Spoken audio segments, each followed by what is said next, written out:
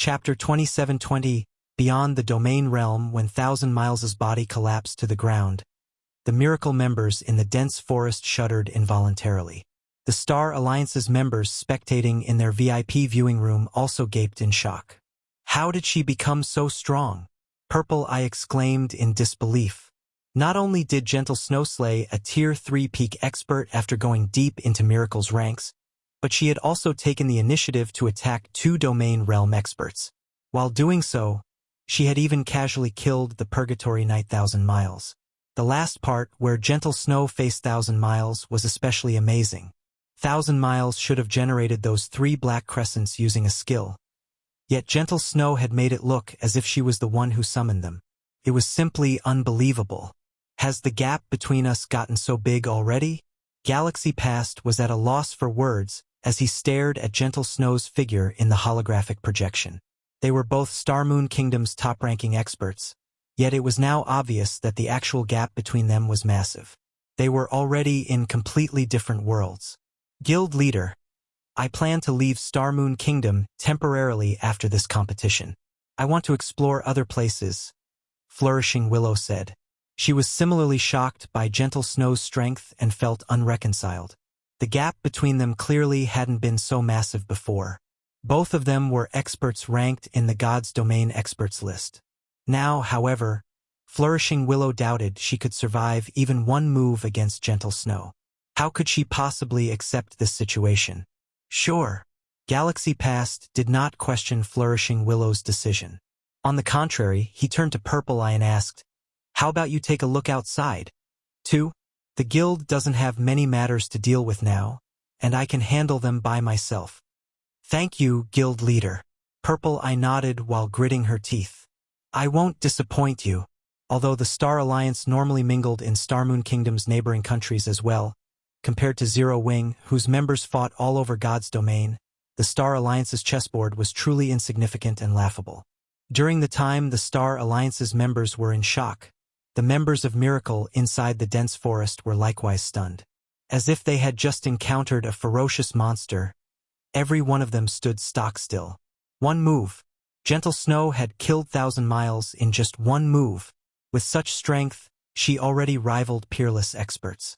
Elder Rock and Elder Feather, who had successfully evaded Gentle Snow's attack, were dazed, fear and confusion coloring their faces. Impossible! How can a little girl like you reach such a realm? Elder Rock couldn't help doubting his eyes as he gazed at Gentle Snow. I never thought anyone could reach that realm at such a young age. Am I really getting too old? Elder Feather also turned somewhat silly as he looked at Gentle Snow. They hadn't thought much of it when they saw Gentle Snow kill the Void Realm Great Mage. However, after seeing Gentle Snow kill Thousand Miles, they finally understood what happened. The woman before them wasn't some powerful expert rivaling Domain Realm experts. Instead, she was an existence that had transcended the Domain Realm. When the 2 elderly men looked at the young lady before them, they suddenly felt they had lived their lives in vain. After all, they had racked their brains just to reach the Domain Realm's upper stage, yet Gentle Snow was already beyond the Domain Realm. How could they not despair at this discovery? Even in veteran super guilds, anyone capable of reaching the Domain Realm's upper stage was generally over 60 years old already. As for the existences that had transcended the Domain Realm and reached the higher Domain Realm, they were true old monsters. These existences were the mainstays of the 5 great super guilds. However, during the time Elder Rock and Elder Feather were in a daze, Miracle's other Tier 3 experts regained their senses and suddenly charged at Gentle Snow. Kill! This woman killed Vice Guild Leader Miles. We must not let her leave alive.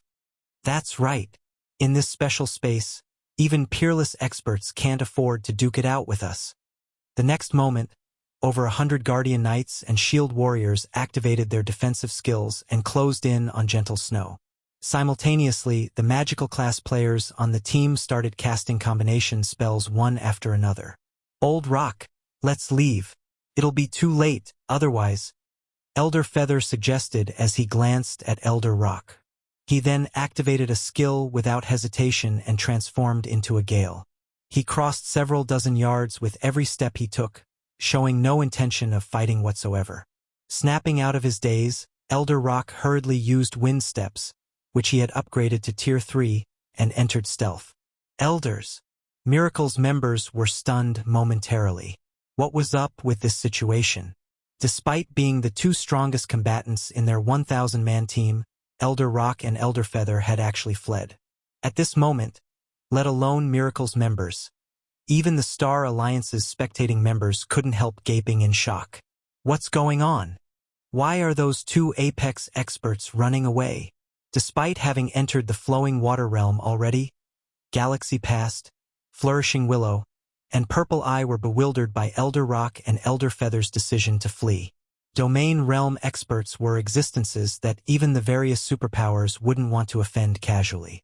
Not to mention, both Elder Rock and Elder Feather had clearly made significant progress in the domain realm already. The two of them working together could most likely go up against peerless experts. Not to mention, they still had the 1,000-man team supporting them. Even a peerless expert wouldn't want to clash head-on with such a force. Yet, the two Apex experts had actually fled? While everyone was bewildered by this situation, Gentle Snow executed a vertical leap, vanishing from sight.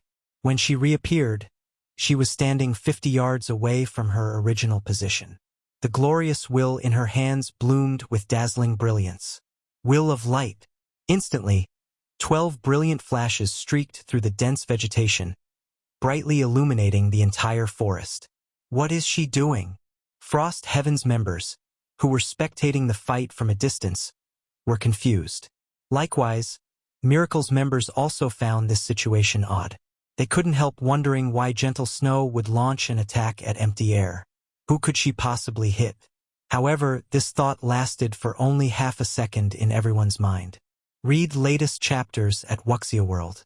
U-boom. A deafening boom spread through the area. Immediately afterward, web-like cracks formed within the dense forest space and spread up to 300 yards away from the explosion's epicenter. Then, the entire region collapsed. The cracked space transformed into a pitch-black area with space and time in disarray. A boundless spatial storm subsequently raged through the area, devouring all of Miracle's members. Even Elder Rock and Elder Feather, who had escaped beforehand, got swept up in this chaotic storm, their HPs draining like running water. Several seconds later, the shattered space started returning to normal. However, at this point, Miracle's 1,000-man team was nowhere in sight. And from above the island, it looked as if a huge meteorite had struck the dense forest, leaving behind only a huge impact crater. What exactly did she do? Chapter 27-21 Uproar. Guild Leader? Did you see that? Purple Eye goggled in shock as she pointed at the huge crater in the holographic projection. Gentle Snow, how did she do that? Gentle Snow should have destroyed the space in the surrounding area to annihilate Miracle's 1,000-man team. Galaxy Past answered calmly. No, I know that, but I'm not referring to that, Purple Eye said, shaking her head. She then turned to Galaxy Past and continued. I'm talking about Gentle Snow's 12 consecutive slashes. She actually stacked the power of those 12 slashes. It was challenging to combine the power of multiple sources. The more sources one tried to combine, the greater the difficulty. In fact, the difficulty increased exponentially. Even Apex experts who had reached the domain realm could, at best, combine the power of 6 attacks. Yet now, Gentle Snow had actually combined 12 attacks into one. Moreover, she had accomplished this feat while wielding a greatsword. This was no longer a matter of strength. Such a feat should be impossible for humans. Gentle Snow was a genius of their generation. They had also entered God's domain at the same time. Even if Gentle Snow had made rapid progress, reaching such a level should be possible for her. At this point, she couldn't even be considered human anymore. She was a monster in human skin. Purple, calm down, Galaxy Past advised. You should be aware of Zero Wing's strength. Zero Wing has always been able to accomplish feats other guilds can't. Gentle Snow might have learned a powerful skill that allowed her to perform such an action. Galaxy Past could sympathize with Purple Eye's unreconciled and helpless feelings. After all, this kind of power already exceeded the realm of humans. It was no exaggeration to say that gentle snow had become an existence that they would never surpass in their lifetimes. Meanwhile, inside a lounge in Miracle's headquarters in the real world, the lids of 2 virtual gaming cabins opened slowly. We still died. We didn't even have a chance to escape. With this, we'll have to wait even longer before we can start our Tier 4 promotions. Elder Rock grumbled as he sat up in his gaming cabin, a bitter smile forming on his face. We are lucky. If this were the preliminaries, we would have lost 5 levels. Elder Feather frowned as he sat up in his cabin. A hint of awe appearing in his eyes, he continued, Truly, that kind of monster isn't something we can go up against. She actually destroyed the entire space to prevent us from escaping. Even short-duration invulnerability skills are useless against that kind of attack. 1,000 miles truly screwed us over. His information is absurdly inaccurate, Elder Rock snarled. In hindsight, that little girl is the real monster, not Black Flame. However, it's fortunate we came across her so soon.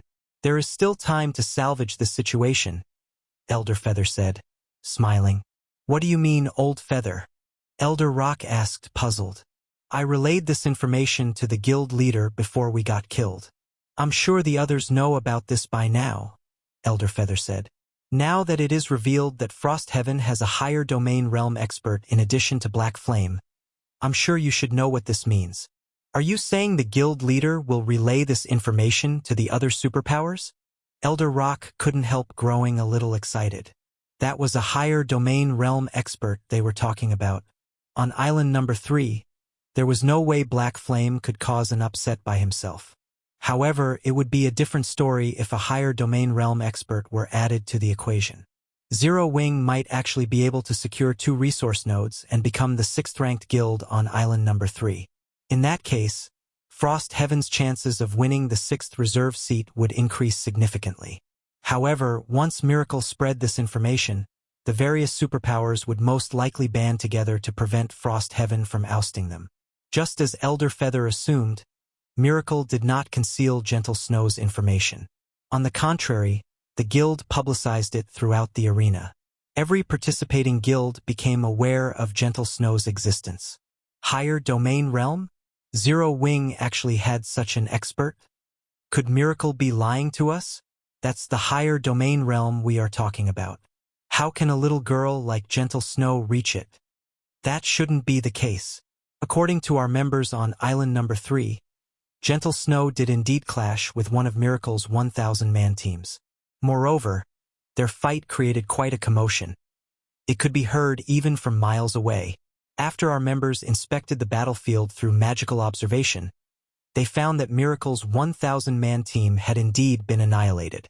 Moreover, Gentle Snow had even wiped out Miracle's team with just one move. For a time, the various participating guilds had heated discussions over this matter. Although most of them remained dubious of the claim that Gentle Snow had reached the higher domain realm, they were still afraid of her. The higher domain realm was a secret among the various superpowers. Ordinary players weren't even aware of its existence.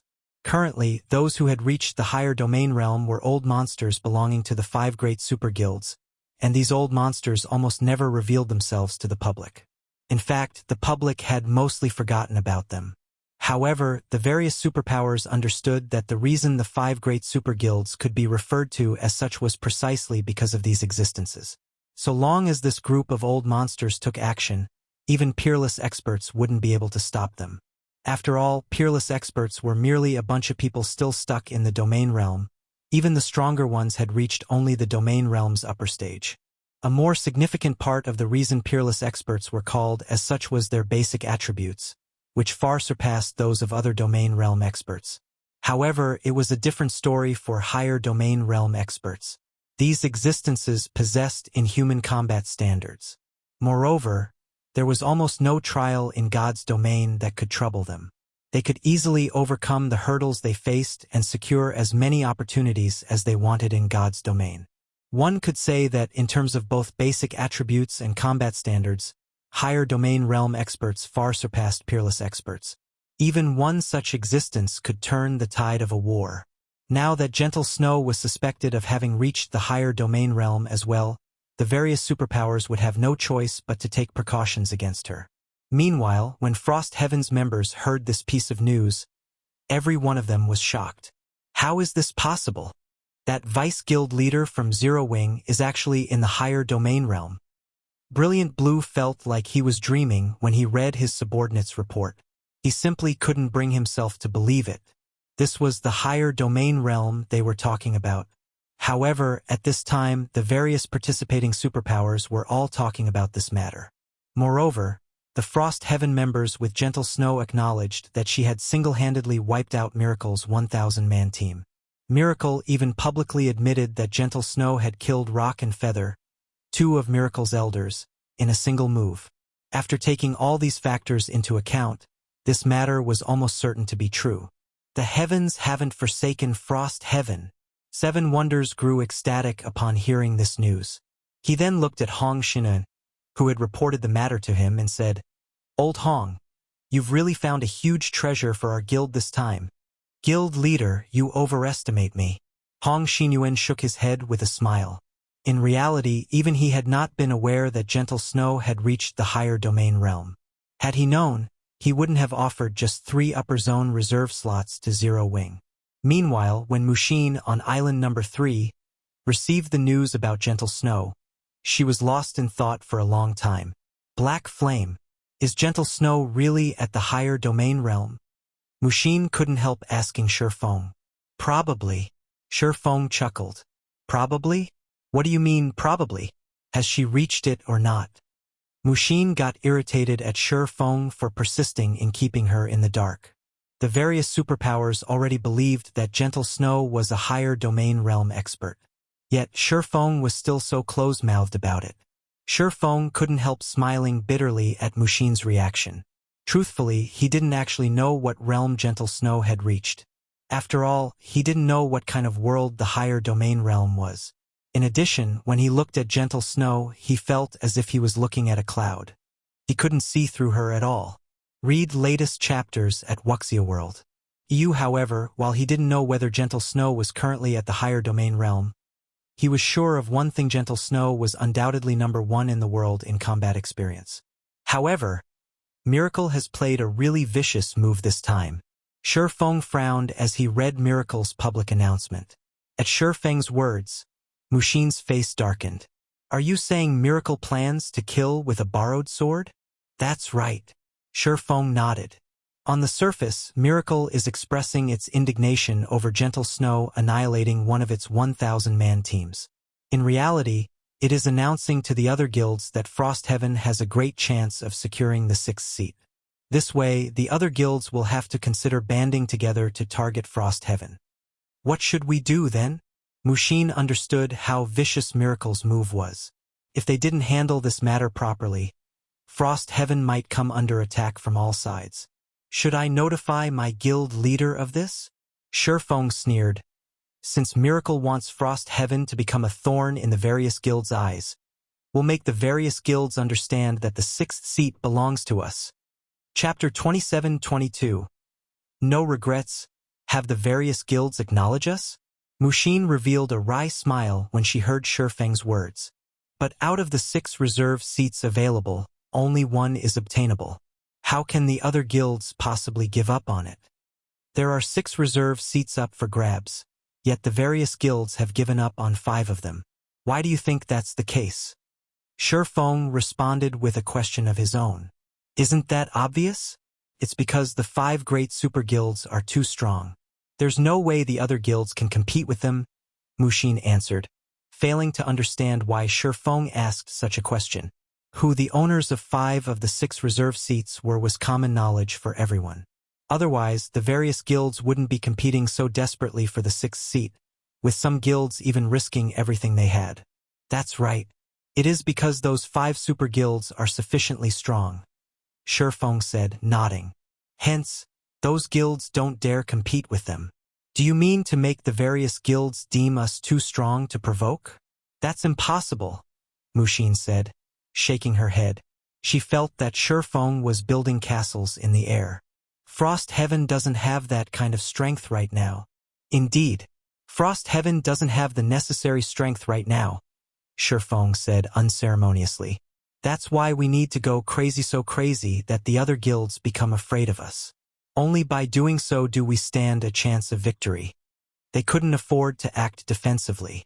And even if they did, they wouldn't be able to protect anything in a situation where every other guild, aside from the 5 great super guilds, were Frost Heaven's enemies. Even Shi Feng couldn't turn the tide of battle. After all, this was a competition for resource nodes, not a contest of strength.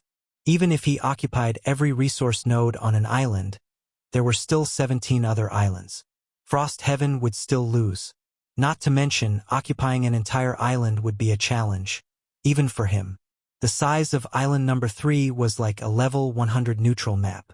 If the various guilds' players hid from him, he would have great difficulty locating them, regardless of his mana domain. Moreover, every participating player was a Tier 3 expert. When not subjected to any debuffs, they could run very fast. In addition, he would have to occupy the many resource nodes on the island while also ensuring their safety. How do we do that? Even if we go crazy, we still need a target. Mushin understood what Shi Feng was saying. However, she found it truly hard to imagine how they could make the various guilds fear them and actively give up on competing with them. ICO, of course, we have one. Smiling, Shi Feng added. And it's even ready-made.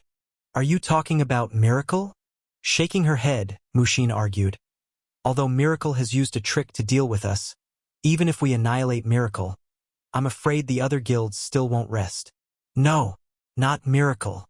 How can Miracle possibly be qualified for such a role? Shi Feng smiled while shaking his head. Didn't you already mention which guilds the other guilds don't dare to offend? Mushin gasped involuntarily when she heard Shi Feng's words. Are you saying? That's right. The 5 great super guilds. Shi Feng nodded. Of course, we won't have to target all 5 of them. Going for mythology should be more than enough. In his previous life, Miracle had relied on mythology to secure one of the reserve seats during the first official competition. Since he was already going against Miracle in this life, it was only a matter of time before he had to deal with mythology. In that case, he might as well strike first to gain an advantage. Isn't this a little too crazy? That's one of the 5 great super guilds we are talking about. Mushin couldn't help feeling a little afraid at the mention of making an enemy out of one of the 5 great super guilds. The 5 great super guilds were like the sun in the virtual gaming industry. While most guilds might declare their intent to surpass the 5 great super guilds, it was another thing altogether to actually fight one. For the various superpowers, the stronger they grew, the more fearful of the 5 great super guilds they became. After all, the depth of the 5 great super guilds' foundations was simply unfathomable. This isn't madness. Shi Feng shook his head. In an earnest tone, he said, This is Frost Heaven's only way out. Whether you secure a seat will depend on your decision.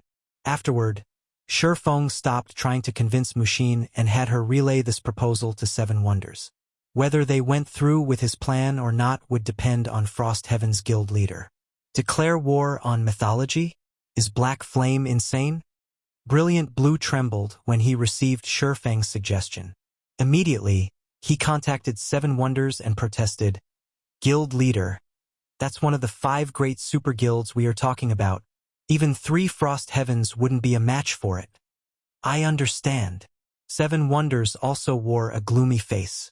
Helplessly, he said, However, we only have 2 options if we wish to secure a reserve seat. One is to fight the numerous participating guilds, and the other is to fight mythology. There are no other options. Miracle's ploy was simply too vicious. If Frost Heaven went up against the various superpowers, it wouldn't stand a chance whatsoever.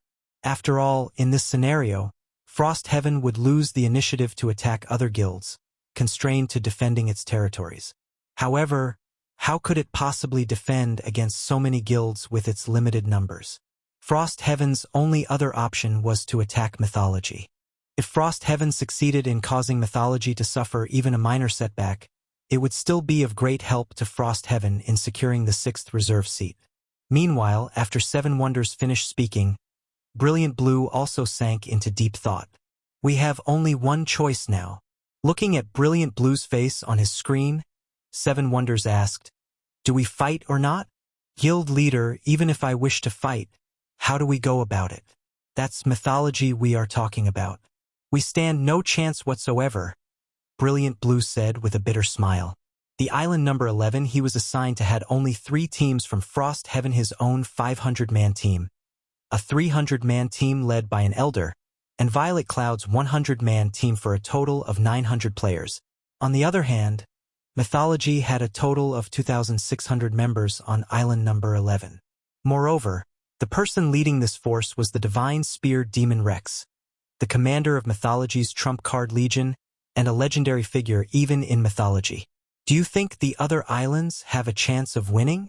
Seven Wonders rolled his eyes at Brilliant Blue. Mythology's members were distributed very evenly. Any island it had a presence on had at least 2,000 Mythology members. And of the 7 islands Frost Heaven's teams were assigned to, only island number 17 did not have Mythology's presence. However, you don't need to hurry. Group up with Zero Wings members first before taking action, Seven Wonders said. I understand. Even if I have to put my life on the line, I will make Mythology suffer. Brilliant Blue did not oppose Seven Wonders' decision. This upcoming battle would decide whether Frost Heaven would rise or fall. Afterward, Seven Wonders relayed his command to the Frost Heaven members on the other islands. In 2 hours, they would launch a simultaneous assault on Mythology's resource nodes on Frost Heaven's 6 islands. As Frost Heaven's members waited quietly for their fateful moment, fierce battles occurred one after another on the various islands. The savage clash between superpowers thoroughly dumbfounded the spectating major powers. They never thought that the foundations of these superpowers would be so astonishing. If not for this competition, none of them would even suspect that the various superpowers' younger generation had already developed to such a frightening extent. Not only had many of these younger generation talents reached the Void Realm already, but some had even reached the Domain Realm. Given enough time, these Domain Realm youths would definitely become leading lights in God's domain. Shortly after the first bout of battles, the various resource nodes also fell under the ownership of players. To no one's surprise, the 5 great super guilds held an overwhelming advantage over the other participating superpowers. Close at their heels were Miracle and Sacred Temple. Both Miracle and Sacred Temple had managed to rank 6th on 5 of the islands they were assigned to. If this situation persisted, there was no doubt that the 6th reserve seat's owner would emerge from one of them. However, as everyone was guessing which of these 2 guilds would secure the 6th seat, some spectating players and participating guilds noticed a peculiarity. What's going on with Frost Heaven? They're not even trying to compete for resource nodes. I know, right? Aside from ranking 5th on island number 17, they haven't taken any action on the 6 other islands. They're not giving up, are they? Have they gotten scared? Many of the participating guilds laughed at Frost Heaven's performance. Initially, Frost Heaven should have had a high chance of winning because of the dark horse known as Zero Wing. However, it was also because of Zero Wing's existence that Frost Heaven did not dare compete with the various superpowers lest it be ganged upon.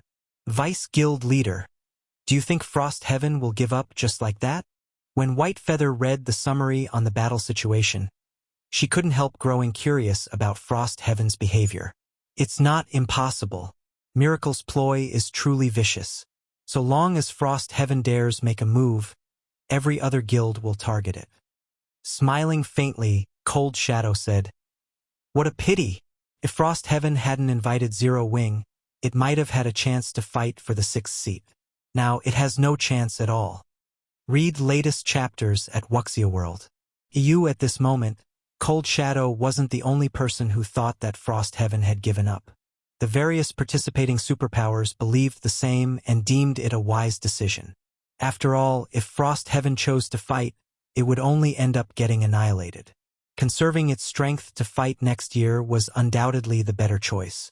While the various guilds were watching their guild points rise, Frost Heaven's members were sneaking up to Mythology's resource nodes, their hearts pounding with anxiety and excitement. After glancing at the distant advanced resource node that Mythology guarded tightly, Shi Feng checked the time. It's time. Move out. Chapter 27-23 Arena shaken. The scorching sun was high up in the sky, and the sea breeze blowing through the islands was calm. The embers of war on the various islands were weakening. At this point, aside from attacking and occupying more resource nodes, what was more important for the participating superpowers was defending their resource nodes. Hence, any guild that had secured resource nodes would be able to allocate only a small portion of their manpower to fight for more resource nodes. Due to this reason, the balance between the guilds stabilized. At this rate, the struggle for the 6th seat should be between Miracle and Sacred Temple. A hint of envy flashed in Mu Lingsha's eyes when she saw the various islands' resource node distribution data. Although the winners of this competition wouldn't join the ranks of the 12 great guilds and couldn't garrison an entire empire, the reserve seats still allowed guilds to garrison the cities of an empire. In addition, reserve guilds could also garrison powerful kingdoms and be worshipped by the kingdom. At that time, they could directly influence the development of the kingdom. In fact, reserve guilds could initiate kingdom wars to plunder the resources of other countries and expand their own kingdom's territory and resources. At that time, the resources the reserve guilds could obtain would far surpass that of other guilds, making it impossible for other guilds to catch up. All the other guilds would be able to do was watch as the reserve guilds grew stronger by the day. However, Frost Heaven is behaving really strangely. Unyielding Heart studied the battlefield's stabilizing situation in puzzlement. Frost Heaven clearly had a chance to secure the 6th seat before. There's no reason for it not to put up a fight. After all, the various guilds banding together is only a possibility. So long as Frost Heaven doesn't behave too aggressively right off the bat, I'm sure those guilds won't deliberately join hands. At most, they will come to a tacit understanding to contain Frost Heaven. Frost Heaven has already missed its chance. Even if it tries to fight now, it doesn't have a ghost of a chance of winning, Mu Lingsha countered, shaking her head. Now that the situation between the guilds was stabilizing, Frost Heaven would have difficulty snatching resource nodes. And if it really started snatching resource nodes, the various guilds would definitely gang up on it. This was because the various guilds all understood one thing. Every one of them would secretly cooperate with this tacit understanding. And the result of such thinking would be that the various guilds really would act on their thoughts, annihilate Frost Heaven, and fight over Frost Heaven's resource nodes. Hence, Frost Heaven truly did not have any chance of winning anymore. During Mu Lingsha and Unyielding Heart's conversation, their spectator interface suddenly sent them a notification. Huh? Black Flame is taking action. Mu Lingsha quickly redirected the interface to Island number 3 and focused on Shi Feng, whom she had set as a priority target beforehand. Black Flame's moving at this time? What is he thinking? Unyielding Heart stared in confusion at Shi Feng, who was hiding in a forest, together with his team. It was pointless for Zero Wing to appear and compete for resource nodes at this point. Currently, out of the 18 islands, Frost Heaven occupied resource nodes on only island number 17. It hadn't claimed a single resource node on the other islands. Even if Zero Wing managed to secure 2 resource nodes on island number 3 and became the 6th-ranked guild there, it still wouldn't get Frost Heaven out of its rut. Wait, that's not right. Mu Lingsha gaped in shock when she saw the advanced resource node Shi Feng's team was charging at, her eyes wide with confusion and surprise. His goal seems to be Mythology's advanced resource node. Unyielding Heart was similarly stunned by this situation. How dare he? That was Mythology they were talking about. Mythology was one of the 5 great super guilds and an existence the various superpowers dreaded. Yet Shi Feng was taking the initiative to provoke it. However, before Mu Lingsha and Unyielding Soul could recover from their shock, another notification appeared on their spectator interface, followed by a small image at the bottom of the screen. This is Zero Wing planning to wage war on Mythology? Depicted in the smaller image was Gentle Snow leading her 100-man team in a charge against Mythology's intermediate resource node on island number 3, and she showed no signs of stopping whatsoever, ever. /B, the Unyielding Soul members in the VIP room gasped at this abrupt change. How dare they? This action challenged Mythology's authority. Moreover, regardless of whether Zero Wing succeeded or not, Mythology definitely wouldn't let Zero Wing off the hook. Not to mention, Zero Wing had nothing to gain whatsoever from doing so. At this time, besides unyielding Souls members, the powers paying attention to Shi Feng and Gentle Snow were similarly dumbfounded by the two's actions. They never thought that Zero Wing would be so crazy as to challenge one of the 5 great super guilds directly. Wait, it's not just Black Flame and Gentle Snow. Zero Wing's other teams are also making a move against Mythology's resource nodes. That's not all. Frost Heaven's teams are doing the same. The news of Zero Wing's and Frost Heaven's teams attacking Mythology's resource nodes caused an instant sensation among the various major powers in the VIP viewing rooms. Everyone was shocked by the 2 guilds' actions. That's Mythology we are talking about. How dare they? Frost Heaven and Zero Wing have truly lost their minds this time. Setting aside whether they will succeed or not, aren't they afraid of Mythology's retaliation after the competition? Are they really not afraid that Mythology will exterminate them? The various major powers felt puzzled by Zero Wing's and Frost Heaven's actions. They simply couldn't figure out what the 2 guilds were thinking. The 5 great super guilds' position in the virtual gaming industry was as stable as a mountain because no superpower dared to offend them. Any superpower that dared to do so would get eliminated from the industry without exception. Now that Zero Wing and Frost Heaven were openly provoking Mythology in front of everyone in the world, Mythology definitely wouldn't spare them in order to maintain its authority. Has Seven Wonders lost his mind? Cold Shadow was incensed when she read the report that Mythology's resource nodes had come under attack on 6 islands. They actually dare provoke us? Do they not know what death is? She never thought that Zero Wing and Frost Heaven would pull such an astonishing move after remaining silent for so long. Moreover, they had even chosen to challenge one of the 5 great super guilds directly. This would definitely turn Mythology into a laughingstock. Interesting. This is truly interesting. I wonder if that old drunken ghost is jumping in rage right about now? When a mighty, middle-aged man with brown hair on island number 2 received news of Zero Wing's and Frost Heaven's actions, he burst into laughter. Read latest chapters at Wuxia World. This middle-aged man was none other than the guild leader of Netherworld Empire, one of the 5 great super guilds. Guild leader, it is still too early to be happy. How can Mythology's resource nodes be so easy to capture? Zero Wing and Frost Heaven are just looking to humiliate themselves. A tall man clad in dark gray armor said disdainfully. Zero Wing could be said to be a guild that had relied entirely on external aid to reach its current position. Although Black Flame and Gentle Snow indeed possessed noteworthy combat standards, they were still negligible existences in front of the 5 great super guilds. Regardless, having Mythology lose some face is always a good thing, the middle-aged man said, chuckling. As for how long Zero Wing and Frost Heaven can last, that's not important. Mythology was one of the 5 great super guilds. It possessed trump cards beyond the imagination of ordinary superpowers. The forces it had stationed on the various large islands were particularly exceptional. Even working together, Black Flame and Gentle Snow would most likely have a tough time threatening any of Mythology's resource nodes. Not to mention, both of them were taking independent action. As the various powers were feeling surprised and shocked by Zero Wing's and Frost Heaven's actions, Shi Feng's 100-man team had arrived before Mythology's advanced resource node. Chapter 27-24, A Gap Beyond Imagination. It's starting. I wonder if Black Flame can snatch that advanced resource node? As I see it, with his mana domain, Black Flame should fear group battles the least. However, Mythology's side isn't filled with pushovers, either.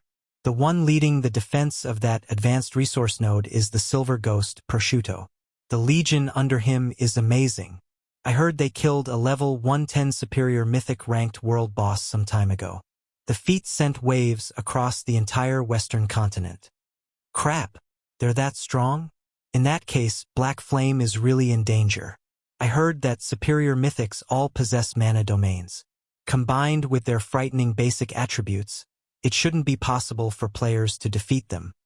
Everyone in the arena paid close attention to Shi Feng's 100-man team.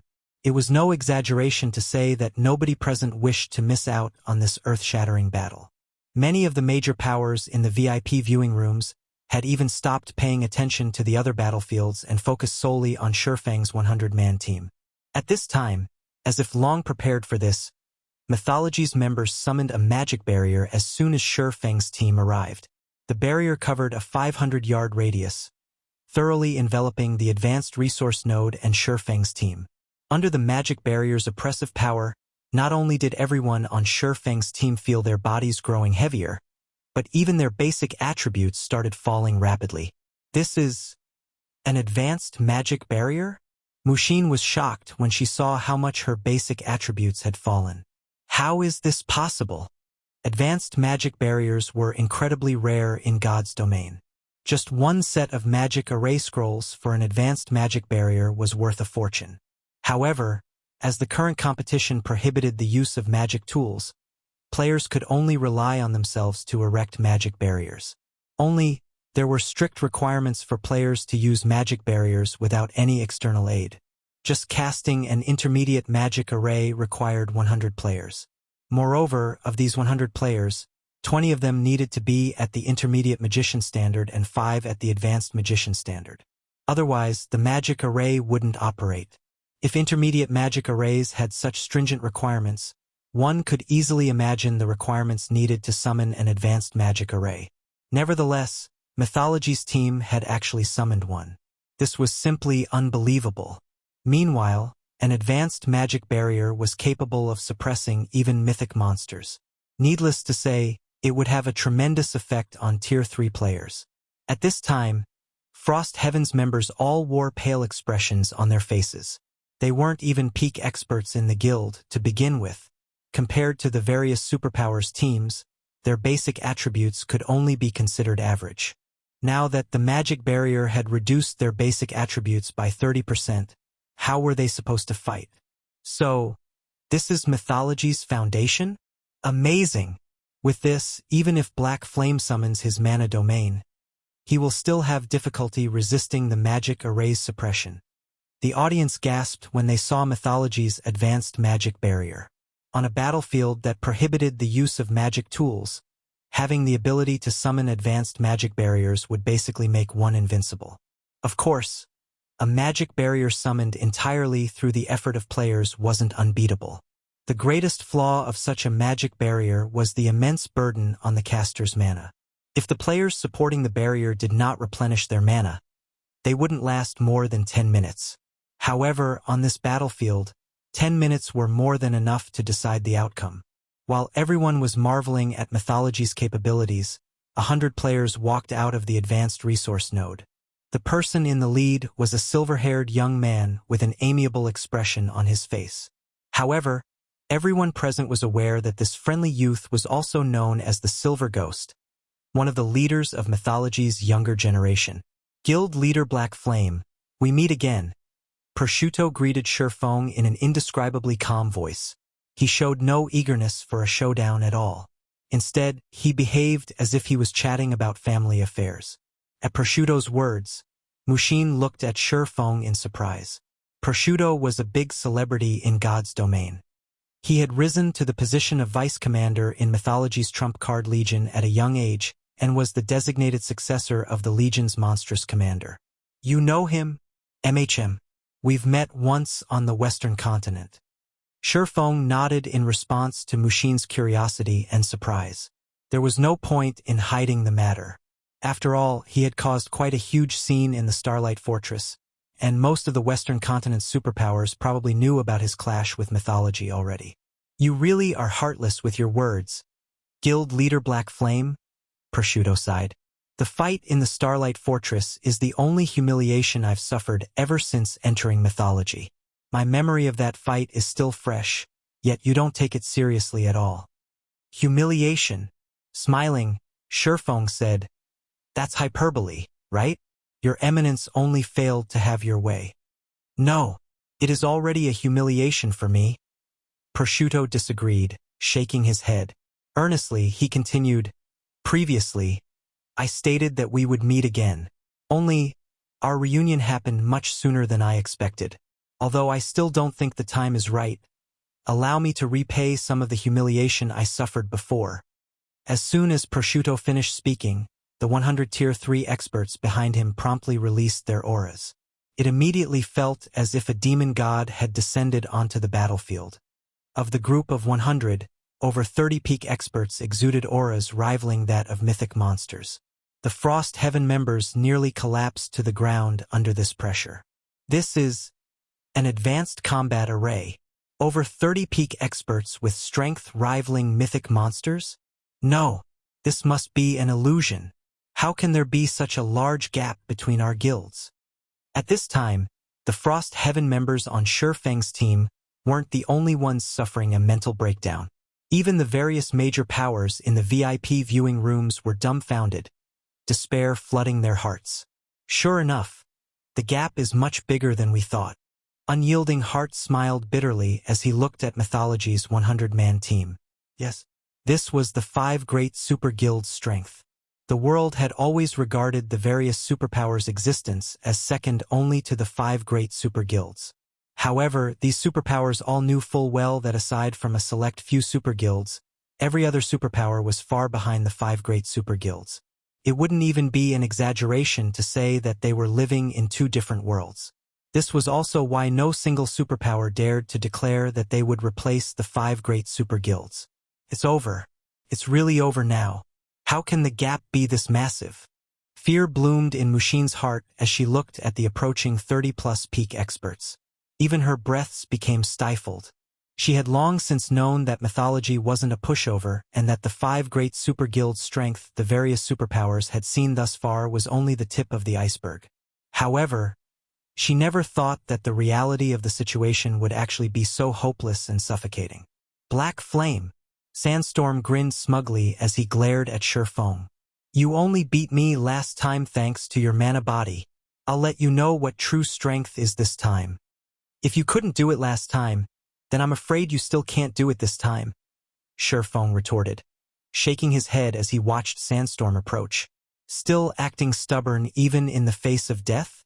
I want to see what other tricks you have up your sleeves this time. After saying so, Sandstorm immediately charged at Shi Feng, his speed as fast as a shooting star. The distance of 100 yards seemed almost non-existent to him. Before Frost Heaven's members could react, Sandstorm was already standing in front of Shi Feng. The dagger he wielded also turned into a phantom snake that bit at Shi Feng's heart.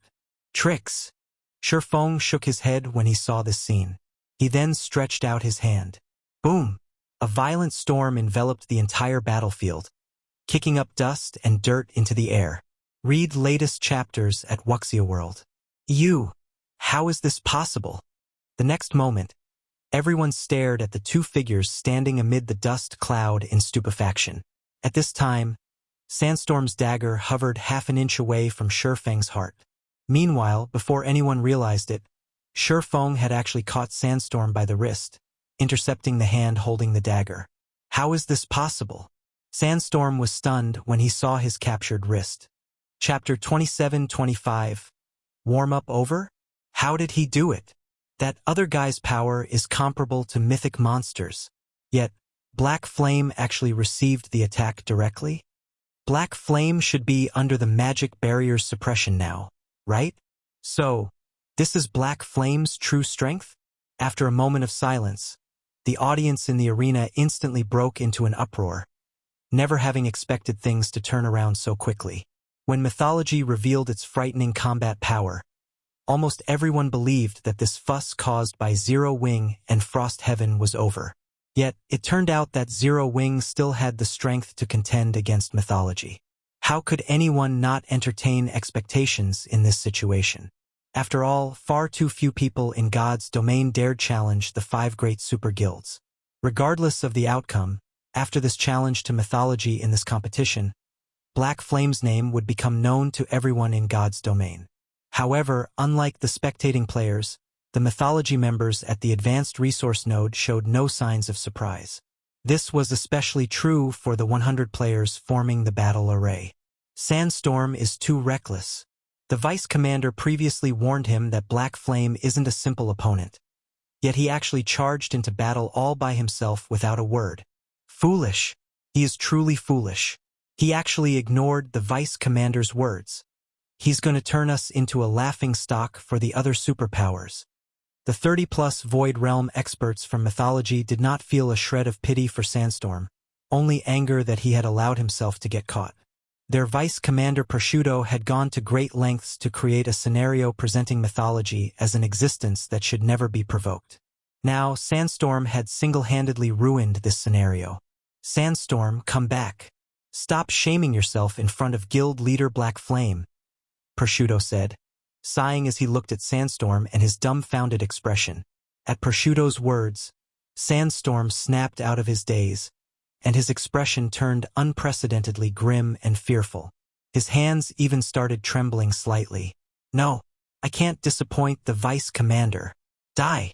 You must die. Only if you die can I wash away my shame. Sandstorm turned to Shi Feng, a hint of fear and madness in his eyes as he looked at Shi Feng. However, the fear he felt wasn't because of Shi Feng but Prosciutto. Immediately, Shi Feng felt the power resisting his hand strengthening. Before Shi Feng could react, Sandstorm disappeared from where he stood and reappeared in midair with crimson runes covering his body. In addition, Sandstorm's body also underwent several physical changes. Not only did his body enlarge, but 2 black horns also grew out from his forehead. He also gained a pair of pitch-black, feathered wings and a scaly tail. The frightening aura he now exuded had Frost Heaven's Tier 3 experts shuddering involuntarily. What did he do? Doesn't the competition venue prevent the use of berserk skills? A hint of fear appeared in Mushin's eyes as she gazed at Sandstorm hovering in midair. Compared to his previous self, the current Sandstorm was like a completely different person. Not only did his aura intensify, but even his life rating had received a significant improvement. No, it's not a berserk skill. He's just reverting to his original form, Shi Feng said, shaking his head. Even he was a little surprised when he saw Sandstorm's transformation. Mythology truly is amazing.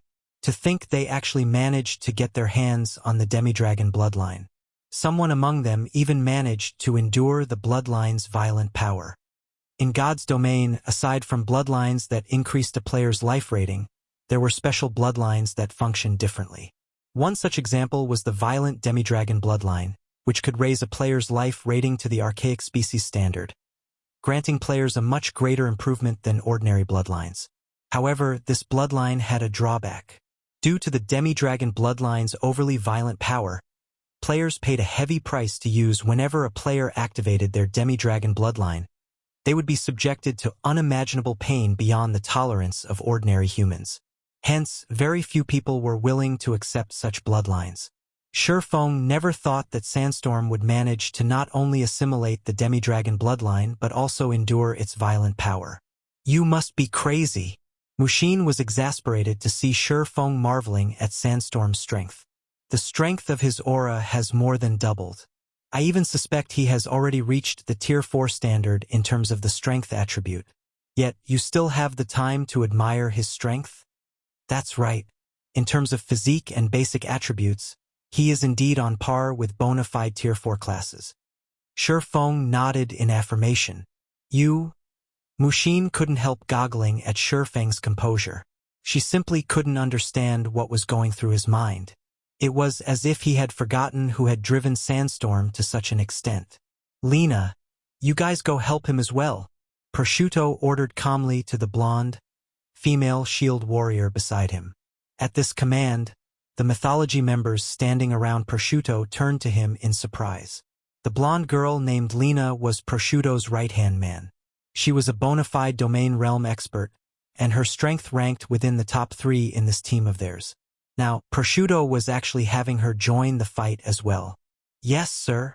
Lena made a respectful bow before joining Sandstorm together with 5 other players behind her. What's going on? What is Prosciutto thinking? Does he think Sandstorm isn't enough to deal with Black Flame? That's not possible, right?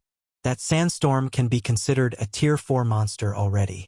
Maybe the others were told to deal with Frost Heaven's members? At this time, everyone in the audience was eyeing Lena's group curiously. Because of the battle arrays buff, the 6 all possess strength and defense close to matching mythic monsters. Any of them could easily annihilate a superpower's 1,000-man team. Having 6 of them move together was simply overkill. Isn't Prosciutto overestimating us? Mushin felt like crying when she saw Lena's group joining the fight. While the fact that Prosciutto had dispatched such a force to deal with them meant that he thought highly of them, she couldn't bring herself to appreciate the gesture. After all, they would have to deal with 4 peak experts with basic attributes close to matching mythic monsters. However, before Mushin and the other Frost Heaven members could prepare themselves, the aura of Lena's group suddenly changed. In the blink of an eye, 6 more demi-dragons appeared hovering in the air. What is Prosciutto trying to do? Crap! 7 bona fide mythic combatants. I must be dreaming. This is the real power of the 5 great super guilds? The various spectating powers and players gasped involuntarily when they saw the 7 demi-dragons in the air. Bastards! Mythology is really a group of bastards. Mythology's 1,000-man team possessed not only over 30 near-mythic combatants but even 7 bona fide mythic combatants. This situation was simply mind-blowing. While the audience was feeling fearful over the absolute power Mythology displayed, Lena flew toward Shi Feng and stopped near him. Your Excellency Black Flame, we sincerely apologize for Sandstorm's sudden assault on you, Lena said, her golden eyes carrying great respect as she looked at Shi Feng. According to our Vice Commander's will, let's end the warm-up here and have both sides show our true strength. This is the respect we deserve, right? Sure, you're right. Shi Feng nodded. Shi Feng's words echoed in everyone's mind like a deafening thunder and instantly silenced everyone. What? Warm up? They were just warming up before? I didn't hear things, right? That woman actually told Black Flame that they should stop warming up? I don't believe it. I don't believe it. This is a lie. This must be a lie. The spectating powers and players felt their minds growing silly when they heard the exchange between Lena and Shi Feng. Based on Lena's words, Black Flame had still been holding back thus far, and now she was requesting him to fight with his full strength. Meanwhile, Shi Feng agreed to her request. If what Lena said was true, how much weaker were they in combat power compared to Mythology and Black Flame? At this time, Mushin stared at Shi Feng in disbelief. Shi Feng had previously stopped Sandstorm's attack, which carried power at the near-mythic standard, while under an advanced magic barrier suppression. Yet he hadn't used his full strength back then. However, before Frost Heaven's members could react, a surge of mana flooded in from the surrounding environment, with Shi Feng as the center. The ground and sky even shook from the sheer volume of power being gathered. Read latest chapters at Wuxia World. The magic barrier enveloping Frost Heaven's members also began cracking. Less than a second later, boom! The advanced magic barrier shattered, transforming into countless particles of light and disappearing simultaneously. A mana domain enveloped the entire advanced resource node, causing everyone present to feel an unprecedented fear and oppression. A domain? Is this really a mana domain? Chapter 27-26, Battle of Monsters with Shi Feng as the center. A dark space with a 1,000-yard radius enveloped the advanced resource node and its surroundings. The mana inside the dark space flowed so rapidly that even ordinary players could sense the flux. The feeling of devastation and oppression this dark space gave off made even the audience in the distant spectator stands fearful. How can such a powerful mana domain exist? Even the mana domain of superior mythics isn't this strong. The advanced magic barrier shattered? Shouldn't mana domains be weaker than magic barriers? Many of the major powers spectating from the VIP viewing rooms had knowledge of mana domains. Some of them had even experienced one before. However, compared to what they had seen and experienced, Shi Feng's mana domain was on a completely different level. So, this is his mana domain? Mushin, who stood near Shi Feng, was stunned right now. When she looked at Shi Feng again, she felt as if she was seeing him for the first time. She had heard from Frost Heaven's deceased foreign aide that Shi Feng's mana domain was incredibly powerful. However, the mana domain before her was not just powerful but a whole new ball game altogether. Shi Feng's mana domain had essentially created a world of its own, and within this world, he controlled everything. In this space, Tier 3 experts were basically ants in front of Shi Feng. Meanwhile, Sandstorm hovering in midair was dumbfounded when he saw Shi Feng's astonishing mana domain. A player's mana domain can actually be this strong? Sandstorm's heart roiled with doubts as he felt the strong repulsive force coming from all directions. Shi Feng's mana domain was much stronger than that of superior mythics.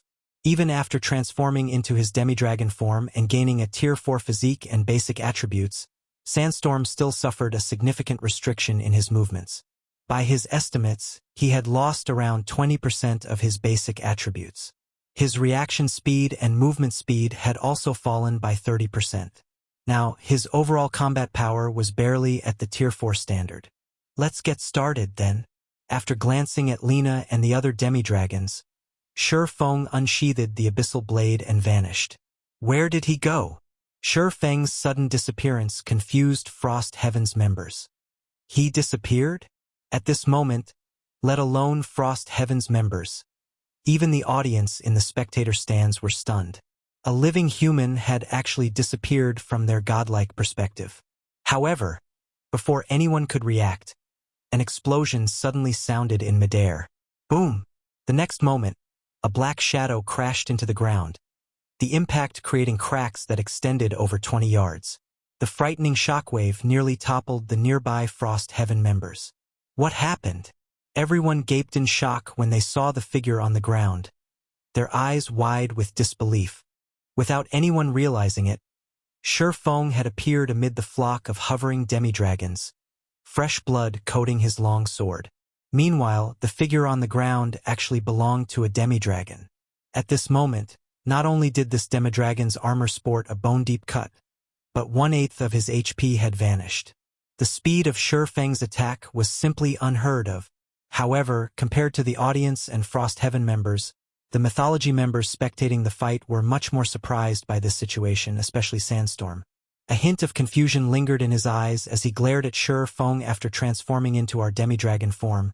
With the combat erase buff, we wouldn't lose even 3% of our HP after taking a direct hit from a mythic monster.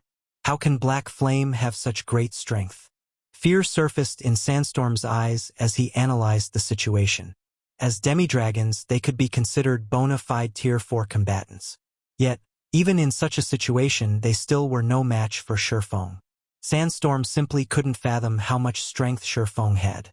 As expected of the demi-dragon bloodline combined with an advanced combat erase assistance, it'll be difficult to finish one of them quickly. When Shi Feng looked at the demi-dragon on the ground, he was slightly surprised. Although he didn't use any skills or spells in his attack, he wielded a fragmented legendary weapon and wore several fragmented legendary items. In terms of the strength attribute, he already rivaled superior mythics of the same level. This was why he could slay Tier 3 players effortlessly. However, despite having such basic attributes, he had only managed to take away 1/8 of the demi-dragon's HP with his normal attack. The defense of the demi-dragon he targeted could rival that of superior mythics. Everyone, don't get entangled with him. His attributes and speed are above ours. All we need to do is deplete his stamina and concentration. Lina commanded calmly and without hesitation. Maintain your distances. Jack, prioritize protecting our healers. He definitely won't last long in a protracted battle. Understood. Lina's command boosted the demi-dragon's fighting spirit, and they promptly went into action. With Lina taking the lead, 5 demi-dragons surrounded and attacked Shi Feng. In addition, 1 demi-dragon oracle stood at the rear, casting defensive spells and buff spells one after another, boosting the other demi-dragon's attributes. No longer having to worry about taking damage, the 5 demi-dragons in the vanguard fought Shi Feng desperately, intending to trade blow for blow. Moreover, the 5 of them had excellent coordination, moving as one. For a time, explosions continually shook the earth and sky. Countless afterimages also danced across the sky. The Tier 3 experts in the spectator stands were stupefied. They couldn't tell what was going on at all. They couldn't even tell which afterimage belonged to whom. They only saw some of the brief clashes at best. Of the spectators watching the fight, only those in the VIP viewing rooms could get a clear picture, thanks to the spectator interface's slow-motion mode. The 5 Vanguard demi-dragons perfectly merged their skills, spells, and combat techniques. They also had perfect coordination with one another. When one of them exposed a chink in their defense from clashing with Shi Feng, the others would immediately attack, preventing him from landing a fatal blow. As the clash continued, the expressions of Mushin and the other Frost Heaven members also grew darker. Although the two sides seemed evenly matched, Shi Feng had to deal with the 7 demi-dragons back and forth offensive all by himself. He had no time to rest at all. His stamina and concentration consumption were far greater than mythology's 7 demi-dragons. At this rate, Shi Feng would run out of stamina and concentration before Lina and the others did. Black Flame, you will lose for sure this time. While we aren't a match for you by ourselves, how long can you possibly last against our joint assault? Sandstorm grew increasingly excited as the fight went on.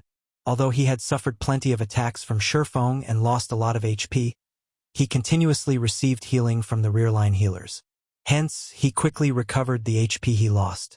Black Flame, you can't blame us for bullying you with numbers. It's your fault for not having anyone capable of backing you up, the tall man beside Sandstorm said, laughing. At these words, Frost Heaven's members lowered their heads in shame. Against such strength, Tier 3 experts like themselves were nothing but jokes. They wouldn't even qualify to be distractions. After all, they couldn't keep up with these people's speeds. It seems this is Zero Wing's limit. However, it's already plenty amazing that Black Flame managed to last this long. It's a pity there aren't any capable combatants among Frost Heaven's members. Otherwise, they could have put up a fight against mythology. Many of the spectating major powers couldn't help pitying Shi Feng. He clearly possessed inhuman strength that even mythology had to be wary of. Unfortunately, the gap between the 5 great super guilds and the other superpowers was simply too massive. Even if all of Frost Heaven's participants were there right now, they still wouldn't be able to threaten Lina's group of 7.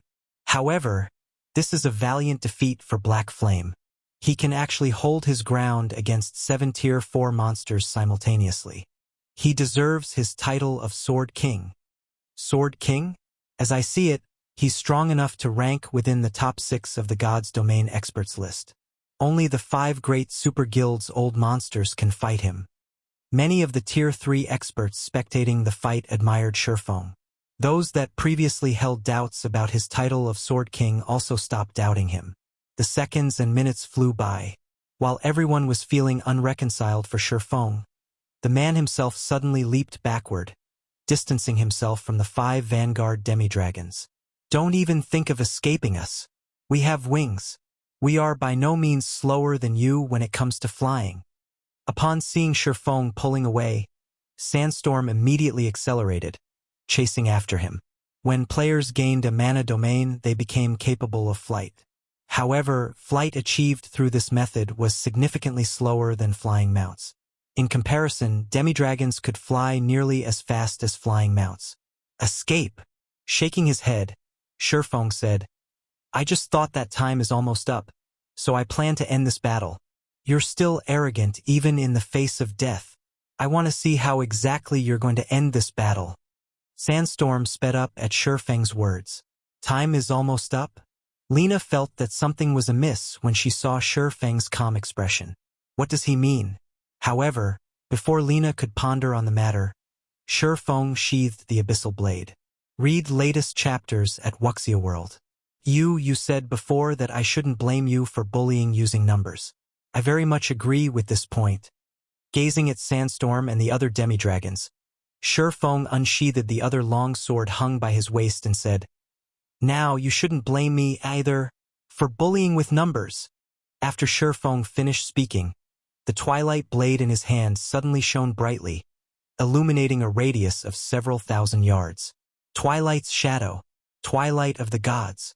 The next moment, 8 physical phantoms split out from Shi Feng's body, every phantom identical to him.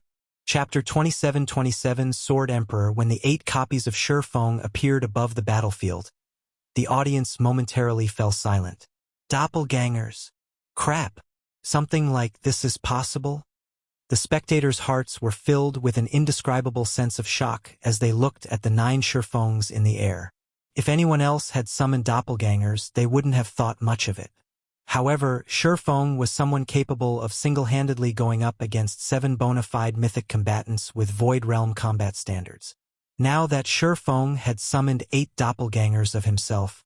Meanwhile, Lina and the other demi-dragons turned pale when they saw the 9 Shi Fengs before them, their hearts plunging to the very bottom of the abyss. They had to give it their all just to deal with 1 Shi Feng. Now that 8 more had appeared, even if these doppelgangers had significantly weaker basic attributes, the demi-dragons would still suffer tremendously. "Let's start the second round, then," Shi Feng said, a faint smile appearing on his face as he looked at Lina's group. The next moment, Shi Feng's 8 doppelgangers split up and charged at the 7 demi-dragons. Their speed hardly any slower than Shi Feng's. "It's just a doppelganger. Do you think you can scare me with it?" Sandstorm stabbed his dagger at the doppelganger approaching him, the weapon instantly transforming into a dozen shadow snakes. Advanced combat technique, rampant bites. Seeing the approaching shadow snakes, the doppelganger brandished its sword. 6 extreme slashes. The next moment, 6 sword lights tore through space, shattering the shadow snakes. One of the sword lights even bypassed the shadow snakes and landed on Sandstorm's shoulder. After the sword light passed through, a bone-deep cut appeared on Sandstorm's shoulder. The assassin's body shot backward like a meteor and smashed into the ground. As for his HP, it had fallen by over 1/8 of its total. Aside from Sandstorm, the other demi-dragons were also sent smashing into the ground by Shi Feng's doppelgangers and suffered heavy injuries. They were utterly incapable of resisting the doppelgangers at all, and they could only watch as their HPs continuously decreased. Out of the 7 demi-dragons, only Lina, who had activated a Tier 3 life-saving skill and reduced the damage she sustained by half, was in a better condition. However, as she had to cope with 2 of Shi Feng's doppelgangers, her HP still decreased steadily. It was only a matter of time before she got killed. "Those doppelgangers are so strong. Aren't those doppelgangers a little too much? I get the feeling that just one of Black Flame's doppelgangers is more than enough to kill a mythic monster already." The audience in the spectator stands couldn't believe their eyes when they saw Shi Feng's doppelgangers suppressing Lina's group. Everyone present had seen doppelgangers before. However, this was the first time they had seen a player's doppelganger capable of suppressing Tier 4 combatants. No wonder. So, this is why Black Flame is confident in provoking mythology. Unyielding Heart felt endless admiration for Shi Feng when he saw Lina's group getting beaten up. It had been a long time since anyone had dared challenge the 5 great super guilds in the virtual gaming industry. Now, not only did Shi Feng possess the combat power to overwhelm 7 Tier 4 combatants, but it was also almost certain he would be able to capture mythology's advanced resource node. On the battlefield, Lina and the other demi-dragons saw their HPs fall below the critical level. With only 3 or 4 more exchanges, they would fall to Shi Feng's doppelgangers. However, before the battle could continue, several dazzling sword lights struck at the doppelgangers. Boom! Boom! Boom! Shi Feng's doppelgangers hurriedly defended against the attacks, the collisions resulting in explosions that created massive spatial rifts. "Vice Commander?" Lina and the others were ecstatic when they saw the origin of the sword lights. The person that just took action was none other than Prosciutto, the vice commander of mythology's trump card legion. However, Prosciutto's appearance had already undergone a drastic change at this time. Runes had appeared all over his pitch-black armor, and complex magic arrays covered his forehead and eyes. He also exuded a majestic aura reminiscent of a demon god. Even Shi Feng's mana domain couldn't suppress him. A bronze combat array? Shi Feng's eyes were blank with surprise as he looked at Prosciutto's transformation. However, he soon shook his head in denial. No, a bronze combat array shouldn't be something Tier 3 players can activate. Moreover, it's impossible for bronze combat arrays to make an appearance at this stage of the game. Before Shi Feng could analyze the situation in detail, Prosciutto raised the purple greatsword he wielded and instantly appeared before him. The aura he exuded could make even mythic monsters fearful. No, impossible. Is he really a Tier 3 player? His aura is stronger than even that of superior mythics. Everyone spectating the fight gasped spontaneously at Prosciutto's astonishing transformation. Mushin, who stood on the battlefield, couldn't help staring at Prosciutto in horror and surprise. She couldn't bring herself to believe this was true. Previously, Lena and the others had already displayed monstrous strength. Mushin never imagined that Prosciutto would be even more monstrous. At this time, Prosciutto could no longer be considered a Tier 3 player. He looked more like a dragon wearing human skin. The terrifying aura he exuded caused the Tier 3 experts present to stumble backward, none of them daring to meet his gaze. The only time Mushin had felt such a terrifying aura was when she faced a Tier 4 dragon. Guild leader Black Flame, you have truly surprised me, Prosciutto said as he observed Shi Feng, his voice full of fighting spirit. You are the first person to have forced me to use this form. As a token of my gratitude, I will be your next opponent. As soon as Prosciutto said so, the audience in the spectator stands cheered inwardly. Crap, are you kidding me? Even Prosciutto intends to take action. A fight between the formidable Prosciutto and unfathomable Black Flame. This will definitely be the apex fight of God's domain. It's more than just an apex fight. Look how the initial clash between the two already shattered the sky. If the two really fight each other, the entire island might get destroyed. Monsters. These two are real monsters. Just getting the chance to spectate a fight between them is well worth the ticket price. At this time, besides the players on the spectator stands, the various major powers in the VIP viewing rooms were also greatly shocked by Prosciutto's declaration. They immediately had all their members focus their attention on Prosciutto and Shi Feng, as well as record the two's battle. After all, it was normally impossible to collect such information in the outside world. Only in this competition venue would they have the chance to do so. However, after hearing Prosciutto's declaration, Shi Feng abruptly turned away. Are you two not going to come together? Shi Feng asked loudly as he looked at the empty sky. Shi Feng's words confused everyone present. Is he talking to himself? Is there something in the sky? Impossible. My screen isn't showing anything there. Black Flame must have seen wrong. However, before anyone could dismiss their doubts, a deep voice suddenly came from the void and echoed throughout the sky. Amazing! As expected of the person Prosciutto and Cold Shadow are interested in. The next moment, a black shadow gradually appeared in the air. When this black shadow revealed itself, everyone saw that it was a white-cloaked man of indiscernible age. Moreover, despite the man clearly standing in midair, it was as if no one could perceive his existence in their mind. Everyone looking at him ignored his existence automatically. Crap! Isn't he that existence from mythology? Insane! This is insane. Mythology actually let this person join the competition. Is mythology trying to secure the championship? The players in the spectator stands were unfamiliar with this white-cloaked man. On the other hand, a wave of exclamations swept through the VIP viewing rooms when they saw him. After all, this white-cloaked man was one of the terrifying existences in mythology who had reached the higher domain realm. Nobody knew his true age. The only thing others knew was that this man, called Odin, was one of mythology's 3 grand elders. Even mythology's guild leader had to obey his words. Sir, why are you here? Prosciutto put on an indescribably respectful expression the moment he saw the white-cloaked man. It was as if he had just seen a real god. I only came here to deal with some matters, but it seems that won't be possible now, Odin said before glancing at Shi Feng. He then continued calmly, Pack up, we're abandoning this advanced resource node. Read latest chapters at Wuxia World. We're abandoning it? Prosciutto was stunned. But why? This was the perfect chance for him to eliminate Shi Feng.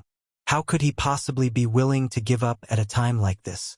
At this moment, let alone Prosciutto, everyone spectating the battle was dumbfounded. Since when was mythology so generous? Because, taking another glance at Shi Feng, Odin chuckled. He is already a Tier 4 Sword Emperor. Chapter 27-28. Sword Emperor's Might. A Sword Emperor? Prosciutto was stunned when he heard Odin's words, his eyes doubtful as he looked at Shi Feng, although some experts in God's domain had already reached level 120. Reaching level 120 and getting promoted to Tier 4 were two entirely different matters. Reaching level 120 only meant that a player had met the most basic of requirements for the Tier 4 promotion. According to the various guilds' understanding, players would need to search for their Tier 4 legacy lands after reaching level 120, a truly challenging task. Even the 5 great super guilds would need a lot of time to search for just one legacy land. Not to mention, players would then have to challenge this legacy land to obtain their legacy. Meanwhile, Shi Feng was merely the guild leader of a pseudo-superpower. How could he possibly locate a legacy land faster than the various super guilds? A Tier 4 Sword Emperor? No way. It's only recently that some people have reached level 120, yet he's already gotten promoted to Tier 4 Sword Emperor? This is a lie. This must be a lie. That's a Tier 4 class we are talking about. Even the kings of the various kingdoms fear a Tier 4 existence. How can anyone possibly get promoted to Tier 4 so soon? The spectating players had likewise heard Odin's words, and a wave of commotion immediately spread among them, everyone expressing their doubts about Shi Feng's successful promotion to Tier 4. Although Shi Feng had indeed displayed frightening combat power, they still found it possible for a Tier 3 player to do so. After all, many treasures in God's domain could allow players to become incredibly strong. Lena's group of 7 was a perfect example. However, reaching Tier 4 was a different story. Tier 4 existences were powerhouses publicly acknowledged by the NPCs in God's domain. Take the current Tier 4 NPCs, for example. No superpower dared offend Tier 4 NPCs. The 5 great super guilds were no exception. This was because Tier 4 was a taboo that had been deeply engraved in the bones of God's domain's players. Tier 4 NPCs were existences that shouldn't be offended under any circumstances. In fact, the various major powers suspected that even the superpowers Tier 3 experts would have to wait until around level 130 to get promoted to Tier 4. On the battlefield, Mushin stared at Shi Feng in shock and expectation. If this is true, when Mushin considered the possibility that Shi Feng was a Tier 4 Sword Emperor, a passionate flame burned in her heart. If Odin's words were true, then Frost Heaven's position on Island number 3 was secured. This also meant that Frost Heaven would have a chance of securing the 6th reserve seat and becoming one of the true giants in God's domain. Simultaneously, however, Mushin also couldn't help feeling dubious. While players like herself were still agonizing over unlocking their mana bodies and thinking about how to search for their legacies after reaching level 120, Shi Feng had already completed all these tasks and even reached Tier 4. No matter how she thought about it, this situation was simply implausible. Are you really a Sword Emperor? Prosciutto couldn't help asking Shi Feng. Although Odin had already spoken, Prosciutto still wished to verify this matter with Shi Feng. Immediately, everyone in the arena focused on Shi Feng, wanting to hear the truth from his mouth. That's right. I am indeed a Tier 4 Sword Emperor. Shi Feng nodded. At the same time, he glanced reflexively at Odin, his eyes full of surprise. If a player did not register themselves at the Adventurers Association and redeem their Tier 4 class emblem, it should be impossible for others to notice their identity. This was especially true if the player in question had hidden their aura and concealed their identity using special tools. In Shi Feng's opinion, he had concealed his promotion very thoroughly all this time. When he fought earlier, he even limited himself to low-tier skills and spells. He also had the Nightwalker's cape to conceal his life aura. As for his mana domain, that couldn't be used to prove anything. The mana domain's acquisition and strengthening mainly depended on a player's control over mana. The better one's mana control, the stronger the mana domain they could summon. It was unrelated to one's tier at all. Meanwhile, following Shi Feng's acknowledgement, silence spread across the entire arena. At this stage of the game where even Tier 3 players were rare, a Tier 4 player had actually come into existence. It was as if Shi Feng was making a joke of all their efforts. No, that's impossible. I won't acknowledge it. Sandstorm's eyes turned bloodshot as he glared at Shi Feng. How can you possibly have reached Tier 4 already? You must be lying. You're trying to fool us into giving you this resource node without a fight. I won't let you succeed. I will expose you. At this point, Sandstorm had already thoroughly lost his mind. Sandstorm had thought that he had grown a lot stronger since his last defeat at Shi Feng's hands and anticipated that the gap between them had shrunk significantly already. Now, he was being told that not only did the gap not shrink in the slightest, but it had even widened instead. In Sandstorm's opinion, Shi Feng was merely the guild leader of a small guild. How could Shi Feng possibly surpass him, who was an elite among elites even in the 5 great super guilds? The next moment, Sandstorm's aura burgeoned in intensity, and the size of his body increased by a large margin. Scales also started growing on his face and body. Now he practically looked like a miniature infant dragon. Flapping his powerful wings, Sandstorm swept up a gale and instantly arrived before Shi Feng. Abandoning his weapon, he swiped a claw at Shi Feng. The instant Sandstorm's claw moved, the space around it shattered. Even the flow of time in the vicinity slowed. The power of his attack approached the standard of mythic-ranked archaic species. Why bother? Shi Feng couldn't help sympathizing with Sandstorm when he saw the latter's frenzied assault. After all, he had once fallen into such despair himself. This was especially true after he saw those geniuses who joined the game much later than he did. However, he had long since moved on from this despair. He realized that all he needed to do was live his life well. What was the point of comparing himself with others? Cool your head first, Shi Feng said, waving his hand. A ripple of mana then spread out from under his feet and instantly enveloped a 500-yard radius. Tier 4 Legacy Skill, Blade Domain. A magic sword suddenly appeared before Sandstorm, who was only half a yard away from Shi Feng. The magic sword then struck the assassin like a streak of lightning. /BOT/B-LAR. The next moment, an arm flew into the air. In the face of this magic sword, even the sturdy dragon scales were no different from a piece of flimsy paper. You? Upon seeing his arm flying away, Sandstorm instantly sobered up. He hurriedly activated a Tier 3 defensive skill, increasing his defense by a significant margin and doubling his maximum HP. However, no sooner had Sandstorm used his skill than 7 more magic swords appeared in the air. They then transformed into streaks of light that cut him. Read latest chapters at Wuxia World. You each plundered 20% of Sandstorm's HP. The 7 swords instantly robbing the assassin of all his HP. The swords also burned his body into ashes, eliminating him from the arena. The entire process might seem long and arduous, but it had taken only an instant in reality. How is this possible? The audience in the spectator stands gaped in shock at this scene. Their minds even froze momentarily. Sandstorm was a demi-dragon that rivaled Tier 4 archaic species in strength. Previously, he still managed to exchange multiple blows with Shi Feng. Yet now, Shi Feng had instantly executed him without even giving him a chance to resist. Chapter 27-29 Shi Feng and Odin. One move. The gap between Tier 3 and Tier 4 is actually this massive? When the various major powers experts in the VIP viewing rooms saw Shi Feng slay Sandstorm, they gasped involuntarily. Although they had long since known that Tier 4 was the milestone separating the strong from the weak in God's domain, they never expected the gap between Tier 3 and Tier 4 players to be so massive. Just a moment ago, although Lina and the other demi-dragons were struggling with Shi Feng's attacks, they at least possessed the strength to put up a fight. However, as soon as Shi Feng stopped holding back, that bastard! He was actually toying with us all this time. A tall demi-dragon man cursed as he glared at Shi Feng in anger and frustration. No, that probably isn't the case, Lina said, shaking her head. What do you mean? He wasn't toying with us?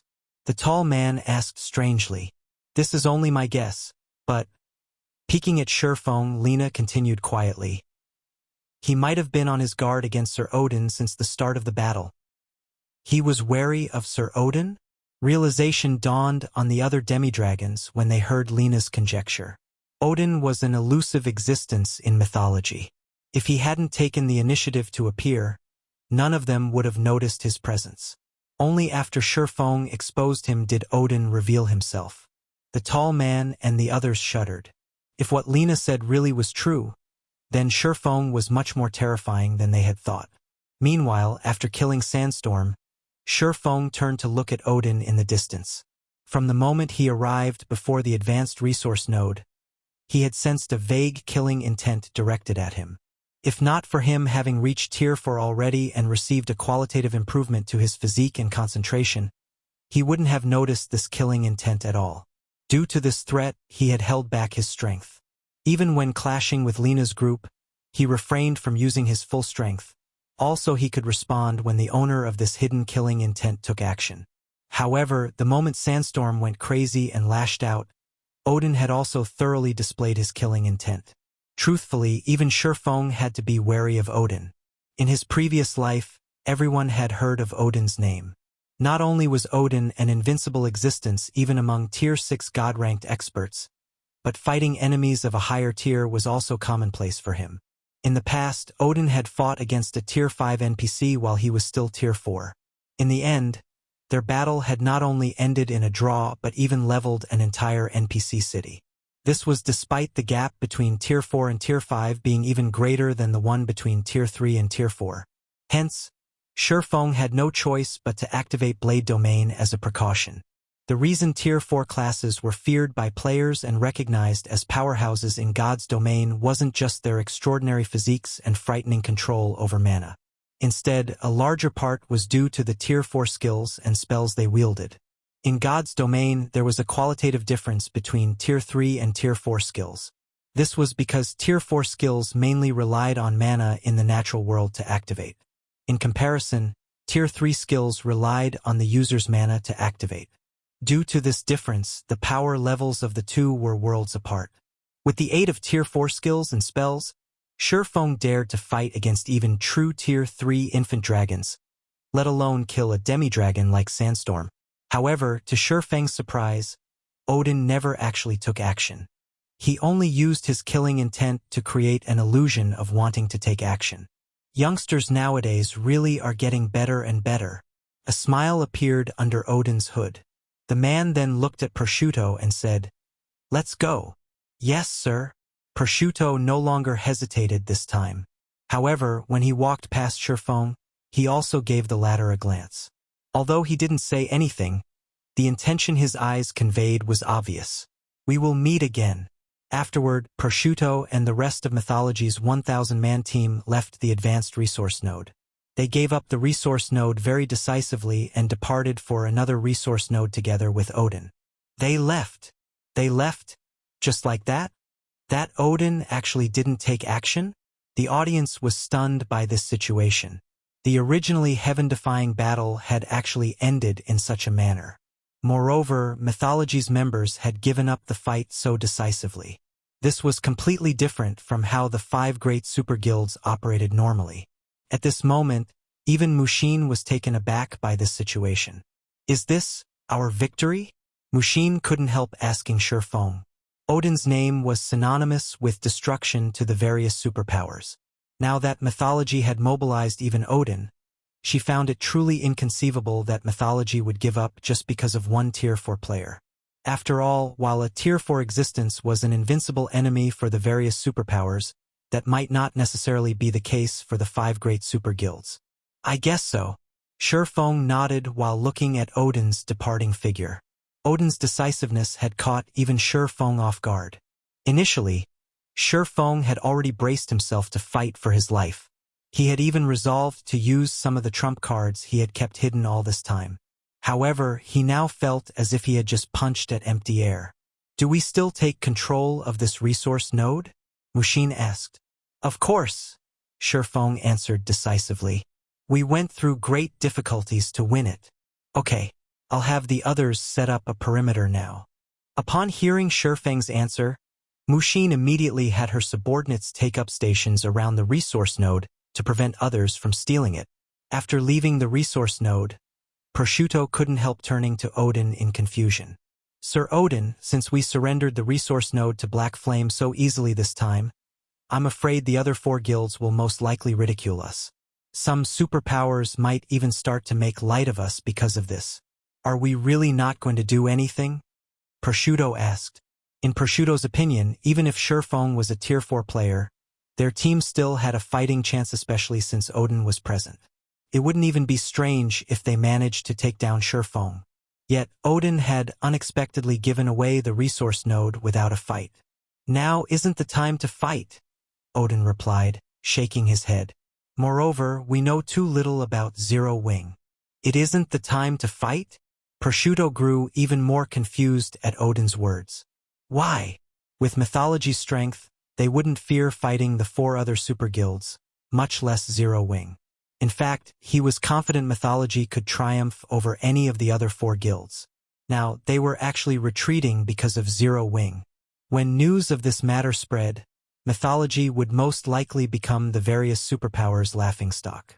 Read latest chapters at Wuxia World. Take a look at these. Odin did not grow angry over Prosciutto's doubts. Instead, he forwarded a few videos to Prosciutto before saying, "You'll understand the reason once you finish watching them." How is this possible? Prosciutto was stunned when he saw the videos Odin sent him. This was because every one of these videos depicted a battle at the other resource nodes mythology occupied. Moreover, these battles shared a common point. Zero Wing's experts took part in them. All of them lost? Chapter 2730, Unfathomable. Zero Wing. As Prosciutto watched the videos Odin sent him, his heartbeat gradually grew erratic. Even his complexion turned somewhat gloomy. Vice Commander? Lena prompted, a little puzzled by Prosciutto's reaction. However, Prosciutto did not respond to Lena's worry. Instead, his gaze suddenly turned indescribably grim. Impossible! The commander actually failed to take down that girl? Prosciutto's mood fluctuated violently after watching one of the videos. Vice Commander, what happened? Did something happen on the commander's side? How is that possible? Even the 4 other guilds wouldn't dare pick a fight with the commander unless they're tired of living. Prosciutto's strange performance surprised and puzzled Lena and the others. They couldn't understand what had happened to provoke such emotional swings in their vice commander. After seeing Prosciutto's reaction, Odin smiled and said, "Now you know why, right? I have to admit that the new era has truly come. Whenever I see you youngsters, I can't help but feel that I really have grown old." Odin's words confused Lena and the others even more. However, as if triggered by these words, a hint of excitement flashed in Prosciutto's eyes. "I see. Thank you for your teachings, sir. I will take this as a warning," Prosciutto said sincerely. "Good. Now this is the little fellow I used to fancy." Odin nodded in satisfaction. "Mythology will have to rely on your bunch in the future." "Sir Odin, what exactly happened?" Lena asked Odin nervously. Initially, with her status, she shouldn't be questioning Odin at all. However, after seeing Prosciutto's transformation, she couldn't help her curiosity. "It's nothing. We simply had 4 of our other resource nodes snatched away," Odin said, chuckling. "4 other resource nodes were taken? How is this possible?" Lena gaped in shock, unable to get her mind around it. Who is so bold to actually do this? Is it the 4 other guilds? Besides Lena, the peak experts of mythology standing nearby were also stunned by Odin's words, their eyes full of disbelief. Their giving away 1 resource node was already plenty unbelievable. Now they were hearing that 4 more of the guild's resource nodes had been taken. This sounded more like fiction than reality. "You guys have a look too." Seeing the doubtful gazes focused on him, Odin laughed and passed the information to everyone. The information Odin sent consisted of 4 videos showing the battles that took place in the 4 other resource nodes. Moreover, these had occurred when their team was fighting Black Flame. In the first battle video, the person leading the assault on the resource node was Gentle Snow, the woman the various superpowers were currently fearful of. She single-handedly slew over 200 mythology members with just 3 attacks. The 20-plus peak experts didn't even last 1 move against her. They all died in the spatial storm she created. Aside from peak experts, there were also 3 domain realm elders defending the resource node. One of the 3 had even reached the domain realm's upper stage. Yet, even after all 3 of them activated their demi-dragon bloodlines, they actually failed to last more than 10 moves against Gentle Snow. 10 moves. In front of Gentle Snow, the 3 elders' fierce and enigmatic attacks were jokes. Not only did the woman easily unravel their attacks, but she even turned their attacks against them. She used the combination skill the three elders executed to instantly obliterate the elder that had reached the domain realm's upper stage. In this battle, mythology had lost over 400 experts. If not for Gentle Snow refraining from pursuing the fleeing members, the guild's losses would have been even worse. In the second battle video, the person leading the attack was Fire Dance. Although Fire Dance did not possess Gentle Snow's monstrous techniques, her basic attributes were not the slightest bit inferior to those of Tier 4 existences. In addition, her speed was simply godlike. From start to end, not one peak expert managed to touch her. The peak experts could only watch as Fire Dance inflicted cut after cut after cut on their armor, continuously plundering their HPs until nothing remained. Of the defending team at the second resource node, only the Lightning Hammer Vice Commander Howard was, who was the core of the team, could keep up with Fire Dance's speed. In fact, the two of them were evenly matched, neither able to get the better of the other. However, Alluring Summer was in Zero Wing's team. With her full strength, she cast a Tier 3 super spell on him. This left Howard Waz with no choice but to defend. Otherwise, the super spell would level the resource node itself. During the brief moment Howard revealed a gap in his defense, Fire Dance seized the opportunity to land a heavy blow, breaking one of his arms. Hence, Howard's combat power plummeted. Subsequently, Zhao Yueru triple cast 3 Tier 3 curses on him, finishing him off. With Howard's death, Zero Wing and Frost Heaven's team, which was originally at a disadvantage, immediately gained the upper hand and eventually captured the resource node. Meanwhile, the battle in the third resource node was even more astonishing. Lena and the others nearly went crazy upon watching it. After all, the third resource node's defender was none other than the Divine Spear Demon Rex, the commander of mythology's trump card legion. Rex was a legendary individual in mythology and someone Vice Commander Prosciutto had never once beaten. Yet, in the third video, Rex was actually evenly matched with a girl. Although this girl's basic attributes were only nearing the Tier 4 standard, her control over mana was superb. Wielding 300+ magic blades, she prevented Rex from gaining the upper hand. In fact, the girl even slaughtered many experts from mythology during their clash. Afterward, Rex grew thoroughly enraged and used the combat array he kept in reserve to try to land a fatal blow on Violet Cloud. However, before this hit could land, a tall man carrying a massive shield blocked it. Subsequently, the battle continued for quite some time. Relying on her nimble movements, Violet Cloud always managed to duck behind Cola's protection at critical moments. While Cola bore the brunt of Rex's attacks, she would also instantly heal Cola back to full HP. The duo's combination turned them into undying zombies, and they held out until Rex's combat array expired. Although both sides suffered equally heavy losses after the long battle, as Rex no longer had the combat array's support, he was utterly powerless to do anything about Violet Cloud. To make matters worse, as Zero Wings and Frost Heaven's numbers dwindled, their members became more difficult to kill. In contrast, the rate at which mythology's members got killed only increased as the battle continued. Eventually, in order to avoid the other guilds taking advantage of mythology, Rex had no choice but to abandon the resource node to conserve his team's stamina and concentration. While the outcome could be said to be a draw since mythology gave up the resource node, the overall result was still a loss. "We lost 3 resource nodes, just like that?" Lena protested in denial after watching the 3 videos. After calming down, though, she said hurriedly, "Even so, there's no reason to let Zero Wing off the hook." While Zero Wing had indeed displayed astonishing combat power, mythology could easily reclaim its lost resource nodes after reorganizing its forces. After all, they already knew what Zero Wing was capable of. It would be much easier to counter Zero Wing's forces afterward. "Impossible. You'll know once you take a look at the 4th video," Prosciutto said. "The 4th video?" Lena was puzzled. Read latest chapters at Wuxia World. What relation did the 4th video have with their not being able to deal with Zero Wing? Even if Black Flame was a Tier 4 Sword Emperor, mythology still had the means to deal with him. Even if Zero Wing had 1 or 2 more powerful combatants, it still wouldn't be a match for mythology. However, Lena still listened to Prosciutto and played the fourth video.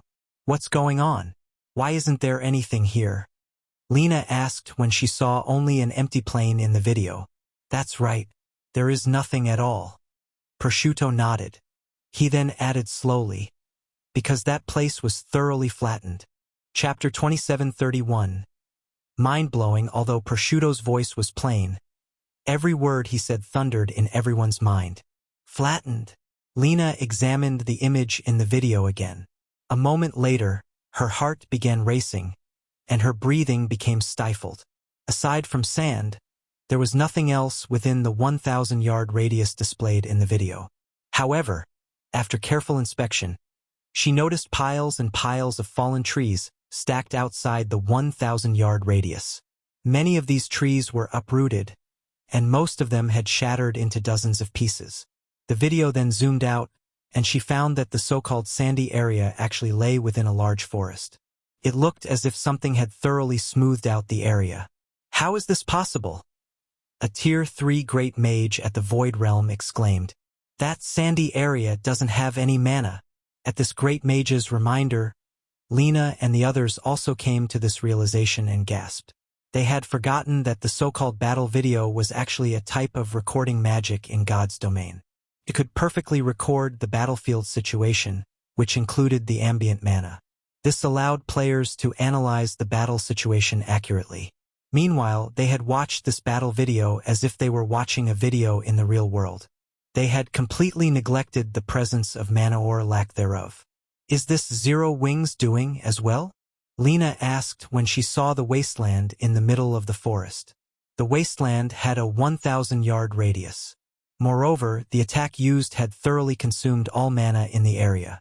Even Tier 4 large-scale destruction spells would have difficulty accomplishing such a feat, not to mention, the only Tier 4 player known to exist was Black Flame. Yes, someone from Zero Wing did it. According to subsequent reports, that person should be Aqua Rose, one of Zero Wing's Vice Guild leaders. Her specific strength is still a mystery, Odin said, nodding.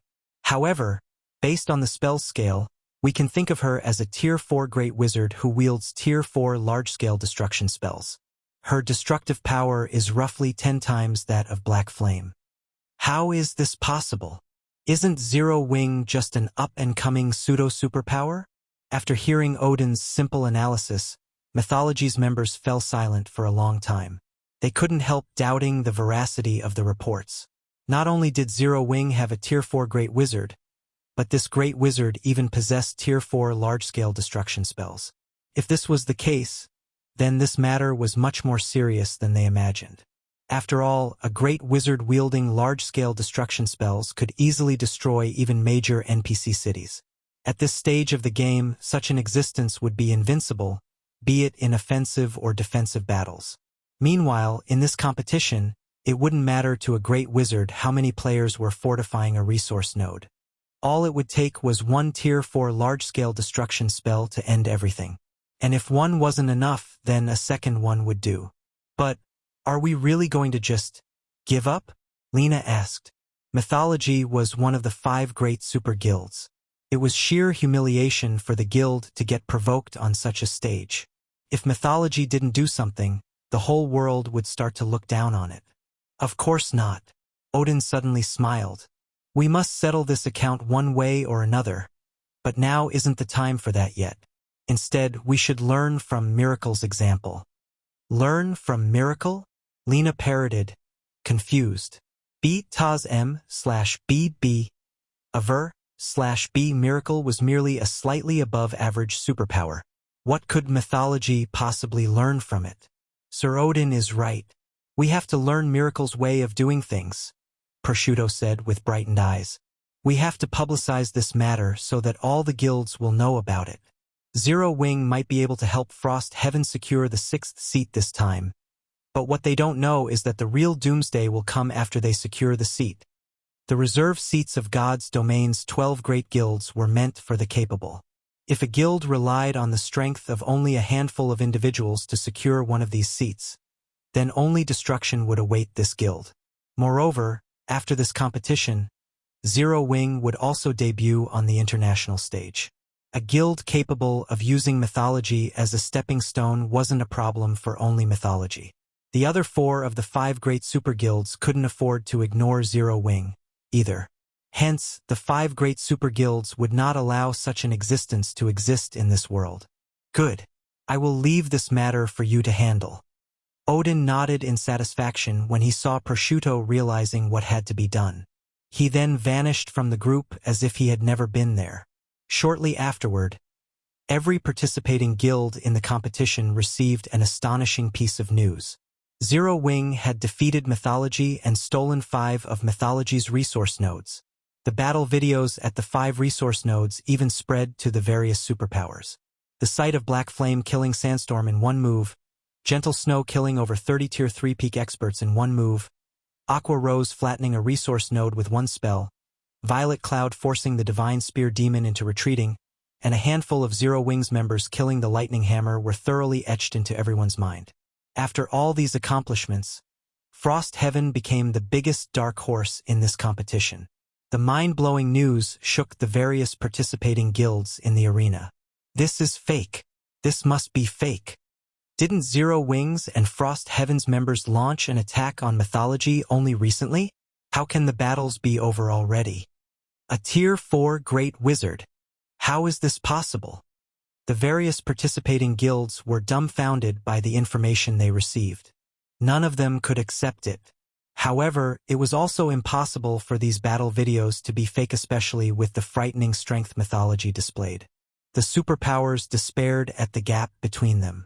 Nevertheless, despite having such overwhelming strength, mythology still ended up defeated. Moreover, it didn't even lose at the hands of a super guild but to Zero Wing, an up-and-coming pseudo-superpower. Didn't they say Zero Wing doesn't have any background? What exactly is Zero Wing? For a time, the various superpowers were filled with curiosity and confusion about Zero Wing. Despite being a small guild with no backing, Zero Wing had produced a Tier 4 Sword Emperor and a suspected Tier 4 Great Wizard. How could they bring themselves to believe this? As for the players in the spectator stands, they too were stunned by this situation. They never thought that during the time Shi Feng was fighting one of mythology's teams, astonishing battles had taken place elsewhere as well. They also regretted missing these battles. After witnessing Zero Wing's strength, both the Star Alliances and Unyielding Souls upper echelons couldn't help lamenting this situation. They never thought that, after not meeting Zero Wing for some time, the other guild had actually grown to such an extent already. Tier 4. This is real power. A passionate flame burned in Purple Eye's heart as she watched the clash between Shi Feng and Sandstorm. So long as I reach Tier 4, the guild will be able to tread the international stage as well. At this time, Purple Eye wasn't the only person to have such thoughts. The various major powers experts in the other VIP viewing rooms also burned with desire and ambition toward attaining Tier 4. Every one of them resolved themselves to do everything they could to reach Tier 4 after this competition. Unlike the audience's excited reactions, Miracle and Sacred Temple were filled with both hatred and shock at Zero Wing's performance. Initially, the two guilds believed the 6th reserve seat was already within their grasp. Now that a powerful competitor had emerged in the competition, the two guilds had no choice but to compete for more resource nodes. Otherwise, they wouldn't be able to maintain their current advantage until the end of the competition. Meanwhile, when Seven Wonders received news of Zero Wing's performance, he felt an unprecedented joy and excitement. He truly had not expected the helpers Hong Xinyuan recruited to be powerful enough to pull Frost Heaven out of its hopeless situation and give it a chance to win a reserve seat. To ensure Frost Heaven secured the 6th reserve seat, after Frost Heaven became one of the top 5 ranking guilds on island number 17, Seven Wonders led a team to other islands to compete for more resource nodes. For a time, Miracle, Sacred Temple, and Frost Heaven frantically fought all over the arena. Despite suffering immense casualties, the 3 guilds continued fighting until the bell signaling the end of the competition rang. Meanwhile, after the competition ended, huge holographic screens appeared on top of every island. The screens listing the total points accumulated by the participating guilds one after another. Mythology, 12,610 points. Pantheon, 3,920 points. Sky Dragon Family, 4,550 points. Netherworld Empire, 13,350 points. Miracle, 5,230 points. Sacred Temple, 5,180 points.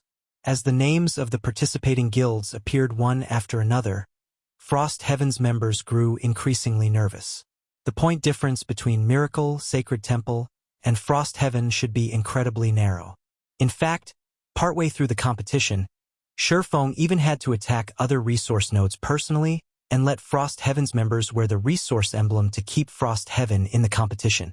Although there were instances where other guilds had successfully stolen some of Frost Heaven's poorly defended resource nodes, most of these nodes were quickly reclaimed. In addition, Gentle Snow and Aqua Rose also wandered between the various resource nodes to avert the ambushes of other guilds. We must succeed. Mushin also grew incredibly nervous as she looked at the screen. Read latest chapters at Wuxia World. Frost Heaven had suffered tremendous losses during this competition. By the end of the competition, Frost Heaven had fewer than 2,000 members left standing. 6 elders, 2 grand elders, and Great Elder Brilliant Blue had even fallen in battle. This was a massive blow to the guild. At this time, even Shi Feng couldn't remain perfectly calm. He never expected that Miracle and Sacred Temple would secretly ally with other guilds to attack Frost Heaven's resource nodes, forcing him to rotate continuously between several islands. He had even had Aqua Rose obliterate 11 resource nodes. Only then did they manage to deter the other guilds from stealing Frost Heaven's resource nodes. Now that Zero Wing had exhausted its trump cards and revealed many things to the various superpowers, if Frost Heaven still failed to secure the 6th seat in this competition, then Zero Wing would have a thorny road ahead of the next moment. After more than 20 guilds were listed on the screen, Frost Heaven's name finally appeared. Frost Heaven, 5,260 points. Chapter 2732, True Beginning. We won. We really won. Mushin and the other Frost Heaven members were ecstatic when they saw their guild's score. Many members even screamed in joy as they reveled in this moment of victory. What a close one. Shi Feng couldn't help a sigh of relief. In the end, Frost Heaven had beaten Miracle by only 30 points, which was just 1 hour's worth of points for an advanced resource node. If not for some of the other guilds giving up on competing for Frost Heaven's resource nodes, Miracle might have won the 6th seat instead. Shi Feng had to admit that Miracle's foundations were much stronger than many super guilds. Fortunately, everything went according to plan. Now that Frost Heaven has secured the 6th seat, we won't have to worry about getting slots to enter the upper zone. We'll also gain the privilege of garrisoning a city in a kingdom. When Shi Feng saw the guilds listed on the screen being reorganized based on their points and Frost Heaven officially ranking 6th, he began considering the next step of his plans. In his previous life, the arrival of the first major update had brought about a complete change in God's domain's power structure. Because of the NPC Forces addition, the superpowers competitors were no longer limited to just the major powers. The NPC Forces also became huge competitors. These NPC Forces were no ordinary organizations. Before God's domain underwent its first major update, the NPC population in God's domain had been minuscule. However, after the major update, the NPC population would increase crazily. Along with the increase in NPC population, the NPC forces normally only mentioned in books or conversations between NPCs would make their debut in the game. In fact, in a few more days, the various major powers would discover a frightening matter. Despite how massive God's domain's player population was, players made up only a small minority of God's domain's inhabitants. Yes, despite the game's current player population being over 10 billion, players were only a minority in the world of God's domain. B/B in the future, any random kingdom would easily have over 2 billion NPCs. The current player population could, at best, match the total NPC population in 5 or 6 kingdoms, which was roughly equivalent to the standard of one empire. However, God's domain's players were scattered across the various kingdoms and empires on the 2 main continents. There were also a large number of players in the many other worlds. Hence, in the future, the native powers would become the strongest forces in the various kingdoms and empires. Moreover, after this major update, a severe problem would pop up: the disappearance of the protection mechanism for players. At this point, most players weren't even aware of this protection mechanism's existence. This was because this so-called protection mechanism only prevented NPCs from actively targeting players. Hence, most players wouldn't notice its existence and true purpose. They merely took its benefits for granted. However, all of this would change in the world of God's domain in the future. So long as players left the city, they would no longer enjoy this protection mechanism. What did this mean? Ordinary players would most likely have a difficult time imagining the consequences of such a change. However, this would be a disaster for the growing guilds of God's domain. This was because NPCs would become capable of taking the initiative to attack players. Highway robbery, launching ambushes when players were killing monsters, killing players because of a random mood swing. Such incidents would become normal occurrences in the future. In fact, Shi Feng himself had been robbed by Tier 4 NPCs on numerous occasions in his previous life. Of course, powerful NPCs wouldn't rob just anyone they saw. They would focus on stealing incredibly valuable items. Ordinary items would hardly arouse the interest of these powerful NPCs. This change in the game was highly unfavorable for Shi Feng. After all, he carried too many valuable items. As he had the game's rules protecting him before, he hadn't worried about NPCs attacking him. Now that the rules had changed, he had no choice but to act carefully. However, this still wasn't the critical point of the major update. Instead, the fatal change caused by this update was in the management of guild towns and cities. During the early phases of the major update, most players still hadn't noticed a problem with the NPC forces. However, once the local NPC forces finished conducting a thorough investigation on players, they would begin attacking guild towns. If a guild town lacked sufficient combatants to defend it, the territory might very well end up getting taken. This was also one of the main reasons why many superpowers had disbanded after God's domain underwent its first major update in the past. Meanwhile, the situation now was even worse than during Shi Feng's previous life. In the past, when the first major update hit, the various superpowers already had Tier 4 players defending its territories. However, in this life, let alone Tier 4 players, the superpowers didn't even have many Tier 3 players under their command. It would become a nightmare for the superpowers to defend their guild towns against the various NPC forces. At this point, Shi Feng could already foresee many powers crumbling due to these changes. Compared to his previous life, the first major update's aftermath in this life would definitely be a much more painful sight. Once we get the guild privileges, we'll be able to garrison an NPC city and apply for a guild town teleportation permit. Then, Zero Wing could instantly become a giant in God's domain during the poaching wars. When Shi Feng thought about the imminent poaching wars, he couldn't help feeling a little excited. In the past, some first-rate guilds had eventually grown into super guilds precisely because they managed to take advantage of the poaching wars. In the early stages of God's domain, the superpowers had a massive advantage in numbers over the major powers. By the time players had reached level 100, the major powers had mostly divided the available player population among themselves already. Hence, even some of the stronger guilds among the major powers had found it incredibly difficult to grow further. This was because after the average level of players reached level 100, guilds that wished to grow needed sufficient numbers. This was especially true when it came to Tier 3 players. Without sufficient Tier 3 players, effectively defending guild towns against NPC forces and monster armies would become impossible. Meanwhile, most players mainly looked at the number of guild towns a guild possessed and the prosperity of these towns when determining a guild's strength. This was also why the War God's Temple had set the number of guild towns owned as a participation requirement for the reserve seat competition. And if a guild wished to maintain many guild towns simultaneously, a lot of manpower was necessary. Now, although Zero Wing already possessed more members than most first-rate guilds, it was still far from comparable to the various superpowers. Meanwhile, after the Great Collapse, the members of the fallen powers would become independent players. So long as Zero Wing took advantage of this opportunity, it could instantly become a bona fide superpower. Moreover, Shi Feng was confident that once Zero Wing had a sufficient player base, the guild could go up against Starlink, Saint's Hand, and even the 5 great super guilds. At the very least, Zero Wing wouldn't be forced to hole up in just a handful of guild towns and cities in an incredibly passive state. In fact, with Zero Wing's current state, it was only a matter of time before the guild crumbled. After all, what allowed the various superpowers to triumph over others were the talents they cultivated. With the resources the superpowers provided, these talents would slowly grow into powerhouses in the virtual gaming industry over time.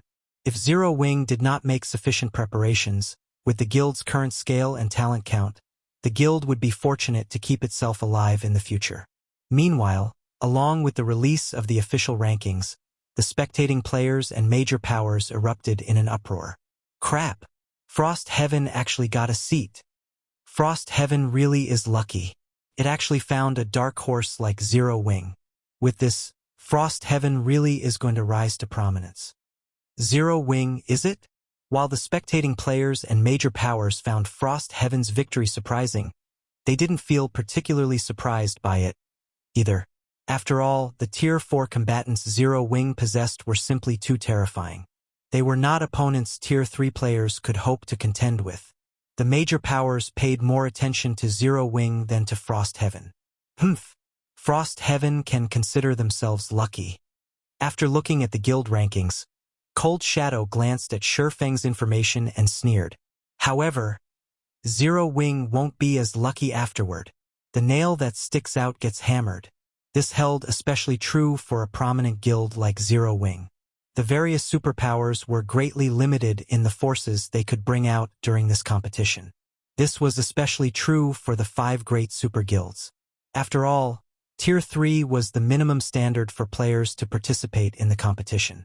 However, there was no such restriction in the outside world. The fact that Zero Wing had revealed 2 Tier 4 players in this competition had provoked the various superpowers' intense envy. Zero Wing was merely a pseudo-superpower, yet it had actually produced 2 Tier 4 players. If someone were to say that there wasn't a secret behind this achievement, nobody would believe them. After this competition, she could easily foresee that both ordinary powers and superpowers would hound Zero Wing until the guild gave up its secret to completing the Tier 4 promotion. Otherwise, only death would await Zero Wing. As the various superpowers began to plot against Zero Wing, Shi Feng remained wholly unaware of the matter. After the War God's Temple announced the winners for the 6 reserve seats and awarded Zero Wing with a War God's Temple official guild certificate, Shi Feng promptly disbanded his team and bid goodbye to Mushin.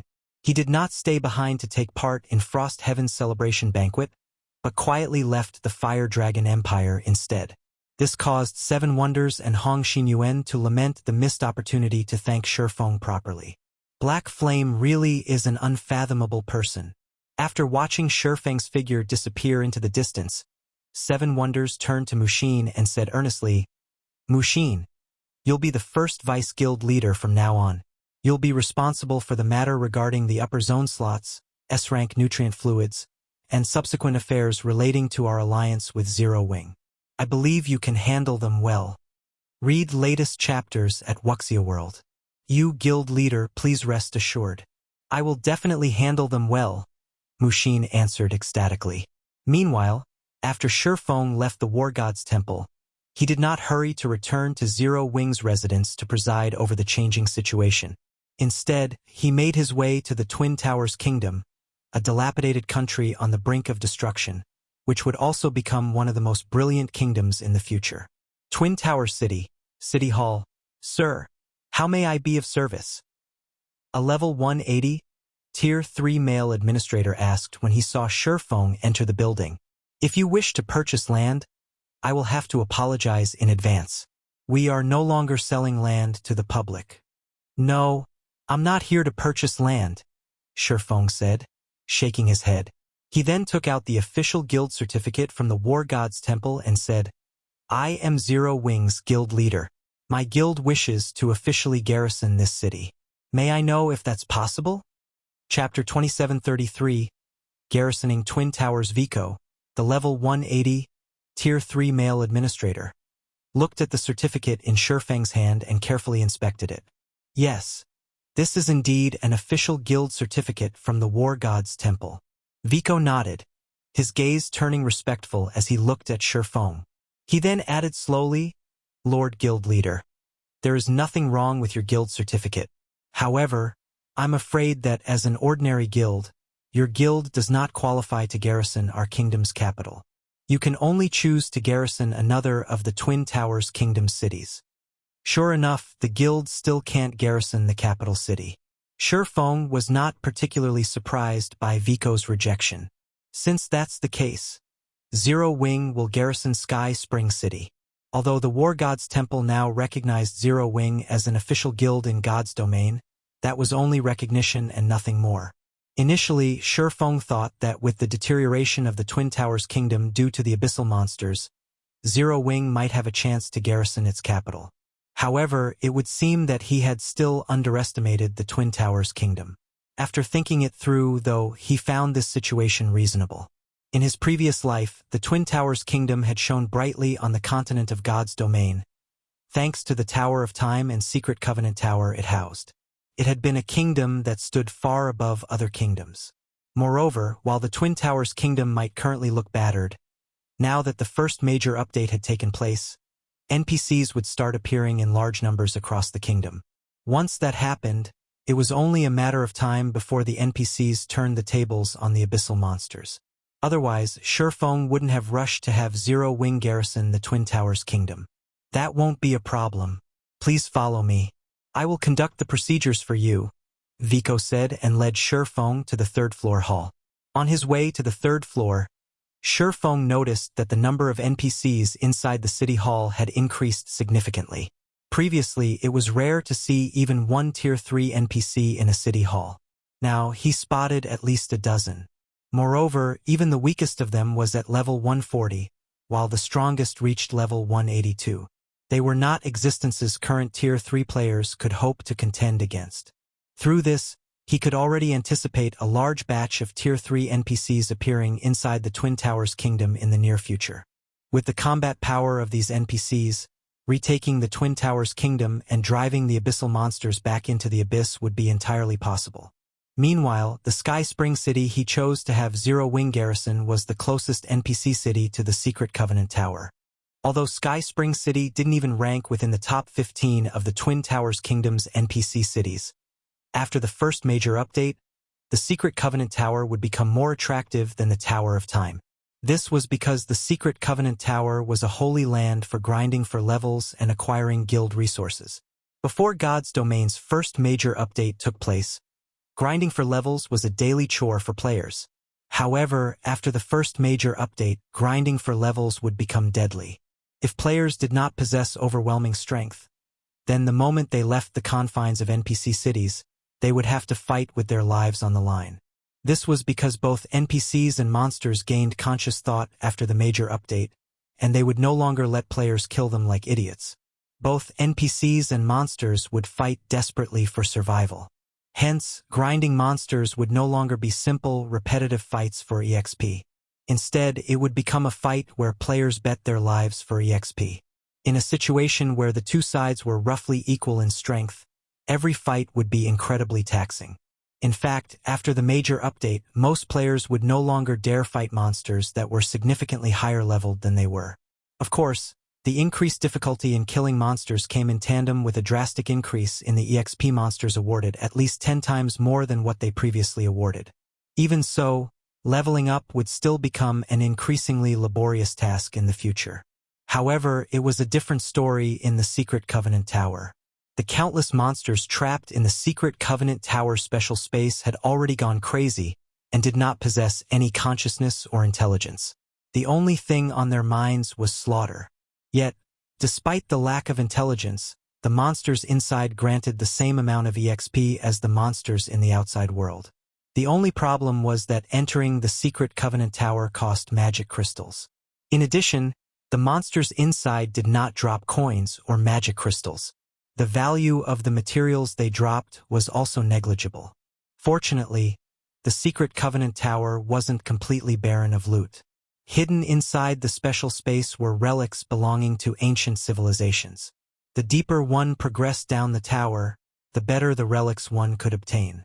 Examples would be weapon and equipment designs, master-ranked potion recipes, and even complete legacies for Tier 3 classes. Yes. Complete legacies for Tier 3 classes.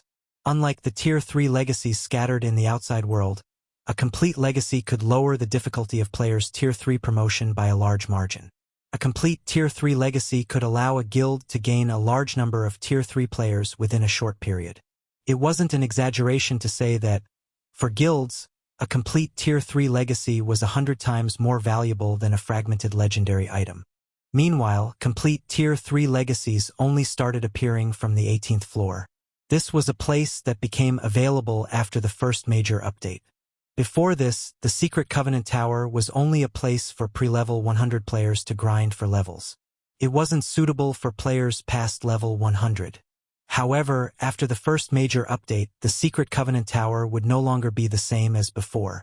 In the past, after it was revealed that the Secret Covenant Tower dropped complete Tier 3 legacies, the various powers on the Eastern Continent had swarmed to the Twin Towers Kingdom. This, in turn, had made the Twin Towers Kingdom one of the most dazzling kingdoms in God's domain, and Sky Spring City had also become an NPC main city that was second only to the capital city. Shortly afterward, Administrator Vico completed all the formalities needed for Zero Wing to garrison Sky Spring City. Lord Guild Leader, this is your Sky Spring City Guild token. Vico handed a golden token to Shi Feng. He then explained, this token grants you partial authority to manage Sky Spring City, including its security and development. Once Zero Wing garrisons Sky Spring City, it will receive 10% of the city's profits as maintenance and management fees. No problem. Zero Wing will manage Sky Spring City well and turn it into the best city in the Twin Towers Kingdom. Shi Feng said, nodding. Once a guild garrisoned a city, it couldn't arbitrarily decide to abandon the city and seek greener pastures. One could say that the guild and city were bound together for good or ill. Thus, even after guilds obtained the qualifications to garrison an NPC city, they still had to be careful with their choice. Fortunately, Shi Feng didn't have to concern himself with such a problem. Sky Spring City was bound to become one of the important hubs in the Eastern Continent. The money and resources it could rake in would far surpass those of many royal capitals. If developed properly, the city could even rival imperial capitals. I pray that you can fulfill this wonderful goal, my lord, Vico said, feeling slightly surprised by Shi Feng's confidence. Now that Zero Wing has officially garrisoned Sky Spring City, can we enable Sky Spring City's city teleportation network? Shi Feng asked. Obtaining the resources Sky Spring City had to offer was only one of his goals in having Zero Wing garrison the city. What was more important for Zero Wing was the city teleportation network that came with garrisoning a city. This was also the main reason the various superpowers had frantically fought to secure a reserve seat. Certainly. However, your guild will have to handle the cost of binding with Sky Spring City's teleportation magic array, Vico said with a hint of joy in his voice. How much will it cost to construct one large-scale teleportation array? Shi Feng asked. If it is only one, the material fee is 100,000 gold coins and 30,000 magic crystals. The labor cost is an additional 5,000 gold, Vico said. In total, it will cost 105,000 gold and 30,000 magic crystals. You guys sure are ruthless. It's just a bunch of ordinary materials, yet you're actually charging me 100,000 gold. Shi Feng was flabbergasted at Vico's quote. If it were before, he might have accepted this price as normal. However, after gaining experience in constructing teleportation arrays, he knew that the materials needed were much cheaper than what Vico quoted him. At most, the material cost should total around several thousand gold. No. The materials the Twin Towers Kingdom uses are the best.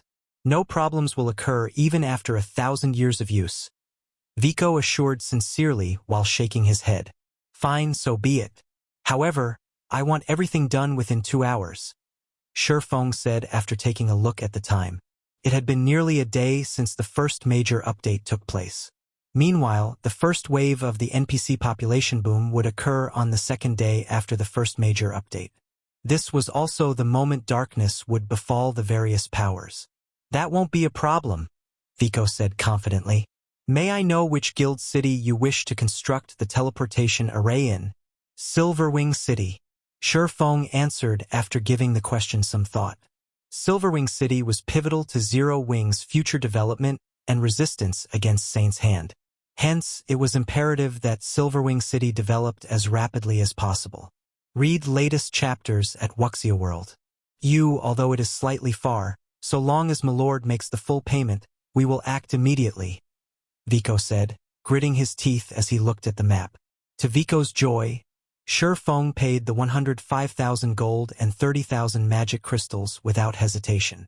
After receiving the coins and magic crystals, the NPC promptly left the private lounge, evidently making his way to Silverwing City.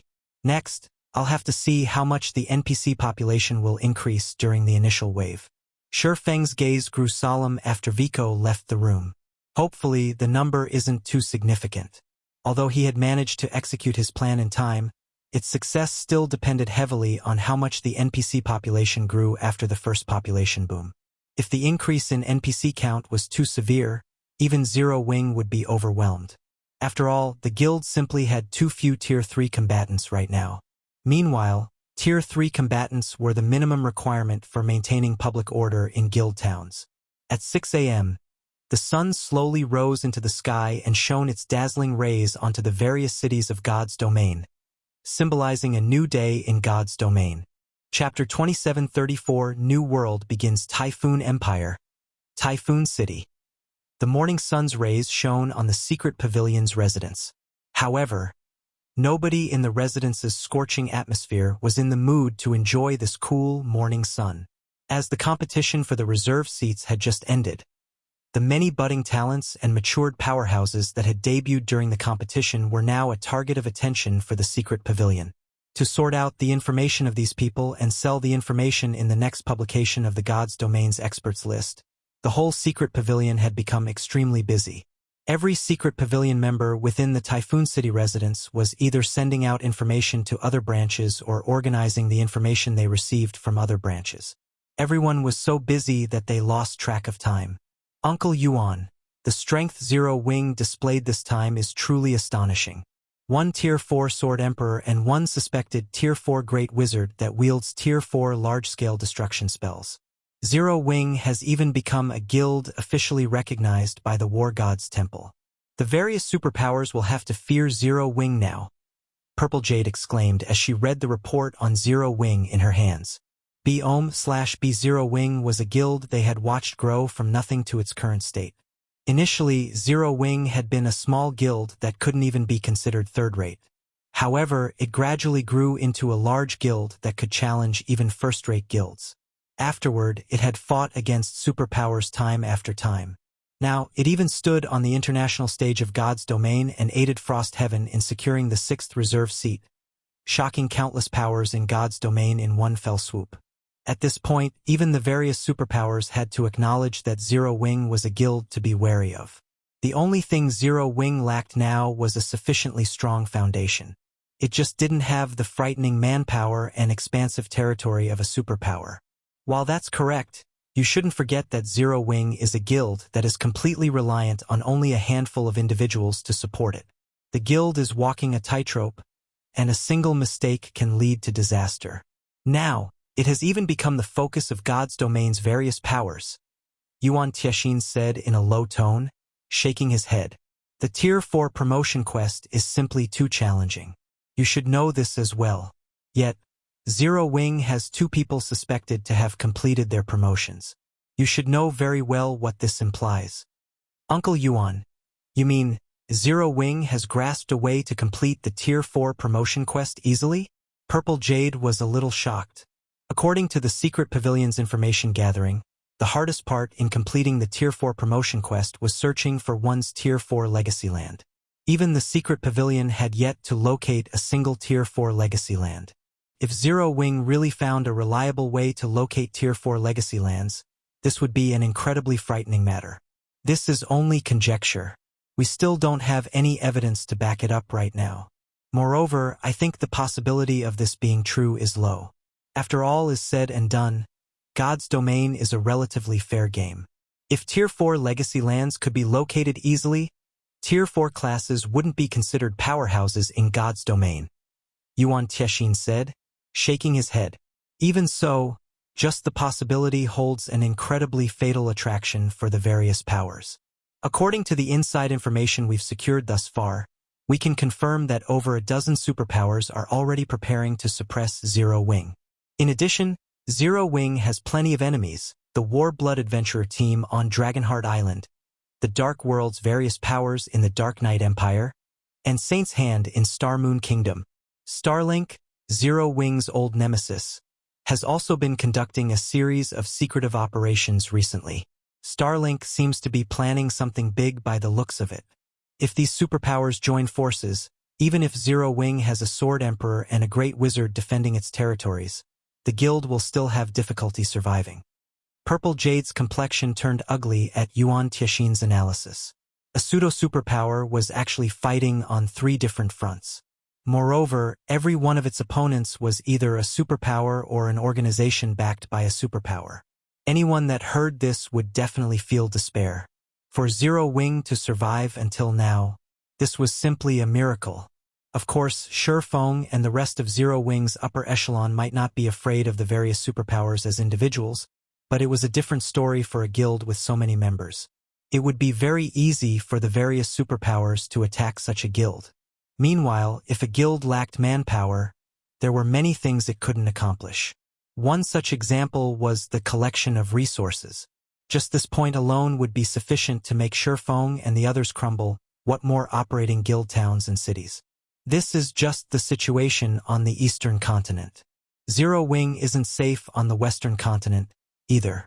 I heard that many of the western continent's superpowers are showing interest in the Starlight Fortress, Yuan Tiexin said, chuckling when he saw the blank expression on Purple Jade's face. You should know by now that Zero Wing has always been walking a tightrope, right? What happens next will depend on what kind of decision Black Flame makes. If Black Flame handles this properly and avoids disaster, with Zero Wing's current foundations, it is definitely possible for the guild to progress further. If it's mishandled, then Zero Wing will be eternally doomed. When Yuan Tiexin stated his last sentence, his voice was filled with confidence. That was because, unlike most people, he knew that mythology was most likely the driving force behind the various superpowers' decision to act against Zero Wing this time. Mythology was a behemoth. It had an unfathomable foundation in both the virtual gaming world and the real world.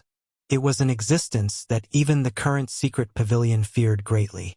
As Yuan Tiexin and Purple Jade conversed, the sound of hurried footsteps suddenly came from outside the office door. The next moment, a level 114, Tier 3 ranger barged into the office, which made Yuan Tiexin frown in obvious dissatisfaction with this Tier 3 ranger's panicky actions. What's the matter? Why are you in such a rush? Yuan Tiexin questioned in a low tone. It's bad, Elder Yuan. Something big happened. The Tier 3 ranger reported hurriedly as he wiped the sweat off his forehead. Just a while ago, our branches sent in news that a large number of NPCs have appeared on the streets of the various cities. So what if NPCs appeared? What's there to be surprised about? Yuan Tiexin reacted nonchalantly. In God's domain, as a town or city developed, the number of NPC residents would increase. This was a normal occurrence. Moreover, players and NPCs practically lived in 2 completely different worlds. The interactions between the 2 sides were few and far between. But the numbers are far too massive, the Tier 3 ranger insisted anxiously. How many? Yuan Tiexin asked, his curiosity piqued. Too many. I don't know how many appeared either. Gulping, the Tier 3 ranger pointed at the nearby window and said, I think you should look for yourself, Elder Yuan. This matter has already caused an uproar among the players in the city. Uproar. Yuan Tiexin couldn't help his puzzlement. Read latest chapters at Wuxia World. However, he felt that the ranger before him shouldn't be lying. He immediately stood up and approached the window. When the view outside the French window entered his sight, Yuan Tiexin froze on the spot in stupefaction. Uncle Yuan?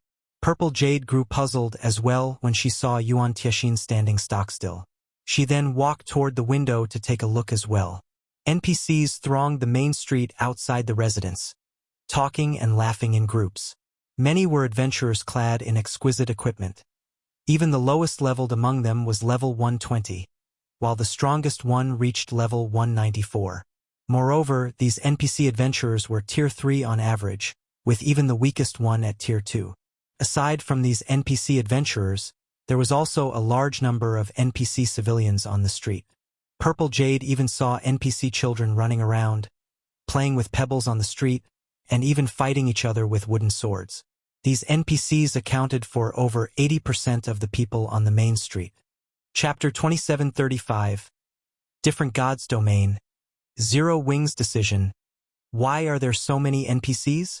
Purple Jade couldn't believe her eyes as she looked at the NPCs chatting merrily on the main street. Their current location was an island nation on the western continent, with an incredibly harsh environment. As a result, the player population here was insignificant, let alone the NPC population. If not for the increased trade between the two main continents, which attracted many powers and merchant players to the Typhoon Empire, the number of people walking on the main street wouldn't have exceeded 100. So what was with this situation? With just a casual glance, she already spotted more than 1,000 NPCs, many of them NPC adventurers. Players were only a small group of unremarkable existences. After pondering for some time, Yuan Tiexin turned around and asked the Tier 3 ranger, "Have you investigated the origins of these NPCs yet?" "We've investigated already. However, we don't know where these NPCs came from.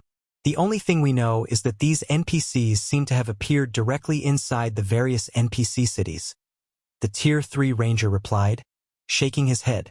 Anxiously, he continued, "The appearance of these NPCs has caused a sharp drop in the number of quests available in the Adventurers Association. The number of quests players can pick up is continuously decreasing. Moreover, what else is there?" Yuan Tiexin asked curiously. According to reports, many players have been killed after coming into conflict with NPCs outside the cities. However, this still isn't the most important part. In an uneasy tone, the ranger continued, "Now, many NPCs have also flooded into the various guild towns and cities, and some NPCs with bad behavior have caused a lot of incidents. Most importantly, according to our observations, various NPC forces are actually secretly investigating us." "How is this possible?" Purple Jade goggled in shock. She never thought that there would come a day where the NPCs who only knew how to give quests would secretly investigate them. She got goosebumps at the thought of this. It was as if the dolls they were playing with had suddenly gained life and began secretly observing their every action. At this time, the secret pavilion wasn't the only one shocked by the sudden influx of NPCs in the game. The various powers and players of God's domain were similarly horrified by this situation. "What's going on? Why are so many NPCs competing with us for quests?" "That's nothing. I feel that these NPCs are looking at us players as if they are looking at aliens. Some bars in the city are actually refusing entry to players." "You think that's surprising? Wait till you go out to the fields. Right now, the NPCs out in the fields far outnumber us players. Some of these NPCs are even stealing dungeons from us." For a time, independent players had heated discussions over the sudden changes in God's domain. Everyone felt as if they had truly arrived in a different world. Now, in addition to other players, they also had to compete with NPCs. Moreover, these NPCs were even more difficult to deal with than players. Not only were these NPCs powerful, but they also had an overwhelming advantage in numbers over players. The only advantage players had was their inability to die a permanent death. However, as if understanding this point, the NPCs generally didn't forge irreconcilable feuds with players. Most of them would only teach the players that offended them a lesson.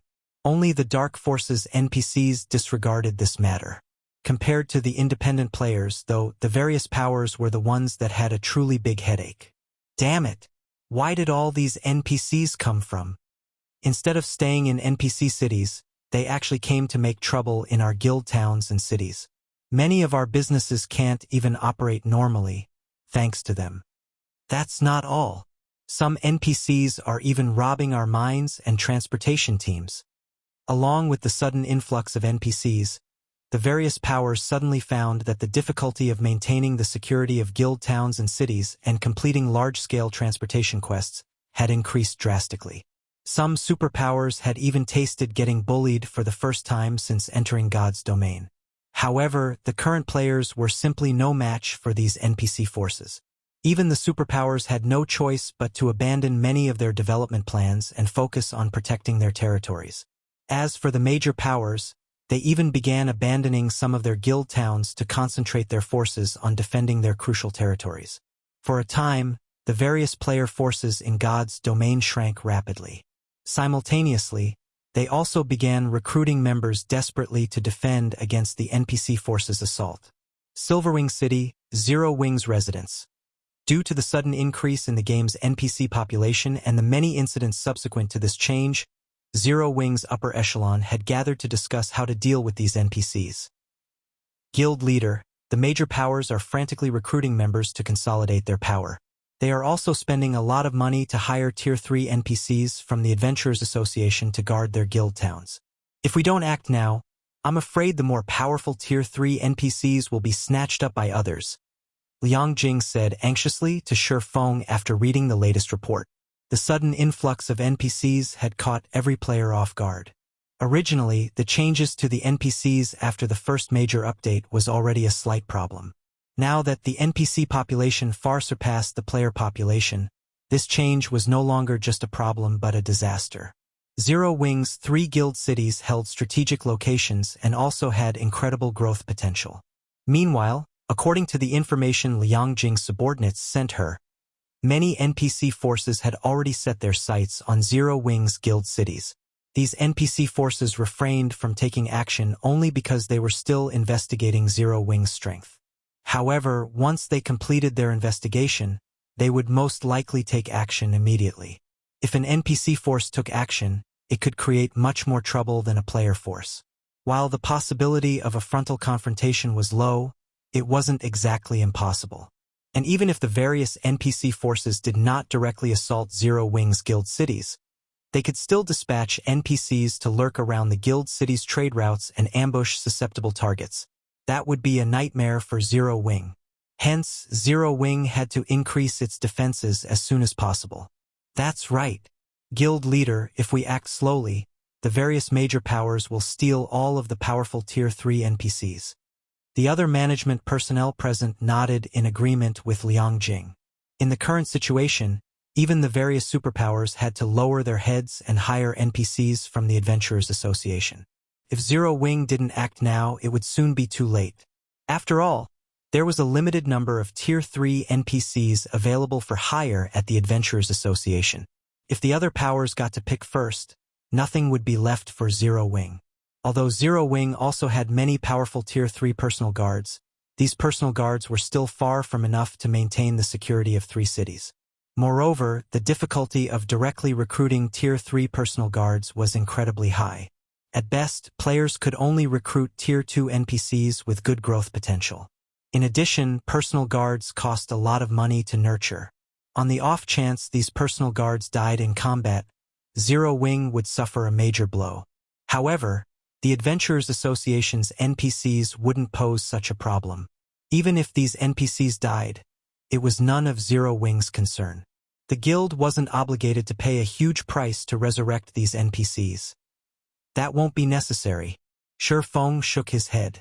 While hiring the Adventurers Association's Tier 3 NPCs is indeed a solution, it isn't a long-term one.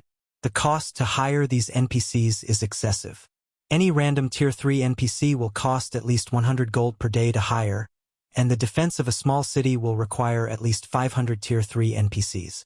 That's an expenditure of 50,000 gold per day. Only the superpowers could afford to pay a daily maintenance fee of 50,000 gold for one guild city. However, it was a different story for Zero Wing.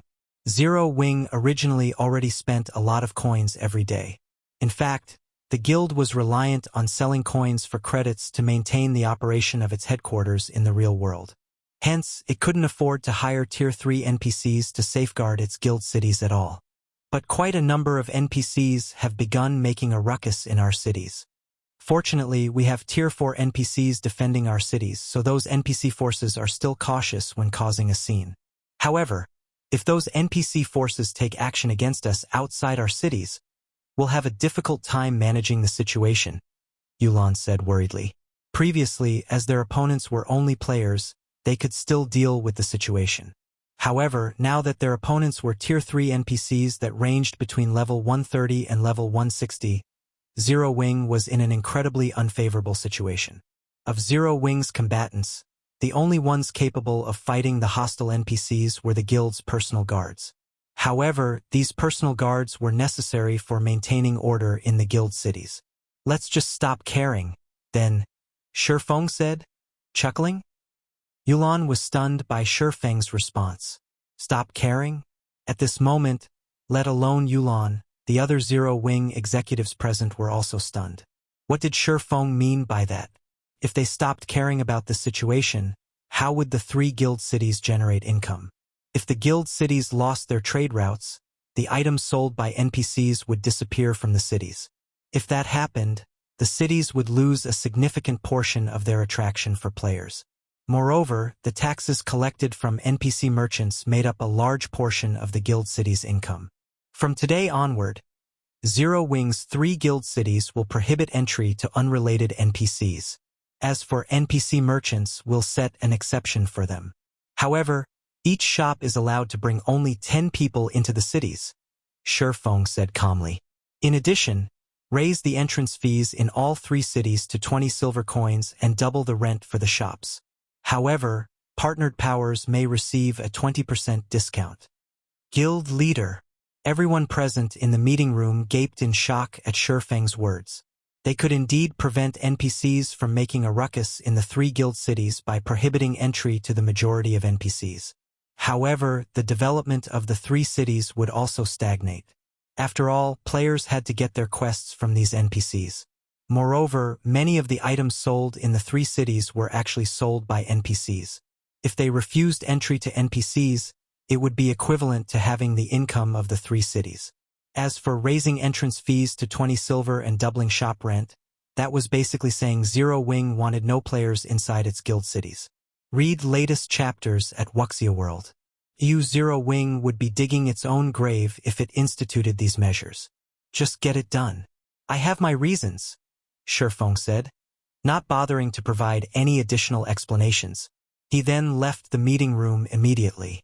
When the first major update took place in his previous life, the various powers already had plenty of Tier 3 players under their command, with some even having Tier 4 players. However, at present, not only was the NPC population boom much bigger than in the past, but the various powers also barely had any Tier 3 experts under their command. Hence, the damage the various powers would suffer in the ensuing chaos would definitely be much worse than in the past. While Zero Wing indeed possessed great strength and even commanded Tier 4 NPCs, it was still impossible to maintain the 3 guild cities' security with their current manpower. The only solution Zero Wing had now was to take decisive action and thoroughly prohibit NPCs from entering its guild cities.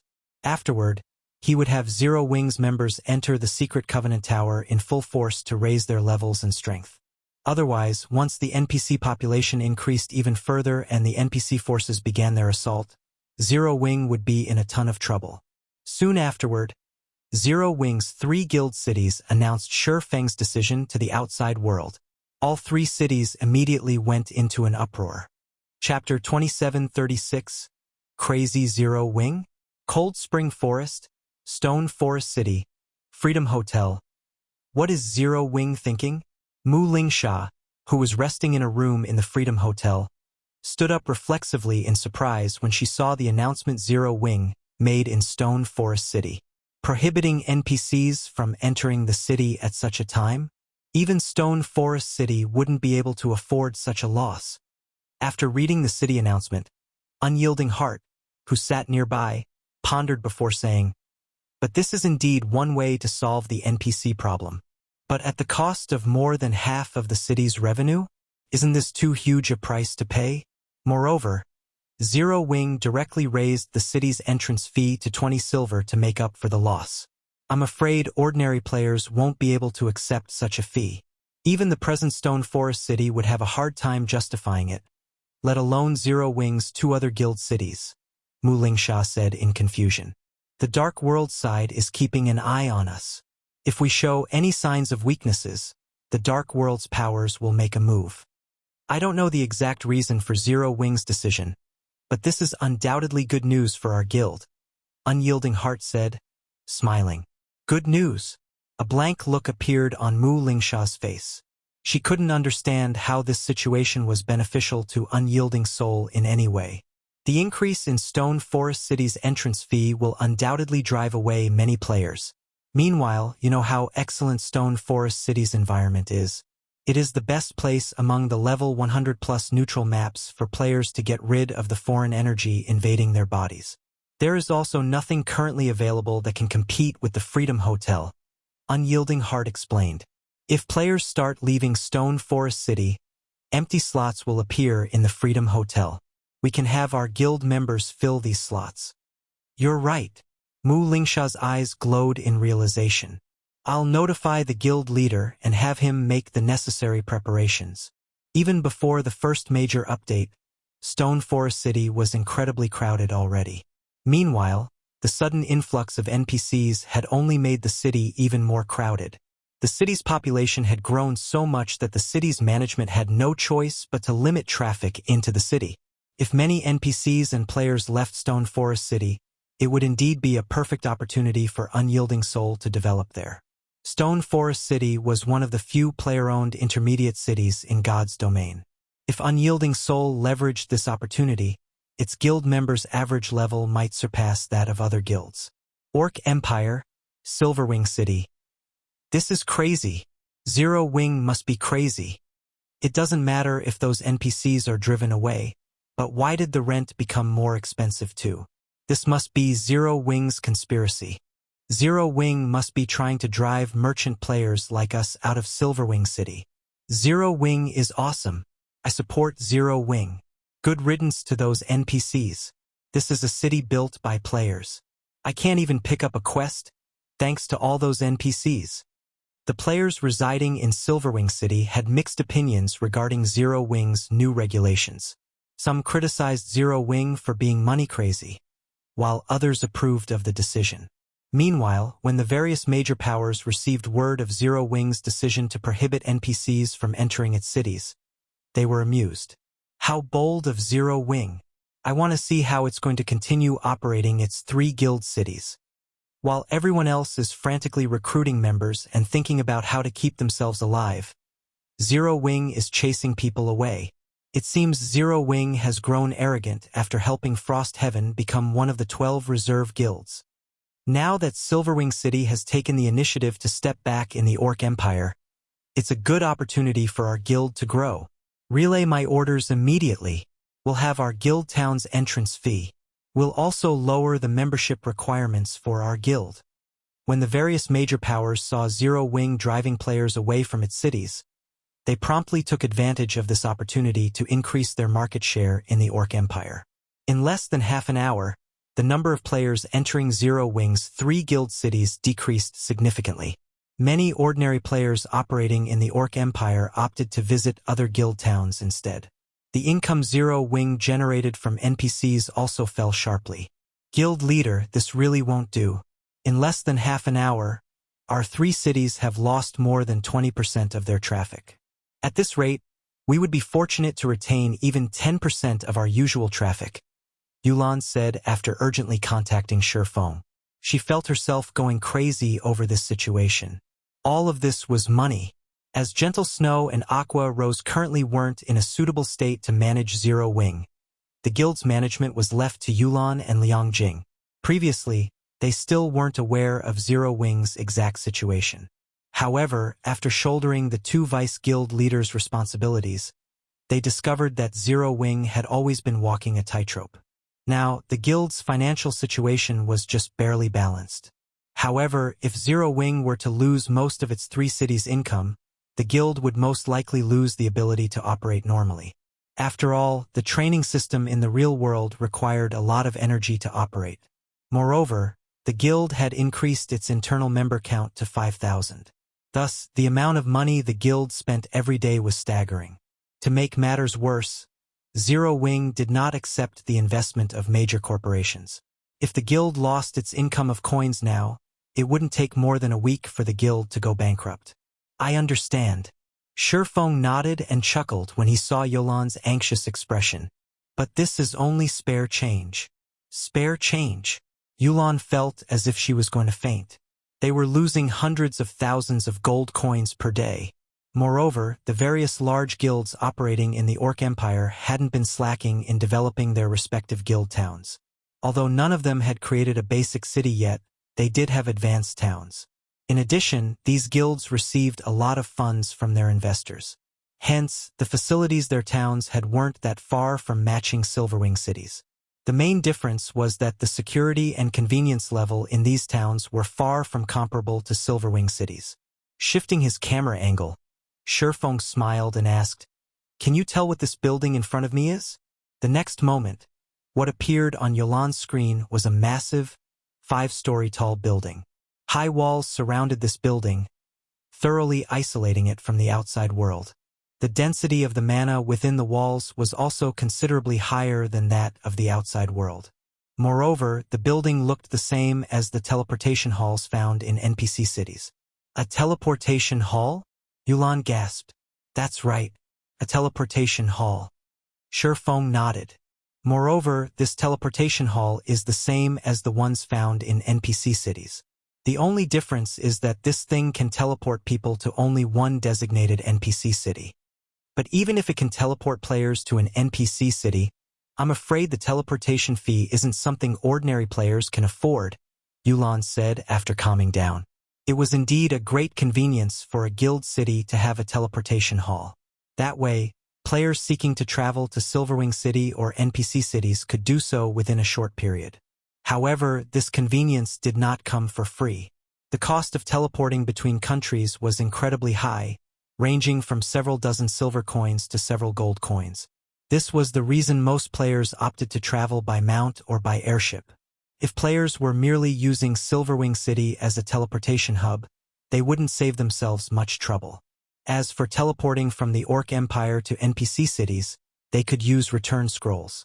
What you say is correct, but this teleportation hall is linked to a somewhat special location, Shi Feng said, smiling. He fully understood what was going through Yolan's mind. Isn't the destination an NPC city? Yulan asked, puzzled. Even if Silverwing City's teleportation hall were connected to an empire's capital, it wouldn't be of much help to the current Zero Wing. The target destination is indeed an NPC city, but this NPC city is somewhat different from others. Shi Feng nodded.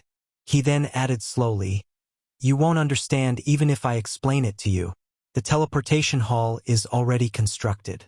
Contact Unyielding Soul and Crimson Emperor and have them send representatives to Silverwing City. Tell them I have a business proposition for them." "Are we inviting them over now?" Yulan asked in confusion. Read latest chapters at Wuxia World. The various superpowers were currently shrinking their spheres of influence, and none of them were having a good time. Even if Shi Feng invited Unyielding Soul and Crimson Emperor for a discussion, the two guilds would most likely be incapable of solving Zero Wing's predicament. Yes, right now. I'm afraid this is something Zero Wing will have difficulty monopolizing, so we'll need some helpers, Shi Feng said, nodding. Guild leader, what are we going to do?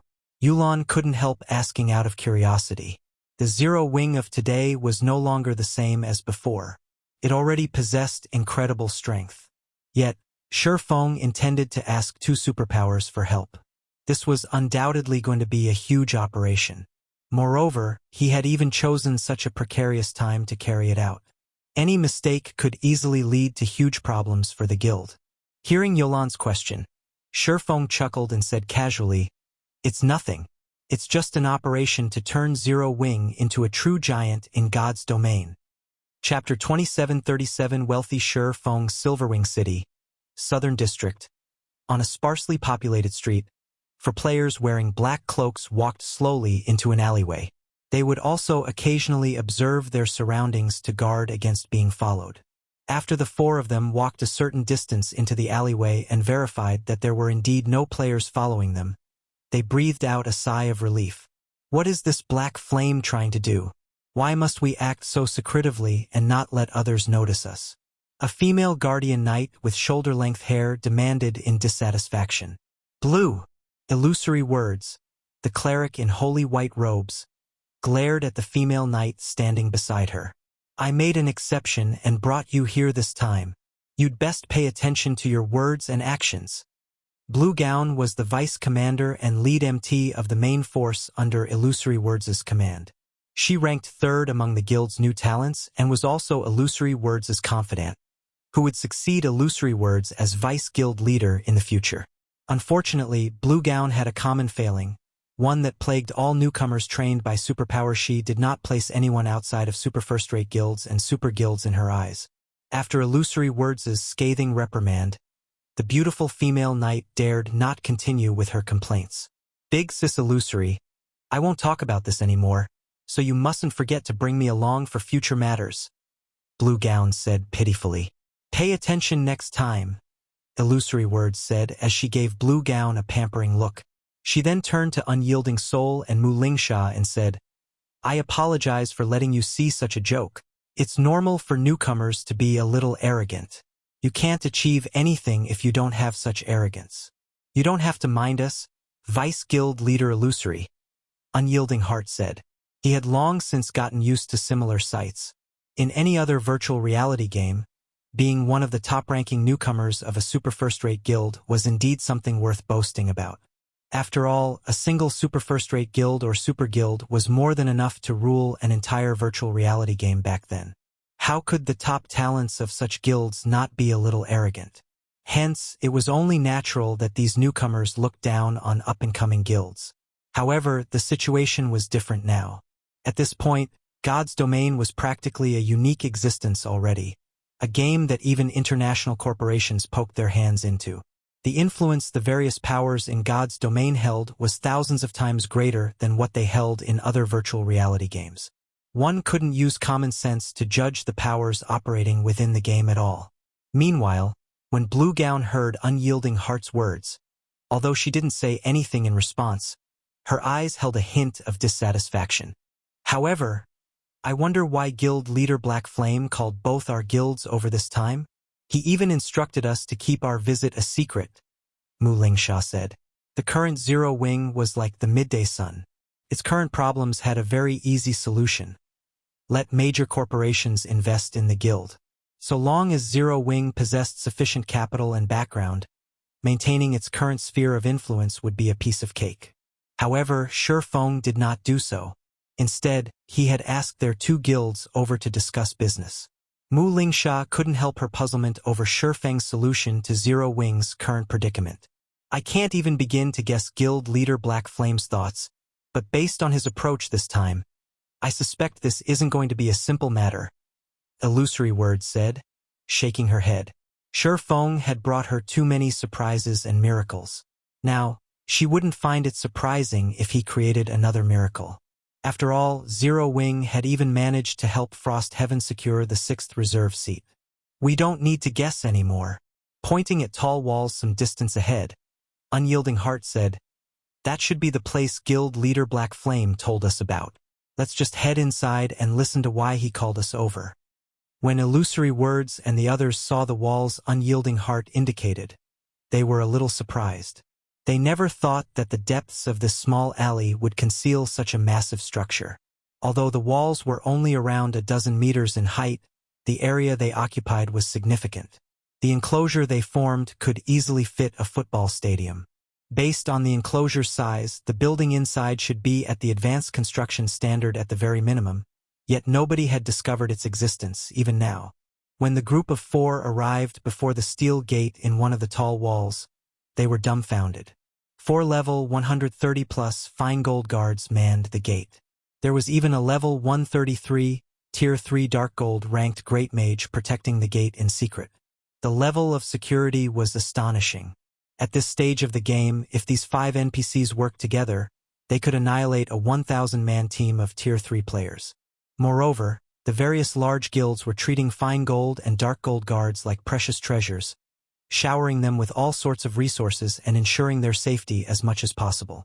On the other hand, Zero Wing was actually using these precious guards as gatekeepers. This is private property. What business do you have here? A fine gold guard clad in gray leather armor asked in a hostile tone when he saw Unyielding Heart's group. We were invited by guild leader Black Flame. Unyielding Heart promptly took out the invitation he received from Zero Wing, which had Zero Wing's guild leader's seal to prove its authenticity. The magical mark is correct.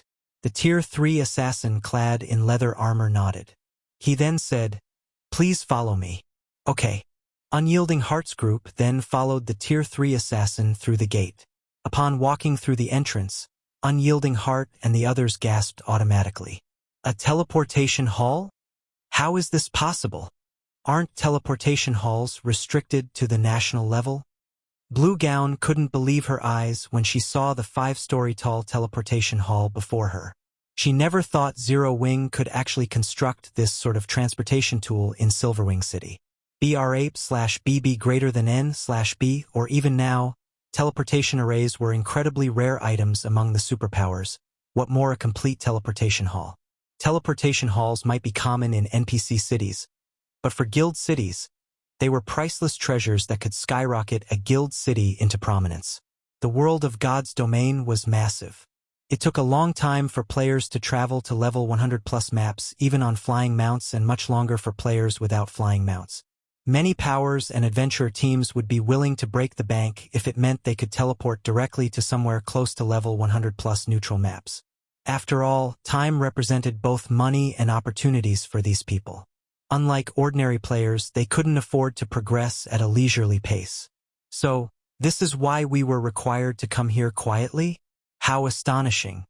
Unyielding Heart smiled bitterly as he looked at the teleportation hall. This should be one of the privileges given to guilds officially recognized by the War God's Temple.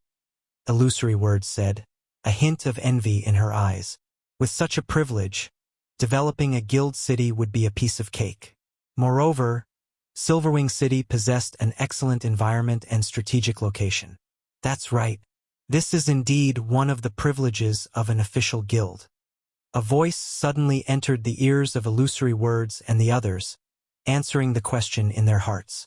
Guild leader Black Flame, is this teleportation hall the important matter you wish to discuss?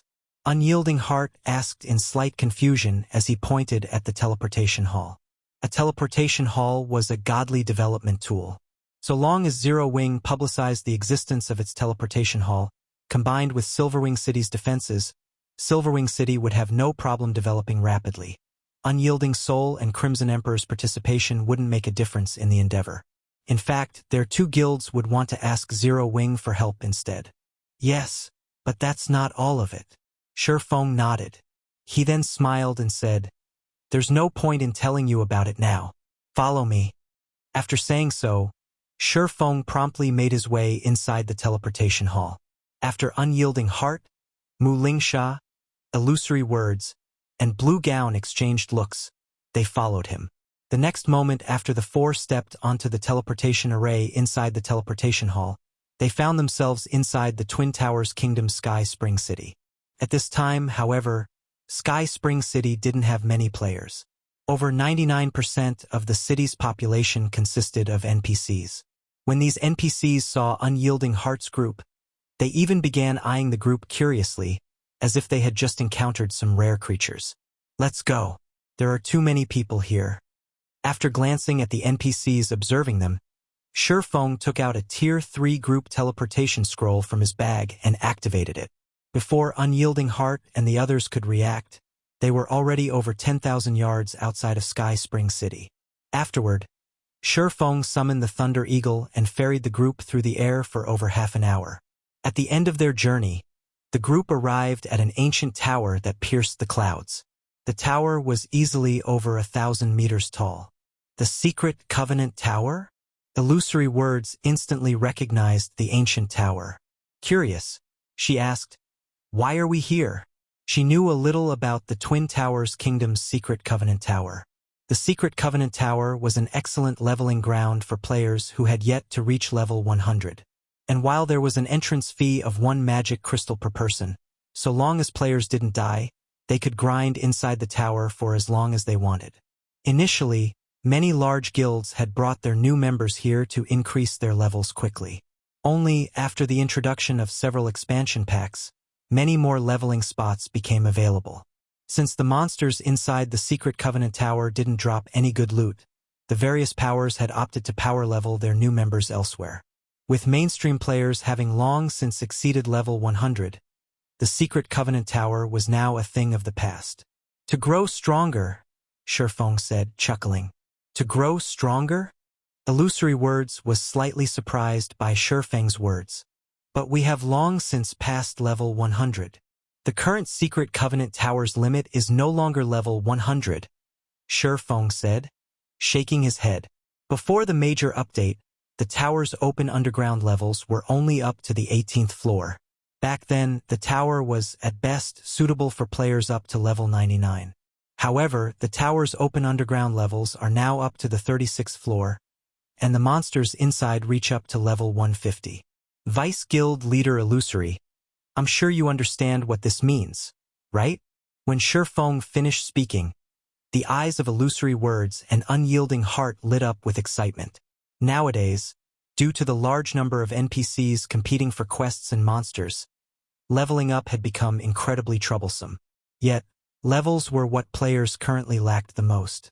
If, at the cost of 1 magic crystal per person, players could freely grind the crazed monsters inside the Secret Covenant Tower, their leveling speed would be much faster than what they could achieve in the outside world. Guild Leader Black Flame, do you mean for us to cordon off the Secret Covenant Tower, monopolize it for ourselves, and let our guild members level up rapidly? Unyielding Heart asked, a hint of excitement in his voice. It had originally already been difficult for players to level up past level 100. With the additional competition from NPCs, the endeavor only became even more challenging. However, if Zero Wing, Unyielding Soul, and Crimson Emperor had a way to allow their members to reach level 120 rapidly and start challenging their Tier 4 promotion quests, their guild's development speed could surpass the other superpowers by a large margin. No, I don't mean to cordon off the Secret Covenant Tower. Shi Feng shook his head. Read latest chapters at Wuxia World. You then, Unyielding Heart prompted, confused by Shi Feng's answer. I want to thoroughly seal off Sky Spring City. Shi Feng's eyes gleamed with a manic light at this proclamation. Aside from the members of our 3 guilds, we will prohibit all outsiders from setting foot in Sky Spring City. Cordon off the entire Sky Spring City? Unyielding Heart was stunned. Guild Leader Black Flame, isn't that a little overboard? Illusory Words asked in confusion. While the Secret Covenant Tower can indeed provide faster leveling, the manpower required to thoroughly cordon off an NPC city is too much. With the current state of the game, it will be incredibly taxing for our 3 guilds to do so. Due to the NPC population boom, the various superpowers were short on manpower. Meanwhile, even if Sky Spring City was in decline, its player population still exceeded 100,000. The manpower required to chase away all these players from the city was no laughing matter. Not to mention, their 3 guilds would also have to station many players in the city long-term. If we were doing this only for levels, it would indeed be a waste to cordon off the entire city, Shi Feng said. He then walked to the Secret Covenant Tower, pointed at the 2nd floor teleportation array that led to the 19th underground floor, and looked at Illusory Words and the others. He then smiled and continued, but what if the Secret Covenant Tower contains complete legacies for the various Tier 3 classes? Chapter 2738, Tripartite Partnership, Complete Legacies for the various Tier 3 classes? Illusory Words, Blue Gown, Unyielding Heart, and Mu Lingsha couldn't help staring at Shi Feng in shock and disbelief. This was especially true for Crimson Emperor's talented rookie, Blue Gown. She found Shi Feng's words fantastic. In the current era of God's domain, the various kingdoms and empires already had a lockdown on Tier 3 legacies. They treated Tier 3 legacies as priceless treasures, and outsiders like players shouldn't even think of referring to these legacies. The only option players had for reaching Tier 3 was to search for the lost and fragmented Tier 3 legacies, hidden in level 100+ neutral maps.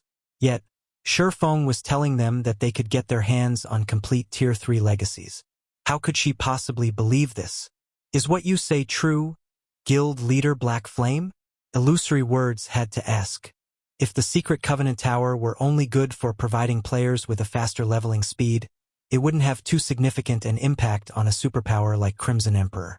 This was because tiers were everything in God's domain. Levels were only secondary. However, the various superpowers were currently already having trouble with the Tier 3 promotion quest, let alone the elusive Tier 4 promotion quest. In fact, the difficulty of the Tier 3 promotion was so high that the various superpowers were using the number of Tier 3 players they had as a comparison of strength. If what Shi Feng said was true, and the Secret Covenant Tower contained complete Tier 3 legacies, then this was an incredibly astonishing matter. If news of this matter leaked out, it would most likely send the entire God's domain into an uproar. After all, despite many players having reached level 100 already, the players that had completed their Tier 3 promotions were still incredibly rare. If one could get a complete Tier 3 class legacy, then completing the promotion quest for the specified class would become significantly easier. This was why NPCs had a much easier time reaching Tier 3 than players. If the difficulty of players' Tier 3 promotion quests were reduced, the number of players successfully reaching Tier 3 would definitely skyrocket. You can personally verify this matter afterward, Shi Feng said, chuckling. However, we must first decide whether we will cooperate or not. Unyielding Soul will do it, Unyielding Heart said without hesitation. Crimson Emperor naturally won't miss this opportunity, either, Illusory Words said, nodding. However, she then continued worriedly.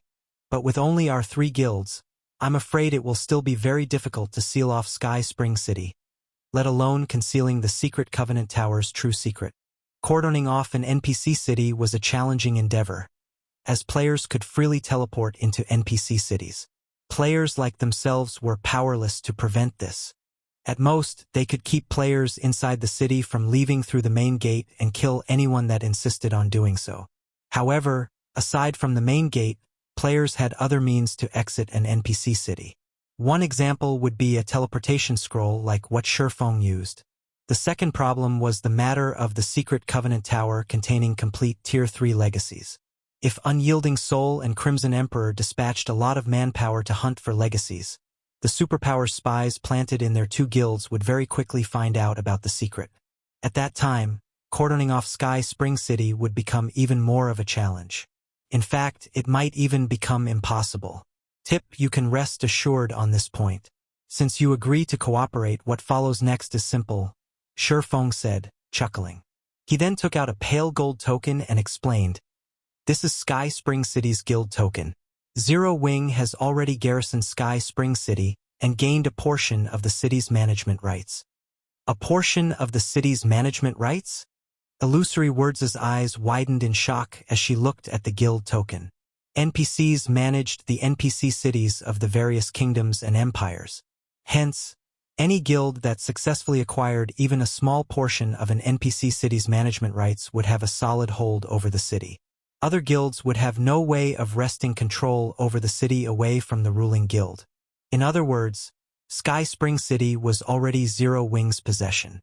So, this is the privilege an official guild receives from garrisoning a city? Unyielding Heart looked at the token in Shi Feng's hand with envy. He had to admit that this privilege was truly amazing. With this privilege, it was only a matter of time before Zero Wing surpassed its rival guilds. While a guild city indeed possessed excellent development potential, NPC cities still dominated the current God's domain. Travel between NPC cities was incredibly convenient. Moreover, NPC cities all had shops and auction houses that sold the essentials that the various powers and independent players couldn't do without. Thoroughly occupying an NPC city meant acquiring a gold mine with a steady income and no need to manage the city to obtain such significant income. This was something the various superpowers dreamed of having. That's right. This is a privilege for guilds officially recognized by the War God's Temple, Shi Feng said, not bothering to hide the truth. With this token, I can enact a magic ban over Sky Spring City, preventing the use of any teleportation tools within it. This way, players can only walk if they wish to exit the city. In addition, for the sake of keeping the Secret Covenant Tower's Tier 3 legacies a secret, our 3 guilds should rely on only our main force members to hunt for the legacies. To begin with, it's pointless to have a large number of players hunt for them.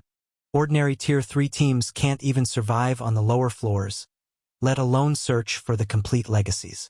Of course, It's impossible to keep this secret forever. However, at this stage of the game, I wish to keep it hidden as long as possible." Illusory Words and Unyielding Heart nodded in agreement. They, too, felt that this was the only way they could go about doing things.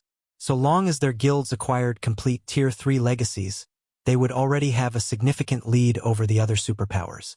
And the longer they could keep this secret hidden, the greater the benefits they could reap from it.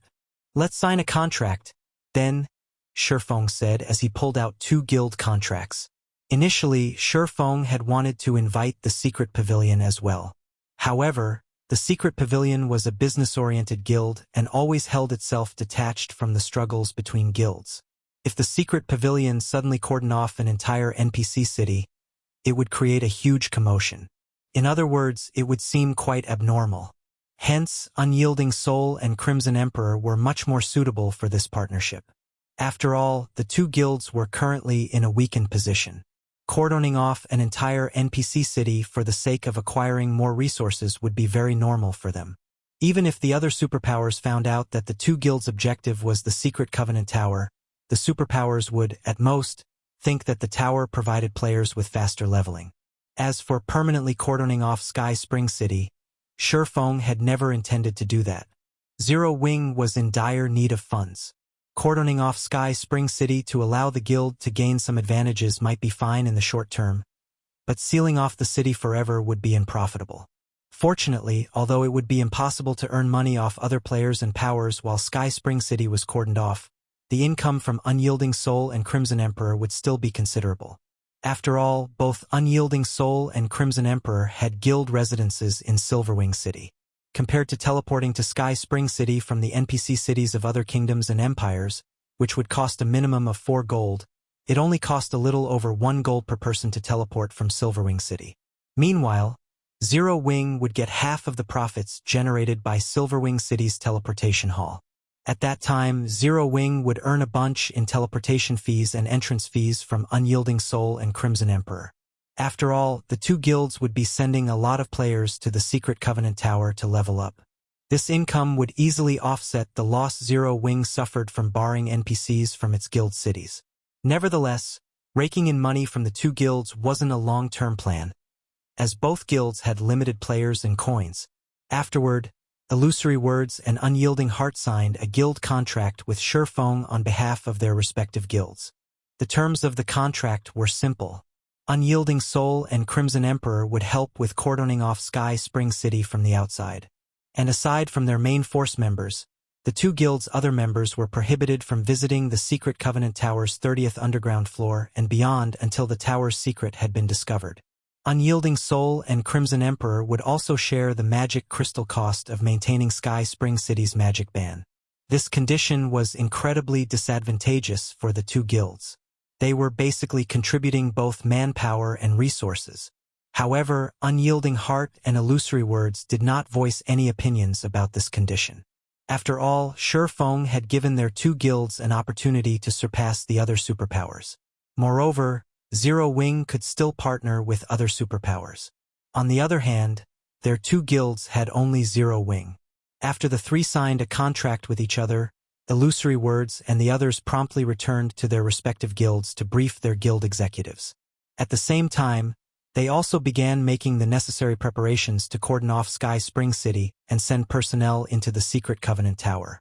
This matter was of utmost importance to their 2 guilds, so they had no choice but to be incredibly careful in their actions. It would also take some time to fully cordon off Sky Spring City.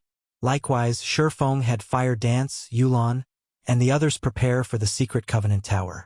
After seeing that there was nothing left for him to do, he chose to go offline to rest. Although staying logged into the game for more than 24 hours wouldn't cause him any harm, he still had to do his daily exercises. Zero Wing's headquarters, top floor lounge. By the time Shi Feng returned to the real world, the sun outside was already illuminating the entire room. It was close to noon. "Guild leader, you're finally out." Liang Jing suddenly contacted Shi Feng. In a slightly joyful tone, she said, "Miss Muxin has been waiting in the reception room for quite some time now. She says she's here to deliver all the things agreed upon previously. Moreover, She is also going to give Zero Wing a 300 million capital injection at no cost. 300 million credits. Read latest chapters at Wuxia World. EU with this much money, Zero Wing could survive for quite some time even without selling coins for credits. She sure came quickly. Shi Feng was startled by the speed. He had anticipated having to wait for a few days. After all, the remuneration Frost Heaven promised Zero Wing was significant. The 3 upper zone reserve slots aside, just the 50 bottles of S-rank nutrient fluid should take Frost Heaven quite some time to gather. Do you want to meet her now? Liang Jing asked. Of course. Shi Feng nodded. Let me clean up first. I'll head over as soon as I'm done. Chapter 2739, Upper Zone Zero Wing's headquarters, top floor lounge. After Shi Feng finished tidying up, he made his way to the lounge.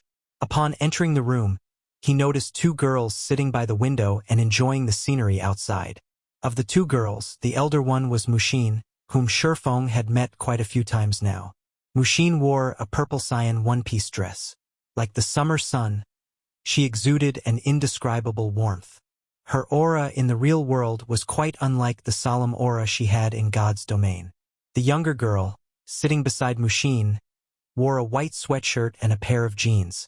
Although the younger girl gave off a sense of purity and sassiness, her petite figure only made her look like a little girl pretending to be an adult. This younger girl was someone else Shi Feng had met in God's domain before. She was Kurue, Muxin's younger sister. Shi Feng, you finally decided to show up. Do you know how long you made us wait here? Kurue said, her face full of resentment as she looked at Shi Feng. Don't listen to her. We didn't wait very long, Muxin said, shaking her head. My sister and I can also take advantage of this time to relax and appreciate the city scenery in the outside world. And from what I've seen thus far, I have to say that this is quite an enjoyable feeling. Muxin's words confused Shi Feng a little. Appreciate the outside world's city scenery? Oh right, I haven't told you about it yet. Noticing the confusion on Shi Feng's face, Muxin smiled faintly and said, My sister and I have always lived in the upper zone, and we very rarely come out from there. I see. Shi Feng nodded. However, Muxin's answer only served to confuse him further. Miss Muxin, is there no urban landscape inside the upper zone? All upper zones were established in first-tier megacities. Logically, urban landscapes should be very common in such cities. In fact, the scenery these megacities offered should be much more spectacular than what was visible from Zero Wing's headquarters. You'll understand once you visit the upper zone, Muxin said, a friendly smile appearing on her face. The upper zone is different from other places. Although Uncle Hong has given you the reserve slots, you still need to register with the upper zone first before you can enter. However, you're probably unfamiliar with the upper zone, so Uncle Hong sent me to escort you so that you can avoid any unnecessary troubles. That's right. If you don't have the guidance of veterans like us, you'll face a lot of trouble once you enter the upper zone, Kurue said delightedly. You might even get kicked out of the upper zone because of a single mistake. Muxin did not refute Kurue's words. Looking at Muxin, Shi Feng said, I'll have to trouble you then. It's no trouble. Muxin shook her head. She then continued softly, It is only thanks to you that Frost Heaven has managed to become a reserve guild. After saying so, Muxin picked up the black briefcase beside her seat. There are 50 bottles of S-rank nutrient fluid here. You should store them well, Muxin said after opening the briefcase. She then warned, however, while the S-rank nutrient fluid is indeed an excellent product, it's best to avoid overusing it, as it is still incomplete. It isn't a finished product? Shi Feng was surprised by this revelation. The S-rank nutrient fluid was something countless people fought to obtain. Just the fact that it could maintain a person's youth was already unbelievable. Yet, this drug wasn't actually a finished product? That's right. It isn't a finished product, so you should drink as little of it as possible, Kurue said, nodding. She then continued in a surprisingly soft voice. As you're about to enter the upper zone, there are some things you are allowed to know now. The S-rank nutrient fluid is only a defective product. However, as it indeed has amazing effects on the human body, The Green God Company sells it in small quantities. Nonetheless, in the upper zones, drinking it isn't recommended. Mushin nodded in support of Kurue's words. Thus far, Kurue and I have drunk only 2 or 3 bottles of S-rank nutrient fluids because of special circumstances. Uncle Hong even severely warned us and banned us from drinking more. Uncle Hong isn't someone who would harm us, so you should also be careful when using the S-rank nutrient fluid, Mushin said earnestly. Upon hearing this, Shi Feng couldn't help becoming a little wary of the S-rank nutrient fluid. He then said, I understand. I'll have my people drink as little of it as possible. If even the upper zone advised its residents against drinking the S-rank nutrient fluid, then there were definitely problems with this product. However, as to what exactly these problems were, most likely only a small number of people knew. Fortunately, aside from himself, everyone else in the guild hadn't consumed a significant amount of S-rank nutrient fluids. Now that our matters here are settled, since her elder sister had already transferred the S-rank nutrient fluids to Shi Feng, Kurue said excitedly, Let's go to the upper zone. We're going there now? Shi Feng was a little stunned. The upper zones were established only in certain first-tier cities, which were several hours of flight away. At this time, half the day had gone by already. Of course, we have a supersonic jet ready, Kurue said nonchalantly. If we miss today's opportunity, it'll be very troublesome to schedule another appointment. Kurue is right. Although Uncle Hong has given you the status required to enter the upper zone, entering it isn't easy. Since our matters here have been concluded, we should head over immediately, Mushin said in agreement. Okay, I'll make some arrangements here and go with you afterward, Shi Feng said without much hesitation. After all, he too wanted to visit the upper zone. Not to mention, Gentle Snow and Aqua Rose's situation wasn't exactly optimistic. If left alone for too long, they might even fall into a coma. Moreover, during his previous life, the upper zone was a place that even the executives of the various super first-rate guilds and first-rate guilds yearned to live in. As for the guild leader of a second-rate guild like himself, visiting the upper zone was something he never even dared to dream about. Mushin being willing to escort him to an upper zone was naturally to his advantage. After Shi Feng passed on his guild affairs to Liangjing, he went to the airport with Mushin and Kurue. During their journey, Shi Feng had to admit that the Boulder Corporation was indeed wealthy and influential. With the corporation's private supersonic jet, a trip that should have originally taken several hours on an ordinary airplane was completed in just 1 hour. At the end of the flight, the trio found themselves in Yuantian City, one of only 3 first-tier megacities within the country to house an upper zone. While crossing the city districts on a high-class maglev train, Shi Feng couldn't help lamenting ruefully. As a megacity with a population of more than 100 million, Yuantian City far outstripped other cities in terms of prosperity. It was also one of the cities Shi Feng had always wished to develop Zero Wing in, as it had many important resources rarely found in the outside world. In fact, almost all super first-rate guilds and super guilds operating in the virtual gaming industry had their headquarters in cities hosting an upper zone. This was because the upper zones would occasionally release some of its resources to the outside world.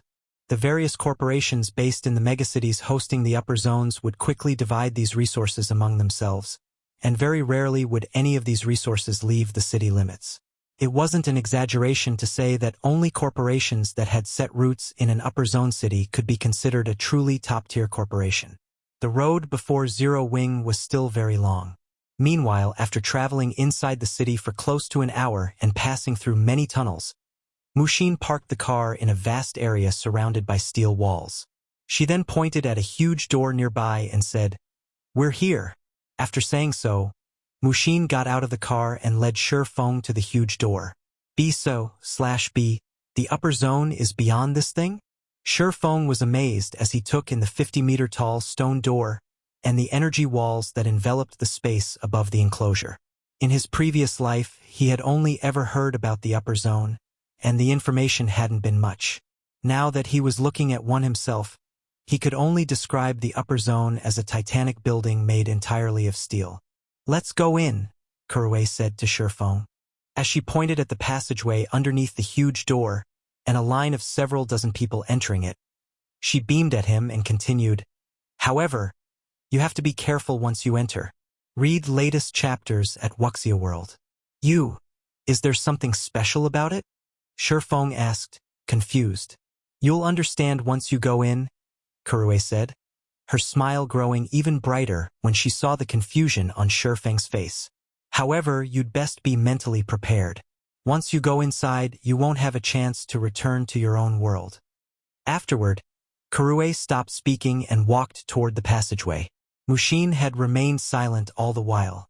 However, after a moment, Mushin took a deep breath and looked at Shi Feng.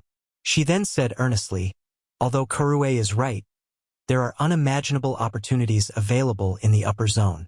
If you can prosper inside, even the various international corporations will have to treat you with respect. Anyway, time is almost up. Let's enter as well." Chapter 2740 Mental Path. Shi Feng also deeply agreed with Mushin's reminder. In fact, he had a much better understanding than Mushin and Kurue did of how special and different the upper zone was compared to the outside world. In his previous life, aside from the various powers of God's domain, any expert that successfully reached Tier 5 would, for some reason, yearn to enter the upper zone. Their yearning could even be described as fanaticism. That kind of fanaticism wasn't something Mushin and Kurue could understand. Back then, those people were truly willing to risk their lives to enter the upper zone. Extending one's lifespan by living in the upper zone was indeed a very tempting matter. In fact, it was something even the various major corporations would fight desperately to obtain. However, back then, Shi Feng could tell that those Tier 5 experts weren't risking their lives just to extend their lifespans. Instead, it was as if something in the upper zone was attracting experts of such caliber. Thus, many Tier 5 experts and even Tier 6 God-ranked experts in God's domain had abruptly gone missing, their fate unknown. One of the most well-known people among those who disappeared was Violet Cloud. As a Tier 6 cleric god, Violet Cloud had been in existence even the various super guilds had a headache dealing with. In the past, in order to enter the upper zone, Violet Cloud had agreed to the harsh conditions of a super guild. After completing these conditions, she had entered the upper zone. However, she had also disappeared from God's domain from then on.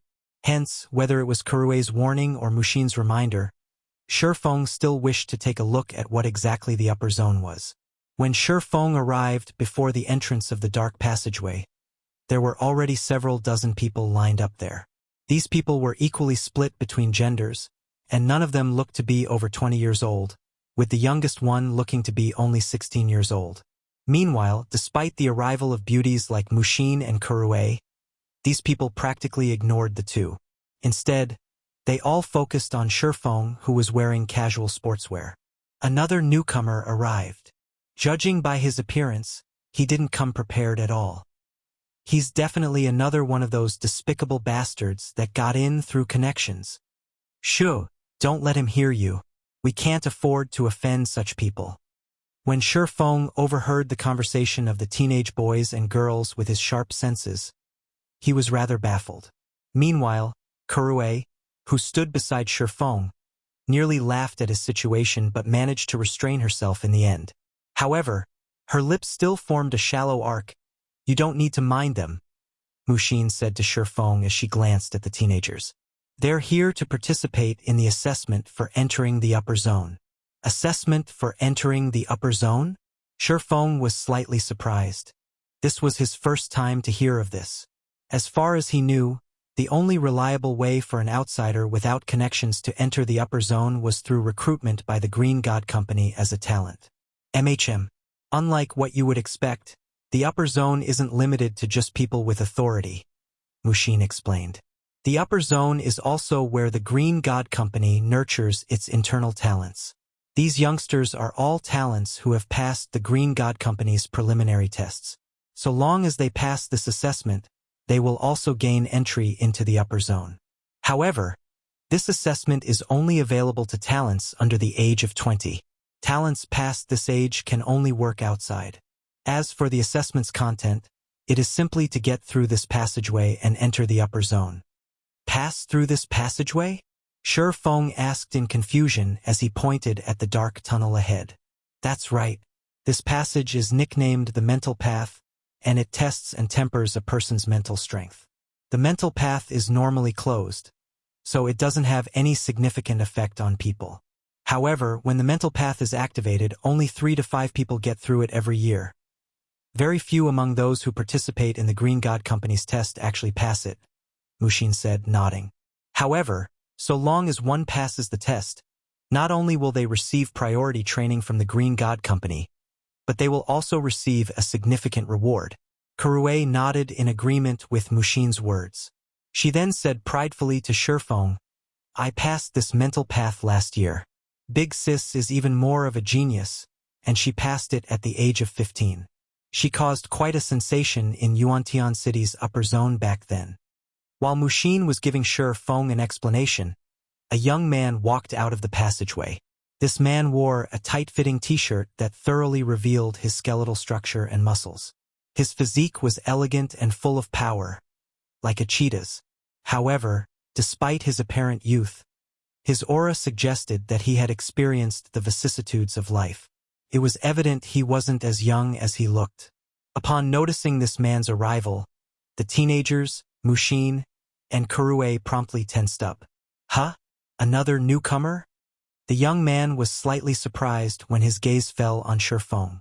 Supervisor Luo, you misunderstand. He is here to register. He's not an examinee, Mushin explained. Oh, so Hong Shinun gave his reserve slot to him? Suddenly, a trace of disgust flashed in the young man's eyes as he took a second glance at Shi Feng. What a lucky kid. However, the Green God Company is conducting an assessment today. If you want to enter, you'll have to go with these youngsters.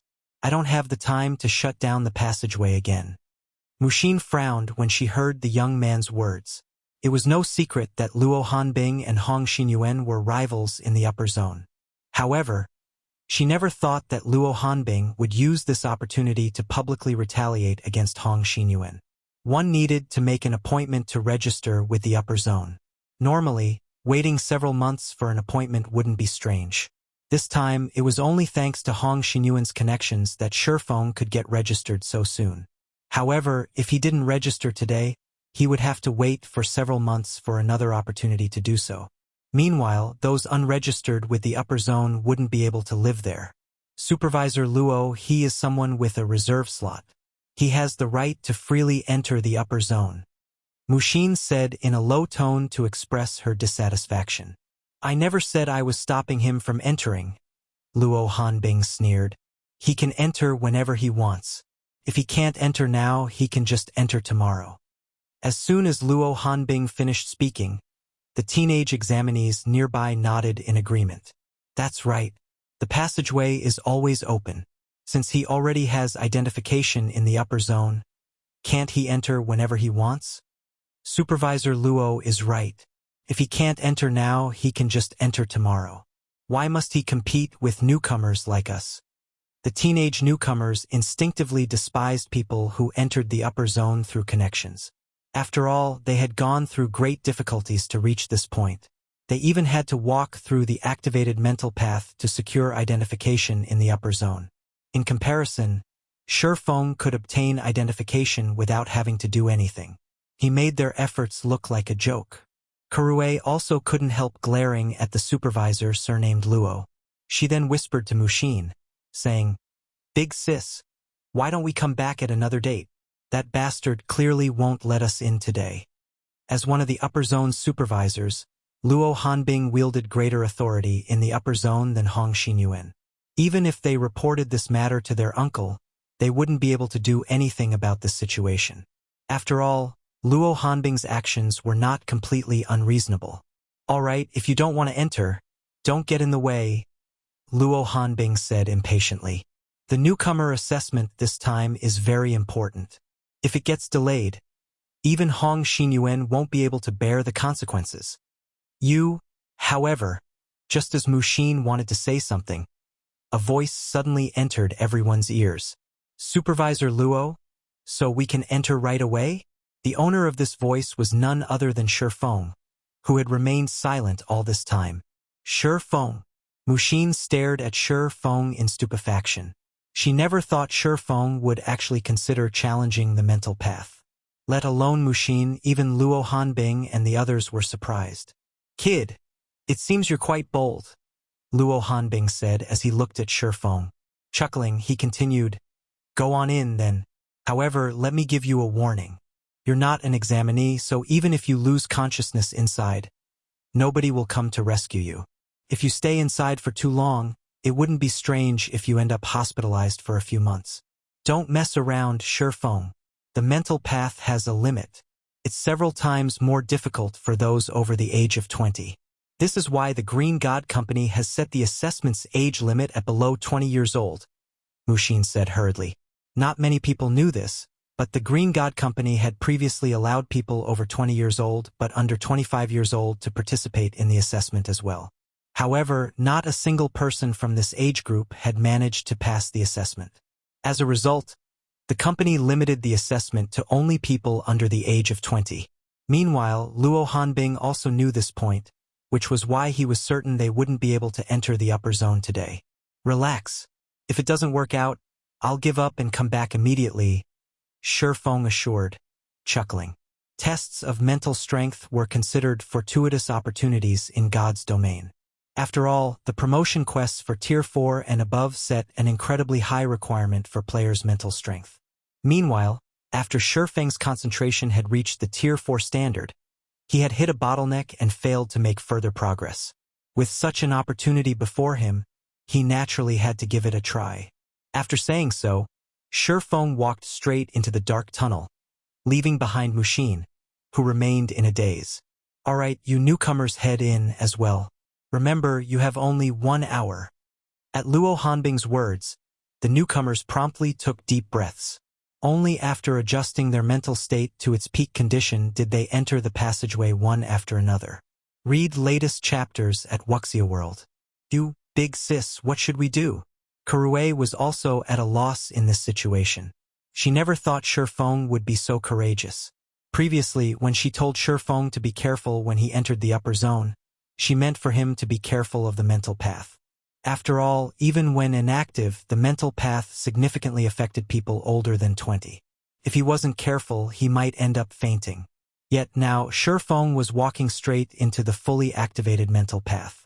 "The mental path is too dangerous for me," Mushin said anxiously. After giving the matter some thought, she said, "You should go after him. If it looks like he can't hold on any longer, bring him back immediately." "Ha! What a troublesome guy. Does he think he is still in God's domain?" Kurue grumbled somewhat unhappily. However, in consideration of the overall situation, Kurue still entered the passageway. Chapter 2741, Steel Mind inside the dark passageway. Shi Feng walked for 5 minutes before he finally arrived at a brightly lit hall. The hall was the size of a basketball court and undecorated. The fluorescence from the walls brightly illuminated the entire hall. When walking into this hall, Shi Feng felt as if he had just entered a white space. Is that the mental path they were talking about? Shi Feng was slightly stunned when he saw the staircase leading downward at the other end of the hall. The reason for his surprise was the niggling feeling of familiarity this staircase gave him. Yet he couldn't remember where he had seen it before. The staircase was made entirely of white, jade-like stones. It evoked a sense of sanctity and comfort that resembled the winter sun and the summer breeze. Moreover, this sensation grew increasingly stronger the closer he got to the staircase. He even had the urge to dash toward it. The moment Shi Feng set foot on the white staircase, an indescribable comfort spread throughout his body. For a moment, he felt as if he had been reborn. However, immediately afterward, he felt as if someone had just smashed a hammer straight into his brain. His thoughts became paralyzed momentarily, and he felt as if his soul was about to leave his body. He even staggered as he briefly lost control over his body. So, this is the mental path? After backing up into the hall, Shi Feng stared at the white staircase in disbelief. The strength of its mental assaults is even more frightening than Lightforged City's divine statues. No wonder the Green God Company set the age limit to below 20. If the divine will of Lightforged City's divine statues were equated to a storm that attacked one's whole body, Then the white staircase's mental assault was a hammer that struck accurately and ruthlessly at the deepest part of one's brain. The penetrative power of the white staircase's mental assault was far above that of the divine will. During the time Shi Feng was marveling at the staircase's mental assault, the Green God Company's newcomers had entered the hall one after another. That person is still here, as expected. Of course. Does he think the mental path is so easy to traverse? If it were that easy, there wouldn't only be 3 to 5 people gaining identification in the upper zone every year, but thousands instead. I wonder how far I can get this time? When the newcomers saw Shi Feng standing idly before the mental path, they didn't find his reaction surprising at all. When they first set foot on the white staircase, they, too, had been shocked by its power. Moreover, the staircase's mental assault truly hurt. It hurt so badly that they couldn't even scream. If possible, they wouldn't want to experience such a feeling a second time. However, someone among the new arrivals this time might actually make it through. A 19-year-old girl in white clothes said. Looking at the white staircase, she sighed ruefully and continued. In comparison, this is my last chance. If I don't get through this time, I can only mingle in the city. You're talking about that special enrollment, right? A long-haired girl of similar age said as she looked at a 17-year-old boy with short hair nearby. How frustrating. The company recruited him just a few months ago, yet he can already participate in the assessment. The company's executives have a high opinion of him. It really makes you wonder if his head is made of stone. He actually shows no reaction to the mental assaults. Who else? The white-shirt girl retorted. When she looked at the skinny, short-haired boy, indescribable envy filled her eyes. If I had half his talent, I might be able to pass the assessment this time. People like him are bound to become internal members of the company. His looks are fine too. Licking her lips, the long-haired girl said, I heard he still doesn't have a girlfriend. If we seize this opportunity, we might have a chance to enter the upper zone as well. As the two girls whispered to each other, the boy in question stepped onto the white staircase. The next moment, the boy descended the staircase one step after another at a uniform speed. From beginning to end, he showed no response to the staircase's mental assaults. It was as if the mental assaults didn't even exist. The boy's calm performance immediately took the breaths of the newcomers inside the hall. No way. He really isn't reacting at all. Is his brain made of metal? When the lanky youth remained unfazed even after descending over 100 meters, both the newcomers in the hall and Shi Feng couldn't help their surprise. With such a performance, his concentration standard should be at Tier 4 already. Shi Feng already had a clear grasp of the white staircase's mental assaults. If the mental assault he suffered were several times weaker, it would roughly match the divine statue's mental assault. However, the short-haired boy actually remained unfazed by such a mental assault. This showed that the mental assault's intensity was well within the limit of the boy's mental fortitude. Even Violet Cloud did not possess such frightening mental fortitude. Hee. Shocked, right? Karue, who had just arrived in the hall, giggled as she looked at the short-haired youths departing back. I already told you to be careful. This mental path isn't as simple as you think it is. As for that boy you saw, he's Yen Wuming, a peerless talent the Green God Company went to great lengths to discover. The company considers him the best talent of the past few decades. Even my elder sister is far behind him. Yen Wuming. Shi Feng suddenly recalled something. He is that Yen Wuming? That's right. He's Yen Wuming. What's the matter? Karue was confused as she looked at Shi Feng's surprised expression. I see. So that's why his concentration standard is so high. Shi Feng chuckled. Everyone in God's domain had known Yen Wuming's nickname in the past. Invincible Swallow. He was a master among magical classes, and he could cast spells as easily as speaking. He was an overlord of magic, and he had fought countless PvP battles without suffering defeat during his career in God's domain. Even the old monsters of the various super guilds couldn't last more than 3 exchanges against him. When Invincible Swallow was at his peak, only Tier 6 God-ranked experts, who were 1 tier above him, stood a chance against him. Only the number of Tier 6 God-ranked experts in the game at that time could still be counted on the fingers of one hand. Moreover, all of them were incredibly elusive, and finding even one was a challenging task, let alone dueling one. Meanwhile, after Invincible Swallow reached Tier 6, he suddenly disappeared without a trace. Nobody knew the reason for his disappearance, either.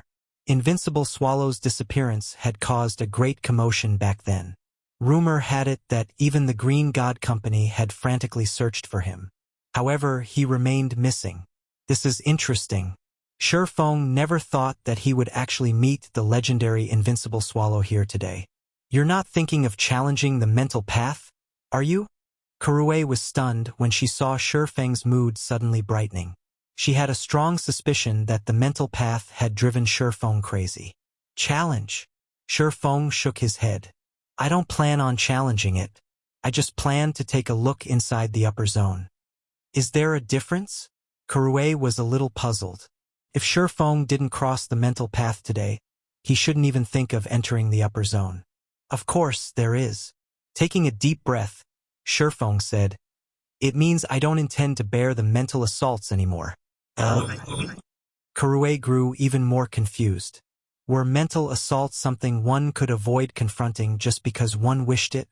However, Shi Feng did not make any additional explanations. He immediately stepped onto the white staircase. Previously, he had used a trick to absorb the divine will of the divine statues to improve his concentration. This time, he also planned to use a similar trick.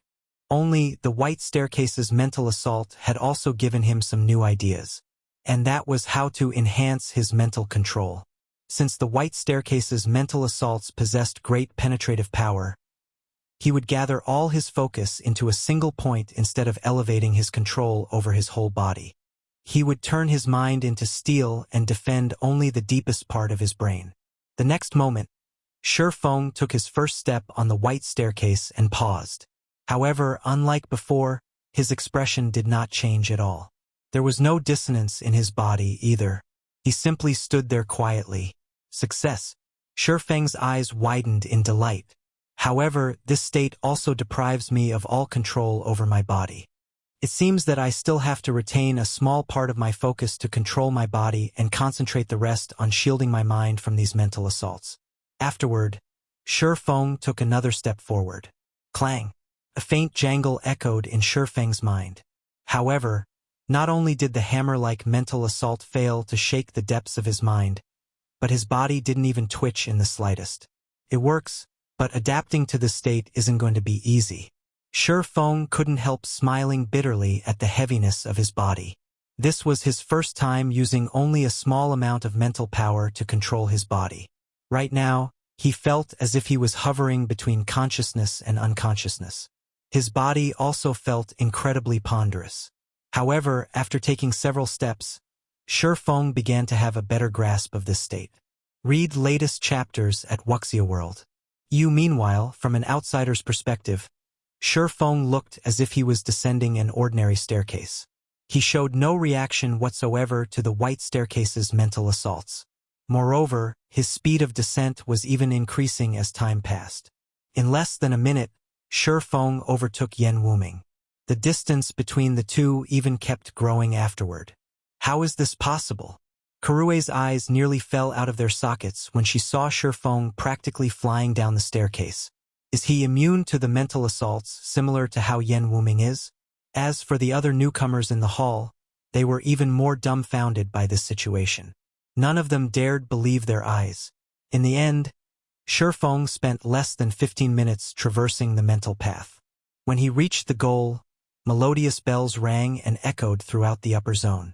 Chapter 2742, Grade 1 Authority Upper Zone. Outside the mental path. Upon hearing the peal of melodious bells, both Luo Hanbing and Mushin revealed surprised looks on their faces. It's been less than 20 minutes since they went inside. Yet someone's already passed the assessment? Mushin's surprise at the sound of the bell was inevitable. The mental path was an incredibly important aspect of the upper zone. Whenever someone successfully passed the activated mental path, bells would be rung to notify everyone in the upper zone of the achievement. The mental path spell's peel proved that someone had cleared it already. However, the speed at which they cleared it was simply unbelievable. Usually, it would take a person over 30 minutes to traverse the mental path. After all, the staircase's length wasn't exactly short. Even a person walking at a normal pace would take 30 minutes to descend it. Not to mention, every step a person took on the mental path would trigger an intense mental assault. Good. A clear time of less than 20 minutes. It seems the higher-ups were right about that kid. He really is a monster. Luo Hanbing grinned in satisfaction. The price I paid to become the guide for this assessment was truly worth it. As the invigilator for the assessment, the more excellent the newcomers that appeared under his watch, the higher his evaluation with the higher-ups. Moreover, as the guide for the assessment qualifiers, he would have a much easier time recruiting the qualified newcomers. If he could rope a peerless genius like Yan Wuming to his side, his status in Yuantian City's upper zone would also rise. Meanwhile, Muxin, who similarly realized this matter, revealed an ugly expression on her face. If Luo Hanbing enlisted a mental monster like Yan Wuming to his side, his status in the upper zone would most likely surpass Hong Xinyuan's. After a few more minutes went by, the mental path's bells rang once more. Another person passed. Muxin was stunned when she heard the bells. Simultaneously, her complexion darkened even further. The bells of Yuantian City's upper zone rang only a handful of times each year. Yet, the bells had rung twice today. This was a situation that didn't occur even once in a decade. Yet, Luo Hanbing had actually chanced upon this day. Ha ha ha! Amazing! The newcomers this time are truly amazing. Luo Hanbing burst into laughter. He then glanced at Muxin and said, Muxin, you're one of the famous geniuses in Yuantian City's upper zone. You won't have a future if you keep following old Hong. How about you join me? You might even raise your mental strength by a rank in the next 1 or 2 years if you join me. At that time, your authority in the upper zone will also be elevated to grade 1.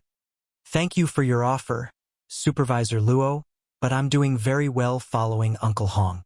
I believe it won't be long before I raise my authority to grade 1. Muxin rejected Luo Hanbing's offer without hesitation. Luo Hanbing was not at all surprised by Muxin's refusal. He said nonchalantly, once behind, always behind. I hope you don't regret your decision today. What the upper zone prioritized the most was a person's mental strength. In fact, mental strength determined a person's status in the upper zone. The stronger one's mental strength, the greater the authority one would enjoy in the upper zone. Hence, the more the resources one could obtain. However, developing one's mental state was incredibly difficult. Moreover, the older one became, the slower one's growth would be. Take Muxin, for example. She had cleared the mental path at the age of 15. Back then, she was judged to possess advanced mental strength. However, as she wasn't an internal member of the Green God Company, she was only granted grade 2 authority, which was 1 level lower than that of internal members with the same mental strength standard. Back then, the other individuals unaffiliated with the Green God Company who had passed the mental path had been granted only grade 3 authority. Unfortunately, even after so many years, Muxin's mental strength had not improved by much. As a result, she remained at grade 2 authority even today. However, if Muxin could improve herself and reach grade 1 authority, her status in the upper zone would undergo a qualitative transformation. Fewer than 200 people held grade 1 authority in Yuantian City's upper zone. Even Luo Hanbing, a supervisor in the upper zone, only held advanced rank authority, 1 rank higher than grade 1 authority. After that exchange, Luo Hanbing stopped speaking to Muxin. In Luo Hanbing's opinion, Muxin was basically deadwood. With Hong Xinyuan's meager resources, let alone raising Muxin's mental strength standard, even helping Kurue, Muxin's little sister, to the grade 2 standard would be challenging. Following which, time passed quickly. Why haven't they returned yet? Did something happen to Kurue? Muxin looked at the time nervously. While Kurue wasn't immune to the mental path's effects, with her past experiences, she shouldn't have any problem dealing with the mental assaults anymore. The pain inflicted by the mental assaults should be well within her range of tolerance. It's been almost an hour now, yet they still haven't come out. They must have met with an accident, Luo Hanbing said as he glanced at his watch. Sneering, he continued, I warned him that he'd get hospitalized if he wasn't careful. Youngsters nowadays really don't know how to listen to advice. It's a pity, but they'll have to stay in there for a few hours. Did something really happen? Mushin's complexion turned pallid. The mental path's activation and deactivation processes were very tedious. Even someone with special privileges would need 2 or 3 hours to power it down. If Shi Feng and Kurue collapsed and remained in the mental path for such a long period, they would be fortunate to get away with just 1 month of hospitalization. If their condition was serious, they might end up with their future progress cut short. Just when a wave of panic overwhelmed Mushin, the quantum watch on her wrist suddenly rang, notifying her of a call. Meanwhile, the caller was none other than Kurue. Kurue, what's the situation on your side?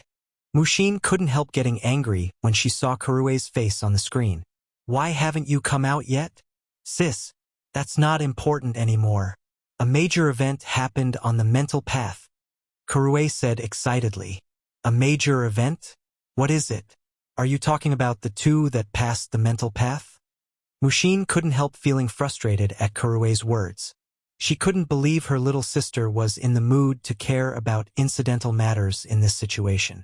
Yes, Shi Feng actually passed the mental path, Kurue said, her eyes filled with excitement. Everyone in the hall got a shock. Afterward, I had to hurry through to get to the communication area. I'm dead tired after that trip. Shi Feng passed the mental path? Mushin suddenly felt that her brain was somewhat lacking in processing power. Shi Feng was undoubtedly over 20. Meanwhile, in the history of Yuantian City's upper zone, no one past the age of 20 and under the age of 25 had ever managed to conquer the mental path. I knew you wouldn't believe me. Here, take a look for yourself. He's here with me? Kurue said as she adjusted the camera angle to capture Shi Feng, as well as Yan Wuming, who was glaring at Shi Feng with eyes brimming with fighting spirit. Bye-bye. We're going to enter the upper zone now. After Kurue finished speaking, she promptly disconnected the call, leaving her elder sister in a daze. Impossible. Luo Hanbing was dumbfounded when he overheard Mushin and Kurue's conversation. That kid is already over 20. How can he possibly get through the mental path? No sooner had Luo Hanbing thought this than a notice popped up on his quantum watch. The next moment, his quantum watch projected a holographic table containing the data of the mental path's qualifiers this time. First, Shi Feng clear time, 13 minutes 41 seconds age. Under 25 years old affiliation. Non-member mental strength appraisal. Special grade upper zone authority. Grade 1 second, Yan Wuming clear time, 18 minutes 33 seconds age. Under 20 years old affiliation. Internal member mental strength appraisal. Advanced grade upper zone authority. Grade 1 special grade. Mushin was dumbfounded when she saw the tabulated data. Although Shi Feng's performance in God's domain was indeed astonishing, she never imagined his mental strength would be equally astonishing special grade. This was a mental strength she was striving to attain. However, no matter how much effort she put in, she remained far from reaching this standard. At some point, she had even begun losing hope of further progress. Damn it! How could this be? Luo Hanbing's face turned ashen when he saw the results. He had inadvertently offended a monster. Moreover, Shi Feng evidently had deep ties with Hong Xinyuan. Meanwhile, inside the mental path's innermost section, Shi Feng and the others were riding a platform descending deep into the ground. The gravity here is getting stronger?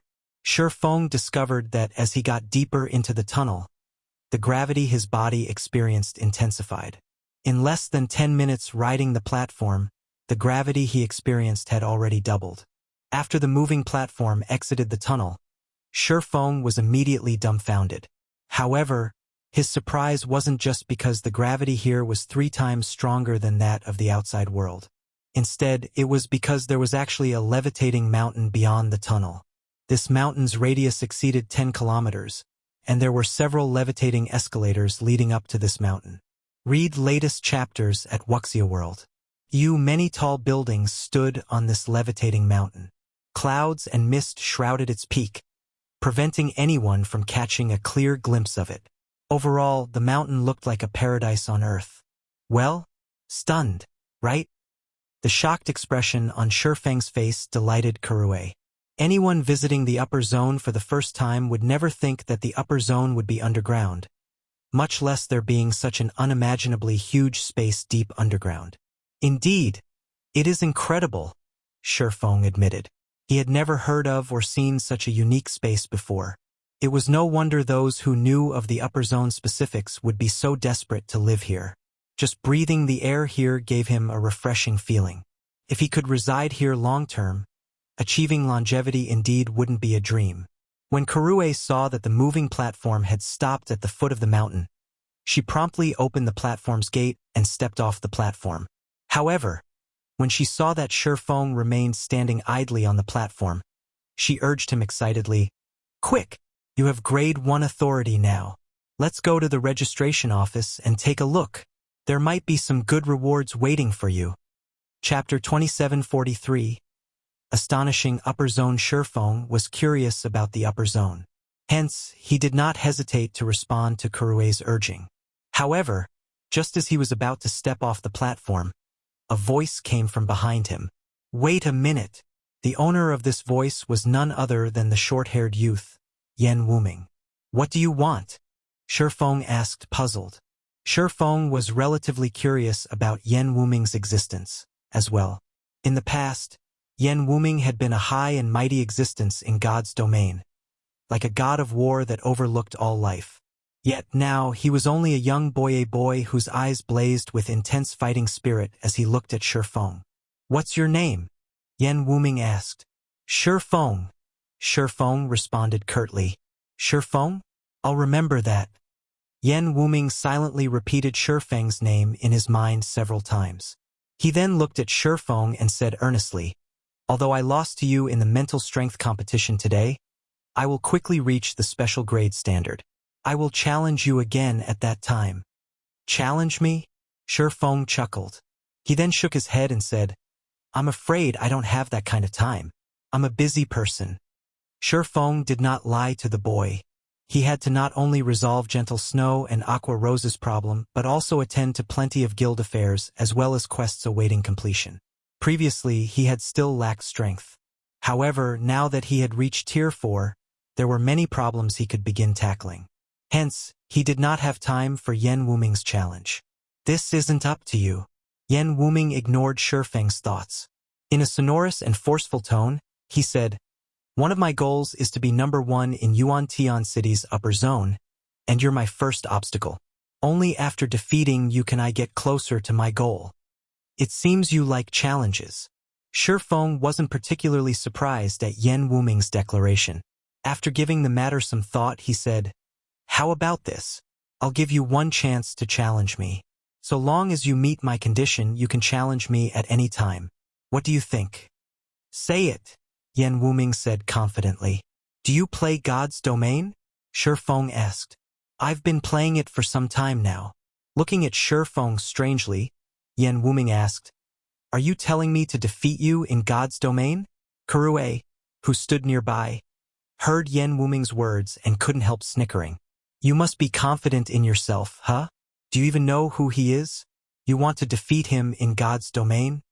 Kurue scoffed at Yan Wuming. No matter who he is, I will win. Yan Wuming did not waver in the slightest. Although he started having some doubts about Shi Feng's identity, these were all trivial matters.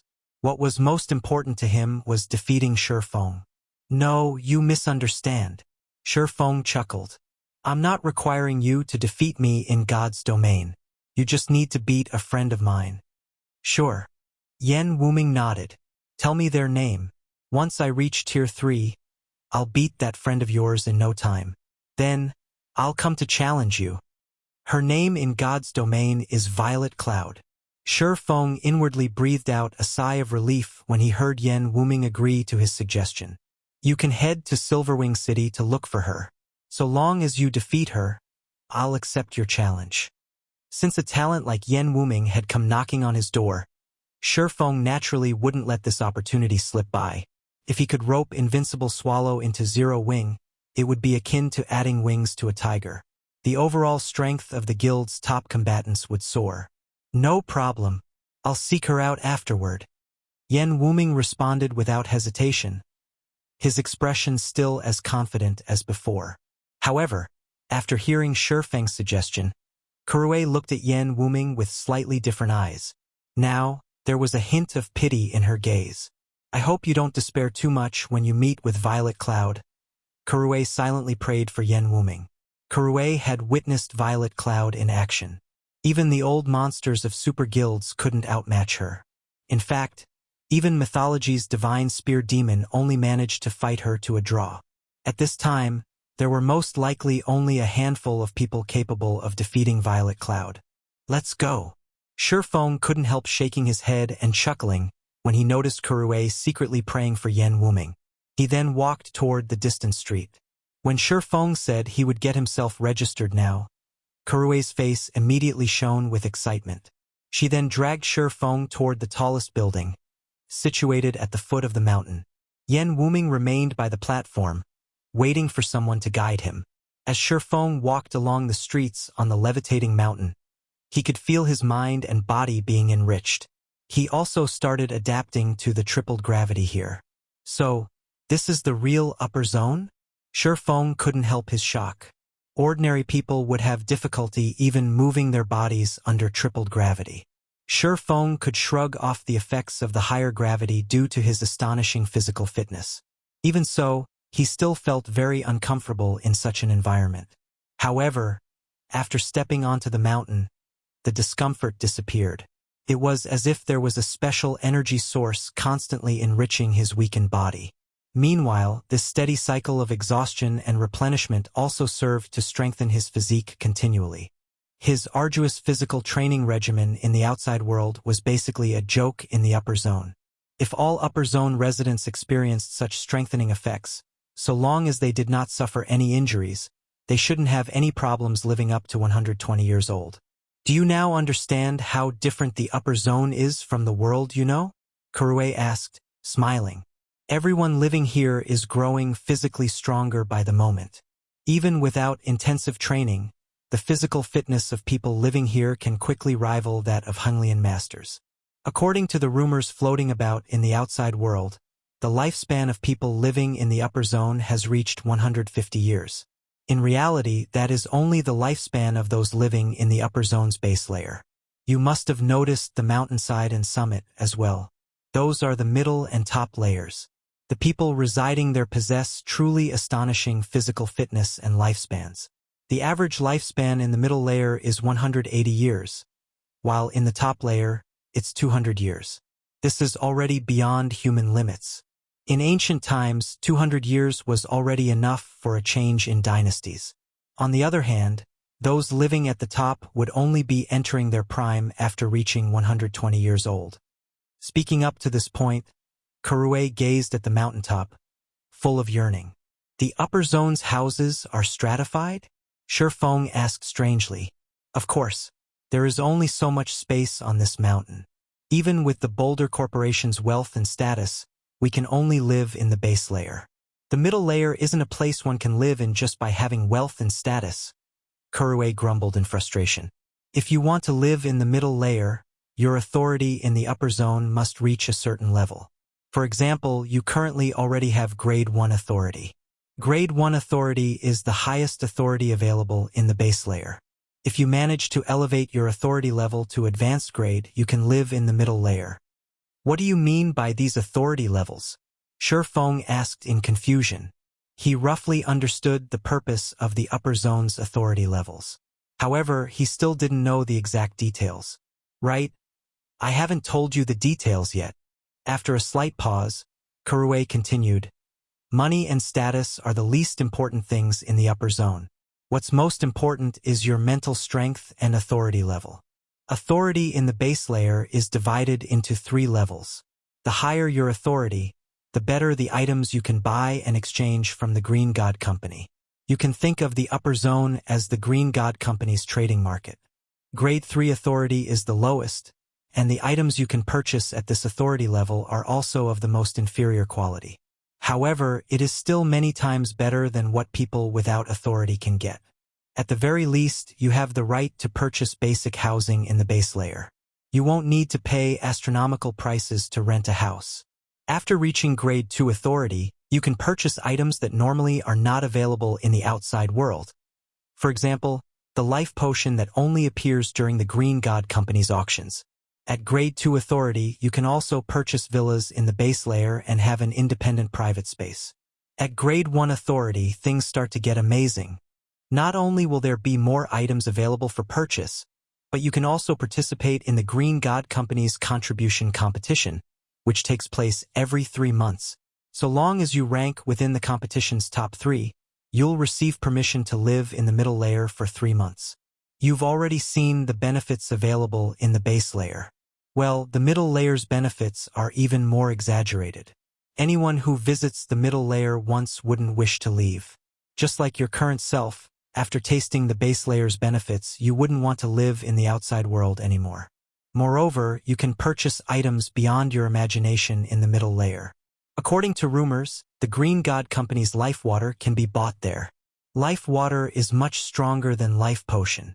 Supposedly, it can perfectly repair any damage to the body and even increase a person's lifespan. At this point, Kurue shook her head and sighed helplessly. For people living in the upper zone's base layer, their yearning for the middle layer was akin to the yearning outsiders had for the upper zone. However, let alone ascending to the middle layer, just gaining Grade 1 authority was already a challenge for most people. Life water? Shi Feng couldn't help being shocked. He never thought that there would be something even more potent than life potion. Moreover, it was something that could perfectly heal all injuries. If that's true, healing Gentle Snow's and Aqua Rose's mental injuries shouldn't be a problem.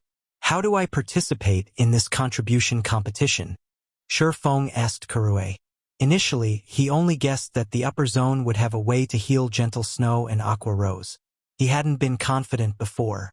Now that he knew there was a way to do so, what he needed to do next was simple.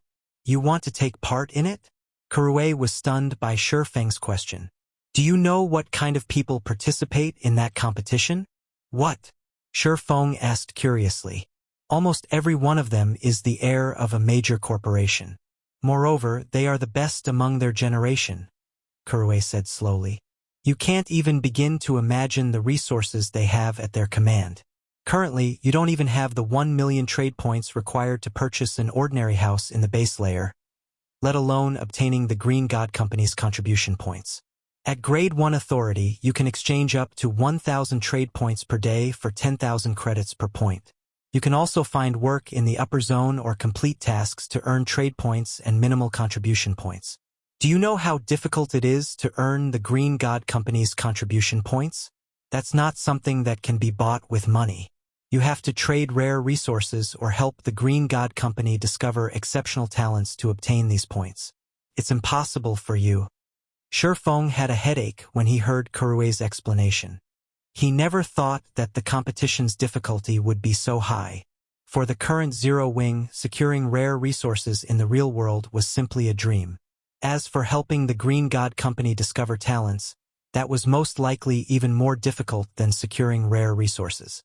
Wait, no. It's not absolutely impossible, Kurue said after something occurred to her. Recently, the Green God Company suddenly began purchasing God's Domain's 7 Luminaries crystals in bulk.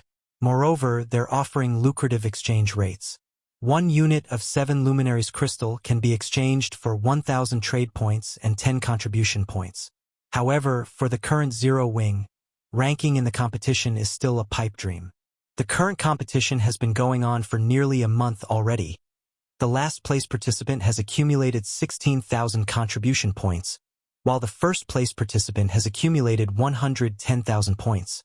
Even if you sold Zero Wing now, you still wouldn't have enough 7 Luminaries crystals to rank within the top 3. No wonder so many corporations suddenly decided to enter God's domain. So, they did it for the 7 Luminaries crystals? Shi Feng suddenly had an epiphany and inwardly celebrated this discovery. For the various major corporations, money wasn't a problem.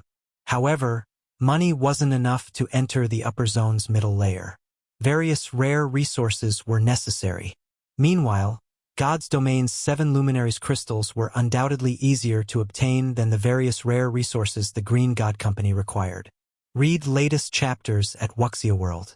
Upon seeing that Shi Feng still hadn't given up, Kurue shook her head and pointed at the 100-story building nearby, then said, "If you are intent on participating, you can register there. The staff at the registration area will tell you how exactly you can acquire contribution points." Shi Feng nodded in response, a plan having formed in his mind already. If it were any other item, he would indeed have difficulty fulfilling the Green God Company's requirement.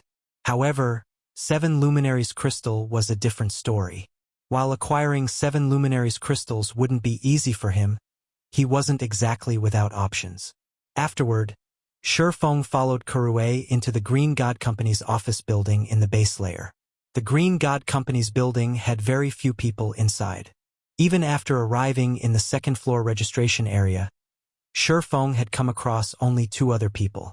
One of them was a 26-year-old beauty, while the other was Hong Xinyuan.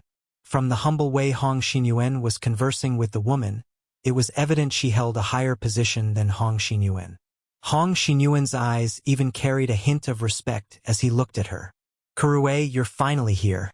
Hong Xinyuan breathed out a sigh of relief when he saw Kurue and Shi Feng enter the registration area. He then asked strangely, "Where's Mushin? Didn't she come with you?" Chapter 2744. Half-Step Master, my sister. Kurue smiled at Hong Xinyuan's question, then answered joyfully, "I'm afraid she won't be able to enter today. She'll have to wait until tomorrow to do so." "She can't enter?" Hong Xinyuan grew even more confused at Kurue's words. "Why can't she enter? She has grade 2 authority. Who dares stop her?" Normally, anyone with formal identification in the upper zone could enter and leave the upper zone freely. Although some circumstances could result in residents being prohibited from entering or outright banned from the upper zone, once someone reached grade 2 authority, even the base layer's supervisors wouldn't have the courage to stop them from entering the upper zone. No, nobody stopped her. Kurue shook her head, then giggled and said, "It's just that the mental path is activated today." The mental path? Realization dawned upon Hong Xinyuan. However, he quickly noticed a problem. He then turned to Shi Feng and asked, "How did you come in then?" "He must have cleared the mental path, right?" The woman seated beside Hong Xinyuan said leisurely as she glanced at Shi Feng. "He cleared the mental path? How is this possible?" Hong Xinyuan stared at Shi Feng in disbelief. No matter how Hong Xinyuan looked at it, Shi Feng was definitely past the age of 20. If Shi Feng wanted to conquer the mental path, the young man's mental strength needed to be of a similar grade to his own, which was the special grade. However, in the Yuantian City Upper Zone's history, never had a youngster with such monstrous mental strength appeared before. That's right. Uncle Hong, Shi Feng indeed cleared the mental path. You should have seen it for yourself. Everyone in the entrance hall was dumbfounded, Kurue said, nodding, with an excited expression on her face. When Kurue finished speaking, the seated woman stood up and approached Shi Feng. "Hello, I am Xia Qingying, the general manager of the base layer." The woman introduced herself to Shi Feng. "I didn't expect that the person old Hong mentioned would actually possess special grade mental strength." Xia Qingying's sudden actions gave Hong Xinyuan a fright. Despite being only 26 years old, Xia Qingying was the general manager of this upper zone's base layer. Her authority was among the top 3 in the base layer. Her identity and status were astonishing. Xia Qingying's taking the initiative to introduce herself to Shi Feng was 10 times more shocking than Shi Feng's achievement of having cleared the mental path. After a moment of surprise, Hong Xinyuan hurriedly stepped forward. "Shi Feng, General Manager Xia is a busy person. Normally, even the base layer supervisors have a difficult time meeting her. She deliberately made time today to personally help with registering your identity and authority," Hong Xinyuan explained. Xia Qingying wasn't an individual just anyone could meet. Now that Xia Qingying was taking the initiative to befriend Shi Feng, Hong Xinyuan naturally had to get him to seize this opportunity. This way, the young man would face fewer troubles when residing in the upper zone. "Hello, General Manager Xia," Shi Feng said, nodding. I will have to trouble you today. Shi Feng naturally understood what Hong Xinyuan meant in his explanation. At the same time, he felt grateful to Hong Xinyuan. It's no trouble. Such matters originally fall within my purview as a general manager. Only I am usually busy, and there are very few people who come to register. Therefore, I typically have several months' worth of applicants gather on a specific date to conduct an official registration, Xia Qingying said, chuckling as she carefully inspected Shi Feng. Your appearance, on the other hand, is truly astonishing. Not only did you clear the mental path under the age of 25, but you also spent only 13 minutes to do so. This is the first time I have seen a talent of your caliber in this upper zone. What? 13 minutes? Hong Xinyuan was shocked once more. Previously, Hong Xinyuan thought that Shi Feng's achievement was only getting through the mental path. It didn't occur to him that Shi Feng had spent such a short time clearing it. When other individuals with special grade mental strength traversed the mental path, their average time was around 40 minutes, about 10 minutes longer than the average clear time for individuals under 20 years old. Yet, Shi Feng had spent only 13 minutes on the mental path. For a moment, Hong Xinyuan couldn't help wondering whether Xia Qingying was playing a joke on him. That's right.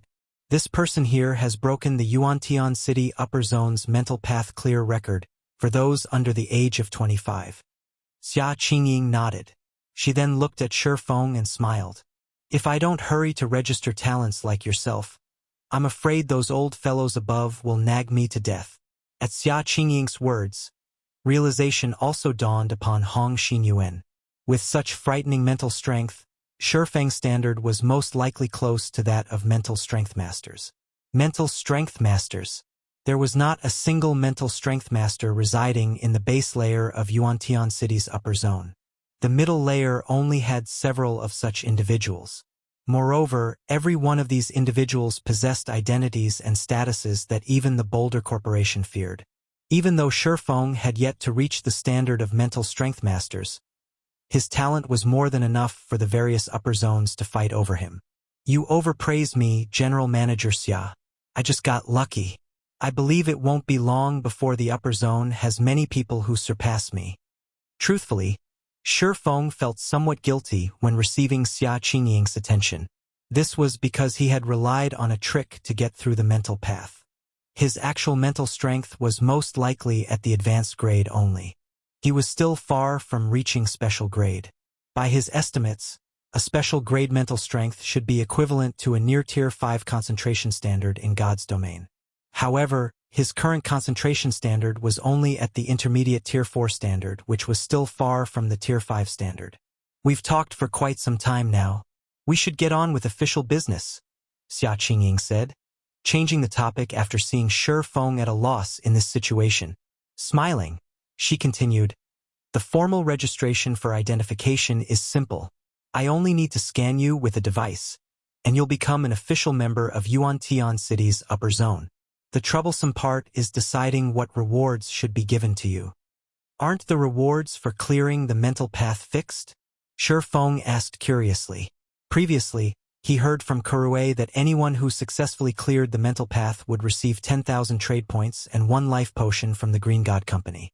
The life potion aside, just the trade points awarded were already significant. In the upper zone, trade points were as important as credits in the outside world because all transactions within the upper zone were conducted using the Green God Company's trade points. Moreover, depending on one's authority level, the number of trade points one could exchange for would differ. People without authority could exchange for only 100 trade points per day, while Grade 3 authority could exchange for 200 points, Grade 2 for 500 points, and Grade 1 for 1,000 points. Hence, while 1 trade point was equivalent to 10,000 credits in the upper zone, 10,000 credits were not necessarily equivalent to 1 trade point. There were some people who could make a fortune just by reselling their trade points. However, those who would actually do this were generally crazy, and the various corporations operating in the upper zone were more than happy to see such fools. After all, a standard meal prepared by the Green God Company already cost 30 trade points. People without authority could have only 3 standard meals per day. That was equivalent to 300,000 credits per meal. Just hearing about this made Shi Feng think that the upper zone was really a different world from the world he lived in. Although his physique had improved significantly and he now required higher quality food to support his body, 300,000 credits could still buy him several months' worth of food. However, in the upper zone he could only get one meal for such a sum. Meanwhile, this was only board. There were also many training facilities in the base layer for rapidly improving physical fitness and even facilities that helped improve mental strength. All these facilities cost trade points to use. Basic training facilities cost 20 points per hour, while advanced training facilities cost 50 points per hour. It was no exaggeration to say that only people with Grade 2 authority or higher could satisfy their daily needs in the upper zone. Of course, so long as one had sufficient authority, one could also accept work from the Green God Company to earn some points and maintain their daily lifestyle in the upper zone. Take Shi Feng, for example. With 0 wings fortune, he was basically a pauper who couldn't afford even ordinary housing. Hence, 10,000 trade points was a huge fortune to him.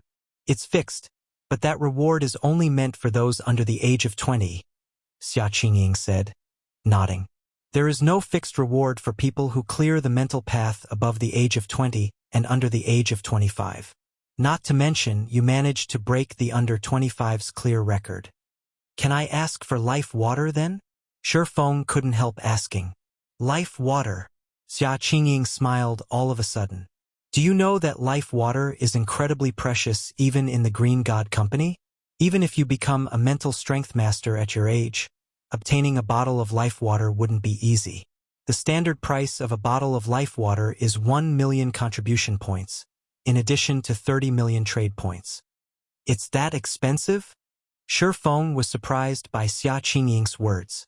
Expensive? Shaking her head, Xia Qingying said with a smile, Life water is one of the Green God Company's greatest masterpieces. Although it can't bring the dead back to life, so long as a person still has a breath in them, they can recover from all injuries completely over time. Life water can even extend a person's lifespan and allow them to maintain youthful vitality for another 60 years. 60 years is already close to a lifetime for ordinary people. Meanwhile, not only does life water allow you to live for an additional lifetime, but you will also retain your youthful vitality throughout this period. Do you still think it is expensive? Shi Feng couldn't refute Xia Qingying's words. In fact, he even strongly agreed with her. For the leaders of the various international corporations, money was inconsequential. They could quickly earn it back even if they lost it.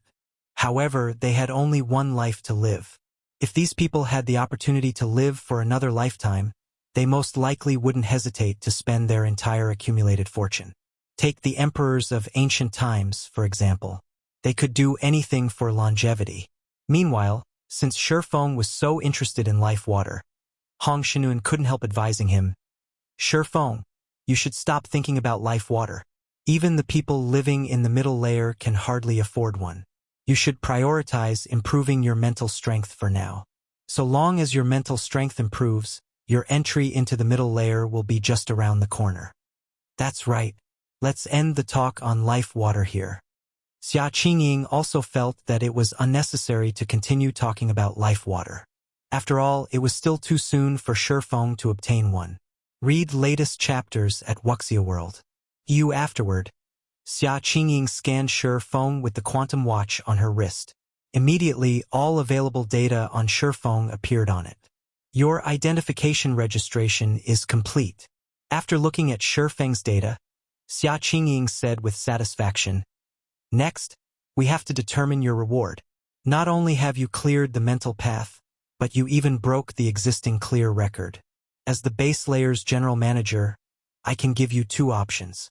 The first option is to reward you with 500,000 trade points and 50 life potions or medicines of equivalent value.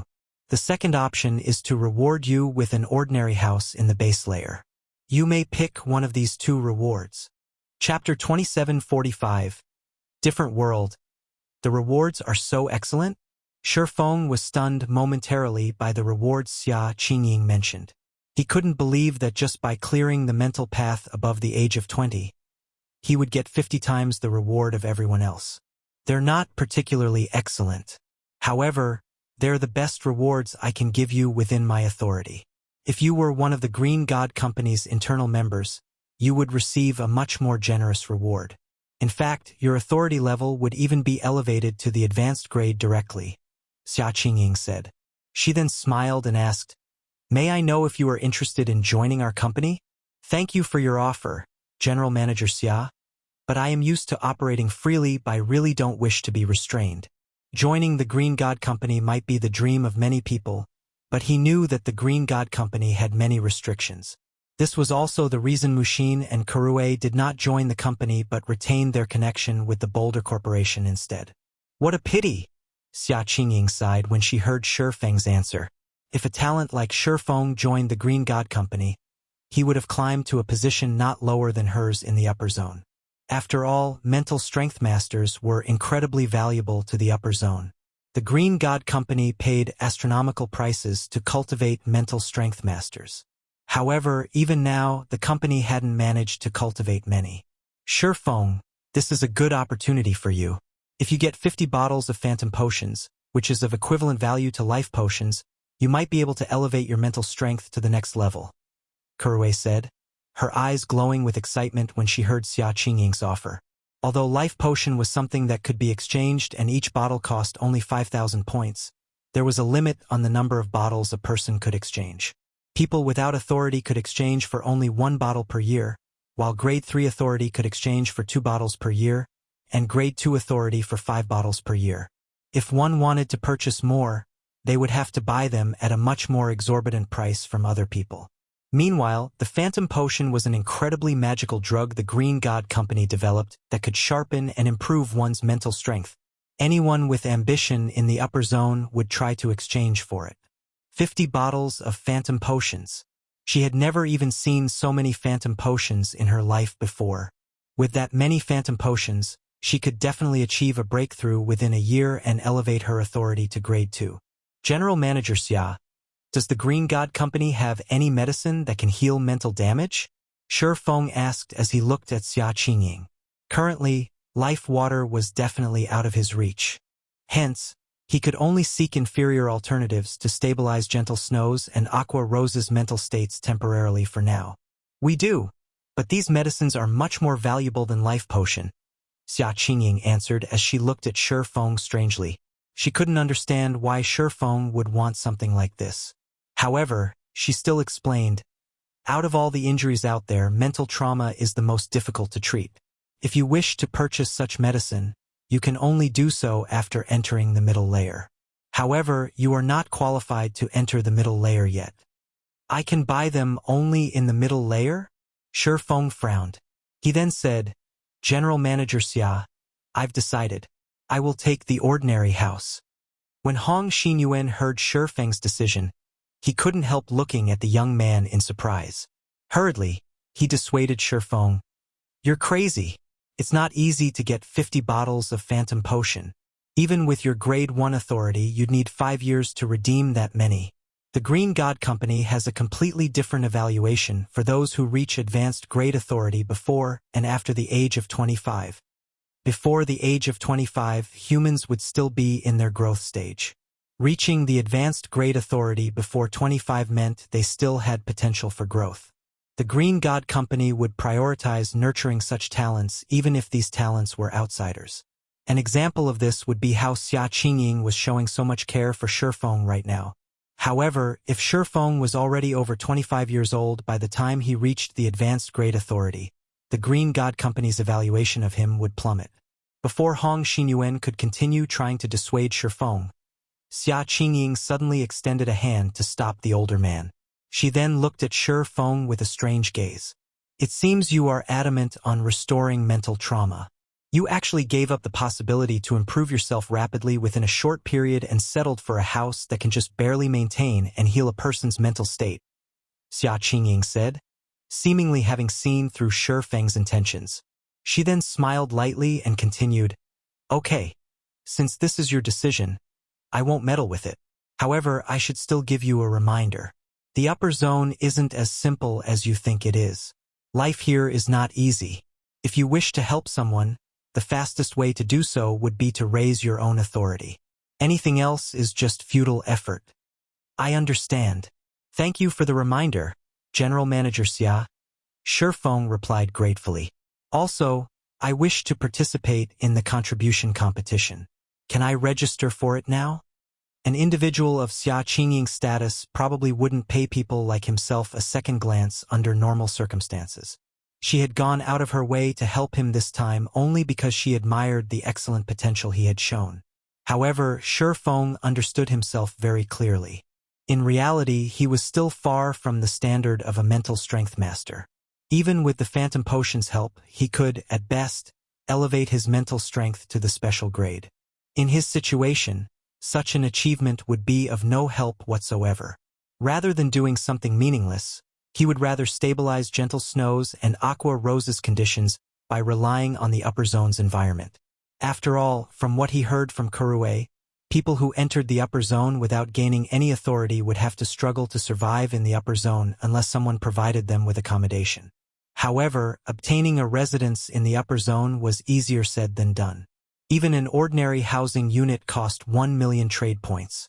1 million trade points. That was equivalent to 10 billion credits in the outside world. Moreover, even if he had that kind of money, it would still take him a very long time to exchange for 1 million trade points. Most importantly, every housing unit had a limited occupancy. An ordinary housing unit could accommodate 5 people at most, whereas the independent villas could have up to 20. For the various major corporations, let alone 20 slots, even 100 slots wouldn't be enough. After all, who didn't have close friends? Who didn't have sons and daughters? Who wouldn't wish to live in the upper zone forever? Hence, he would be dreaming if he thought he could borrow other people's houses. It might be fine if he were alone, but if he wanted to help other people, he would need an ordinary housing unit of his own. The contribution competition? It seems you're more extraordinary than I thought. In that case, I have nothing more to say, Xia Qingying said, nodding. She then transferred a message from her quantum watch to Shi Feng's and said, "This housing unit in the 6th Southern District will be yours from now on." Shi Feng was overjoyed when he saw the information displayed on his quantum watch. Although it was called an ordinary house, its floor area was still more than 200 square meters, definitely enough for 5 people to live comfortably. I have registered you for the contribution competition. However, I'm afraid the likelihood of you catching up with the other participants is low, especially if you are aiming for the top 3.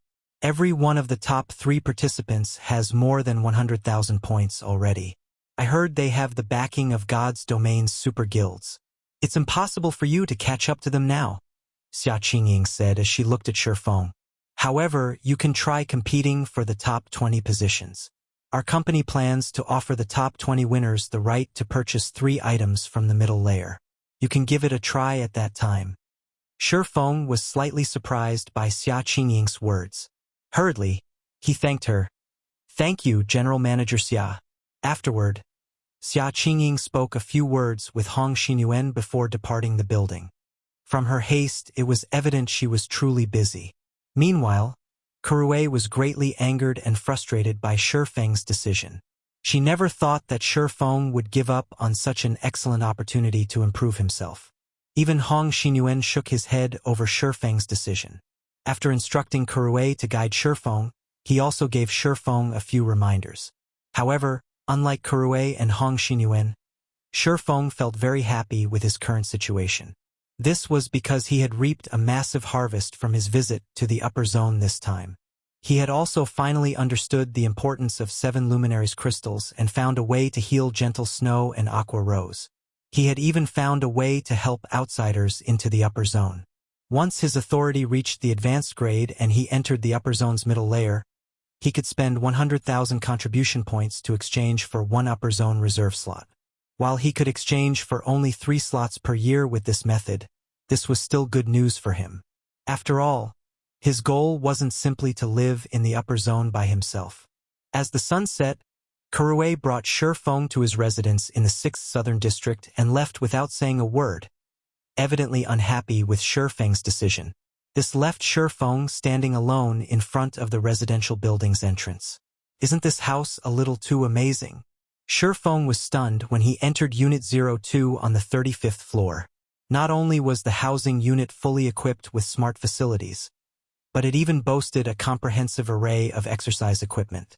After entering the house, Shi Feng also felt much more comfortable than before, as if his whole body was soaked in a nutrient solution, and he could continuously improve his physical fitness even without doing any training. His brain also felt clearer than ever, like when he was in a mana-rich environment in God's domain. Moreover, every bedroom in the house was equipped with a state-of-the-art fearless virtual gaming cabin, something even more amazing than the virtual gaming cabin Silverwing had purchased. According to Shi Feng's memories, the fearless virtual gaming cabin was a model that would appear in the outside world only 3 years later. The fearless cabin did not just allow players to fully immerse themselves in God's domain. It also improved the player's sensitivity. In particular, the cabin improved mana sensitivity by at least 20% and allowed players to exhibit 100% of their mental strength in God's domain. Back when the fearless cabins were first released to the public, the various corporations had fought over them frantically. Each unit had sold for at least 100 million credits. Moreover, the fearless cabins were always in short supply. Even 10 years after God's domain's launch, first-rate guilds could only afford to supply their executives with fearless cabins. The situation of second-rate guilds had been even worse. Even a guild leader like Shi Feng did not get to use a fearless cabin. I never dreamed I would have the opportunity to experience the fearless cabin in this life. Shi Feng was deeply moved by this situation. At this moment, he finally understood why people who entered the upper zone would be unwilling to leave it. The various environmental benefits aside, just the technology one could enjoy here was leaps and bounds ahead of the outside world's technology. Read latest chapters at Wuxia World. A 20% increase to mana sensitivity. Even ordinary Tier 3 experts would experience a huge boost in combat power if they received such an improvement. What more peak experts and apex experts? The increase in mana sensitivity would also help players tackle their future promotions. After all, mana was the foundation of everything in God's domain. The more one understood about the operation and control of mana, the stronger one would become. It seems I should have Gentle Snow and Aqua Rose come over as soon as possible. These fearless cabins alone could increase their chances of reaching Tier 4 by at least 10%. As Shi Feng looked at the pitch-black gaming cabin that was the size of a double bed, many thoughts and plans ran through his mind. After he gained a rough understanding of the house's functionality, he hopped into his fearless cabin without hesitation, intending to experience the effects of this legendary gaming cabin properly. Not to mention, it wouldn't be easy for him to return to Silverwing's headquarters at this time. Once the cabin linked with God's domain's main god system, Shi Feng muttered in his heart, "Log in." Chapter 2746, Fearless Cabins Affects Twin Towers Kingdom, Fiery Ridge. As a level 90 map in the Twin Towers Kingdom, the Fiery Ridge was popular with level 90+ players, who would come here to grind for levels. However, these players didn't do so just because it was suitable for players of their level. Instead, it was also because the Earthfire Pterodactyl, a level 96 world boss, would appear in the Fiery Ridge from time to time. Compared to other world bosses, the Earthfire Pterodactyl was much easier to raid. So long as players met the high requirement for fire resistance, even a 100-man team made up of Tier 3 players could take it down. Hence, while grinding for levels in the Fiery Ridge, the various large guilds' newcomers would also check whether the Earthfire Pterodactyl had respawned. If the world boss had respawned, they would notify their guilds immediately, and their respective guilds would send a team to raid it. Not only could the players contributing to the world boss's discovery earn a bunch of GCPs, but they might even get a piece of level 100 fine gold equipment if they were lucky. More and more NPCs have been competing with us for monsters recently. Fortunately, this place is quite far from NPC cities, and there aren't any villages or towns nearby. Otherwise, we would lose even this leveling spot, a level 97 Tier 2 shield warrior said. As he looked at the corpses of a dozen level 95 chieftains and one level 96 lord before him, he couldn't help sighing ruefully. Ever since the major system update, the good days of grinding as many monsters as they wished were no more. Now, NPCs were frequently seen hunting monsters in groups in almost all leveling maps. Moreover, these NPCs would generally be 10 levels higher than the map they were grinding in. They also boasted enviable weapons and equipment, with even the lowest quality piece being at the dark gold rank. Many of these NPCs even wielded epic weapons. As a result, almost no player would dare mess around with these NPCs. Indeed, we are lucky. According to some of the Tier 3 big shots in the guild, level 100 neutral maps are infested with level 130 plus Tier 3 NPCs. There are more NPCs than monsters in some places. This forced the others in the guild to travel to farther locations. Now, their travel time is twice as long as before, a level 91 Tier 2 Oracle commented. However, this is also our chance. Now that the leveling speed of players under level 100 is much faster than of players above level 100, if we catch up to the average level of the mainstream players and get promoted to Tier 3, we'll be set for life, a level 95 Tier 2 Ranger said excitedly. Although God's Domain had been popular since its early stages, it wasn't as popular as it was now. At present, almost nobody in the real world did not know of God's Domain's existence. Meanwhile, the competition in God's Domain was intensifying by the day.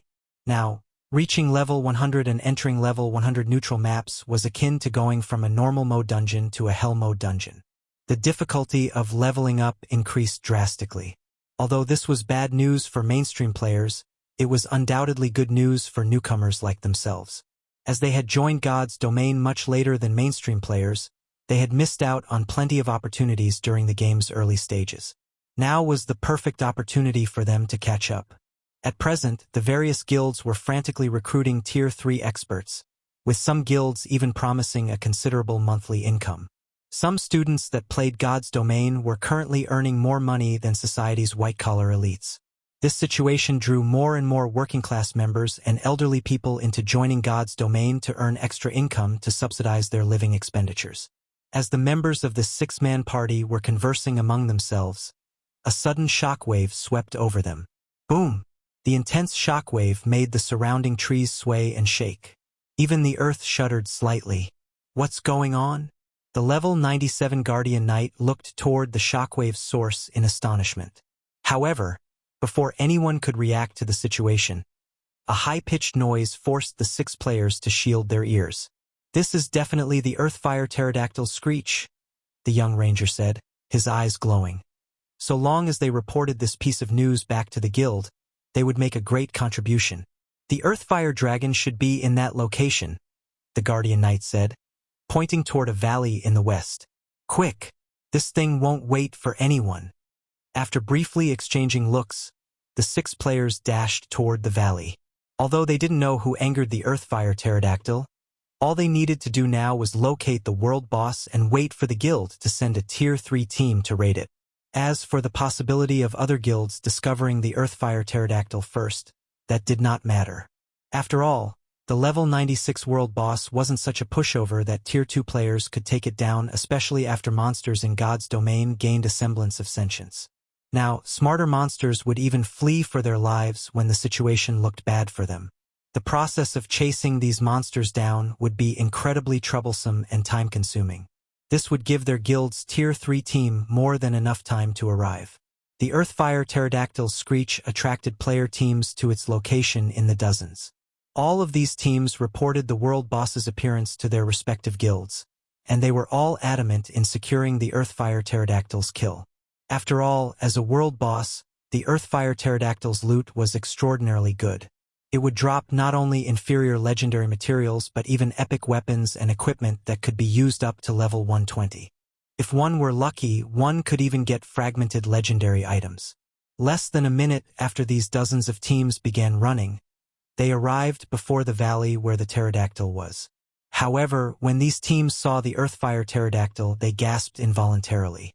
The world boss before them right now was completely different from the Earthfire Pterodactyls they had seen before. Why is this Earthfire Pterodactyl so big? Why does it have 9 HP bars? A 50-meter tall pterodactyl was hovering inside the valley. The pterodactyl's body burned with ethereal flames, and its flapping wings generated powerful gales that shredded the surrounding terrain. Just its roar was enough to send players stumbling backward. It had transformed the environment into a scorching field that could burn players with fire resistance below 400 points to a crisp instantly. Earthfire Pterodactyl, World Boss. Mythic, Realm Lord, level 99 HP 3,300,000,000, the players that arrived before the valley fell into fear and despair when they saw the Earthfire Pterodactyl's massive frame. After all, the world boss had flattened the terrain with just a flap of its wings. At this moment, they would most likely turn into ashes just by approaching the Earthfire Pterodactyl, let alone fighting it. In fact, they even doubted that the Tier 3 players of their respective guilds could go up against this behemoth before them. Wait! It's injured! A level 97, Tier 2 Ranger exclaimed after carefully inspecting the Earthfire Pterodactyl. At this Tier 2 Ranger's shout, everyone noticed the many bone-deep wounds on the world boss's body.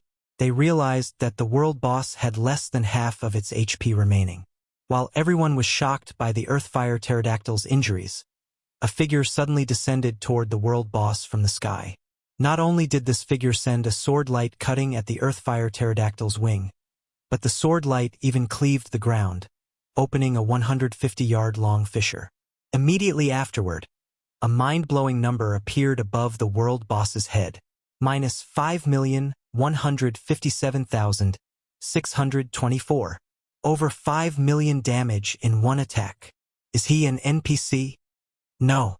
Although we can't see his information, that person has a player icon above his head. He should be a player. How is this possible? How can a player be so strong? Is he trying to solo the Earthfire Pterodactyl? The players present couldn't help gaping when they saw the results of the slash, their minds refusing to believe their eyes. However, before anyone present could snap out of their daze, the figure that attacked the Earthfire Pterodactyl executed another slash with his sword. Immediately, a phantom greatsword manifested in the air and sliced down on the world boss's wing. Slash!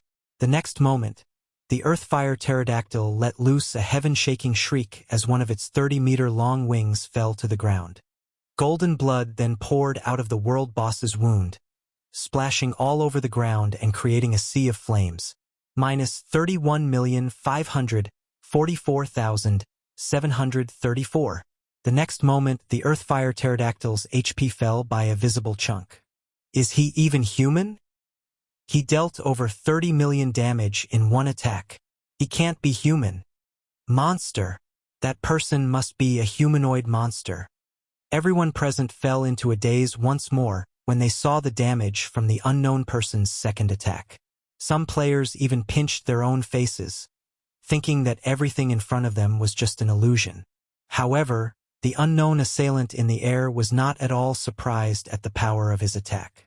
Sure enough, it's easier to manipulate mana. The burden of using light shadow is even much less. As expected of the fearless cabin. It's no wonder all those superpowers had so many more Tier 4 experts than first and second-rate guilds. Shi Feng sighed ruefully as he looked at the dense mana condensed around the abyssal blade. Although the fearless cabin did not improve his basic attributes, it still increased his overall combat power by at least 20%. The refinement in his control over combat techniques and mana techniques was especially notable. With his ability to use 100% of his mental strength, the power of these techniques had risen to a whole new level. More and more people are gathering. It's about time I finished it and left this place. After glancing at the Earthfire Pterodactyl, which could no longer fly, Shi Feng immediately flew toward the world boss. Upon seeing him, the Earthfire Pterodactyl let loose an angry roar and used its strongest move, the Tier 4 skill Earthfire Rupture. The next moment, flaming rocks up to 40 meters in diameter went smashing toward Shi Feng one after another. Even space itself shattered from the power within the flaming rocks. A meaningless resistance. Shi Feng pointed the abyssal blade at the oncoming flaming rocks. Tier 4 legacy skill, Blade Domain. Immediately, magic swords appeared around Shi Feng one after another. The swords then turned into streaks of light as they shot at the oncoming rocks. Boom! Boom! Boom! Read latest chapters at Wuxia World. A shattered space formed above the battlefield. Before the spectating players could return to their senses, the magic swords had already shattered all of the flaming rocks the Earthfire Pterodactyl summoned. Afterward, more magic swords formed around Shi Feng and subsequently shot at the world boss itself. -21,346,544. to 43,671,216. Damages exceeding 20 million appeared above the Earthfire Pterodactyl's head one after another. No matter how much the world boss struggled, even to the point of turning the surroundings into a sea of flames and void, its HP still decreased rapidly.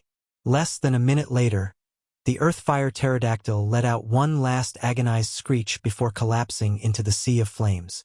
From start to end, the world boss had not inflicted a single point of damage on Shi Feng at all. Chapter 2747. Crazed Eastern Continent. The Earthfire Pterodactyl collapsed to the ground and shook the entire valley. However, despite witnessing the world boss's death, none of the spectating players charged forward to try to steal some of its loot. Silence enveloped the valley, a silence so overwhelming that it felt as if time had stopped inside the valley. When the various spectating players looked at the cloaked man wielding the runic black sword, fear and awe filled their eyes. It was as if they had just seen a god. Is he really a player? Such thoughts surfaced in the spectating players' minds as they looked at Shi Feng hovering in midair. Shi Feng had killed a level 99 mythic ranked world boss, just like that.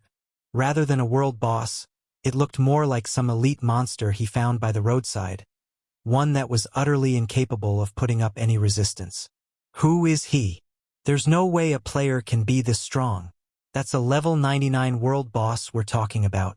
Even a 100-man, Tier 3 team wouldn't necessarily be able to take it down. He must be an NPC in disguise. When looking at Shi Feng's hovering figure, some players even hugged their heads and began laughing maniacally. They simply couldn't bring themselves to believe that such a massive gap between players could exist. However, Shi Feng paid the shocked players and the maddened players no heed whatsoever. Instead, he arrived beside the Earthfire Pterodactyl's corpse and began collecting its loot. God's domain was not reality. In the game world, just the gradual accumulation of basic attributes was sufficient to turn a player into a monster in the eyes of other players, what more the qualitative improvements brought about by tier upgrades. Moreover, there was a two-tier gap between Shi Feng and the spectating players. In the eyes of Tier 2 players, Tier 4 players would be no different from gods. In fact, a Tier 4 player could kill scads of Tier 2 players with just a flick of their hand. The world boss Shi Feng fought hadn't even reached level 100. In God's domain, monsters that hadn't reached level 100 couldn't be considered strong at all. Otherwise, the various major powers wouldn't be contesting so frantically for world bosses below level 100. It was precisely because these powers were incapable of defeating level 100+ world bosses that they had to settle for pre-level 100 world bosses. Oh, a good piece of epic equipment dropped. Shi Feng was slightly surprised as he looked at the sacred mage robe in his hands. Whistling light robe, cloth armor, epic rank, level 40's level 110 equipment requirement.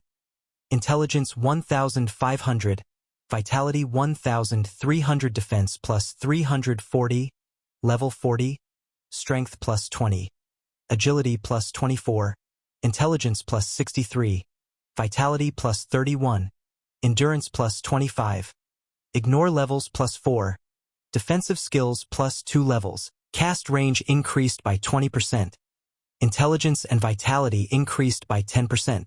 Additional passive skill 1, Spiritual Light. When the user's concentration falls below 50%, mana consumption is reduced by 30%, and casting speed increases by 30%. Additional passive skill 2, Mana Armor. Automatically absorbs mana in a 100-yard radius to protect the user. Improves mana perception by 20%, increases magic resistance by 20%, and improves spell effects by 20%. 2-piece set effect. The upper level limit of all whistling light set pieces is increased to level 150. 4-piece set effect. All attributes are increased by 20%, and the effect of all spells is increased by 20%. 6-piece set effect. Gain the protection of light, improving physique by 30% and mana affinity by 20%. Gain the Mana Heart skill. When activated, forcibly elevates the strength of the user's mana by 1 tier for 1 minute. The skill has a 1-hour cooldown.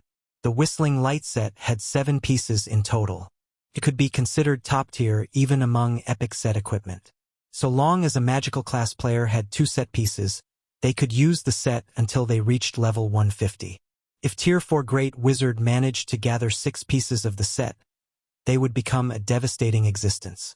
It wouldn't be an exaggeration to say that the Whistling Light set was one of the best set equipment for magical class players under Tier 5. However, only world bosses under level 150 dropped the Whistling Light set. The drop rate was also random. Hence, collecting a full set would be incredibly difficult.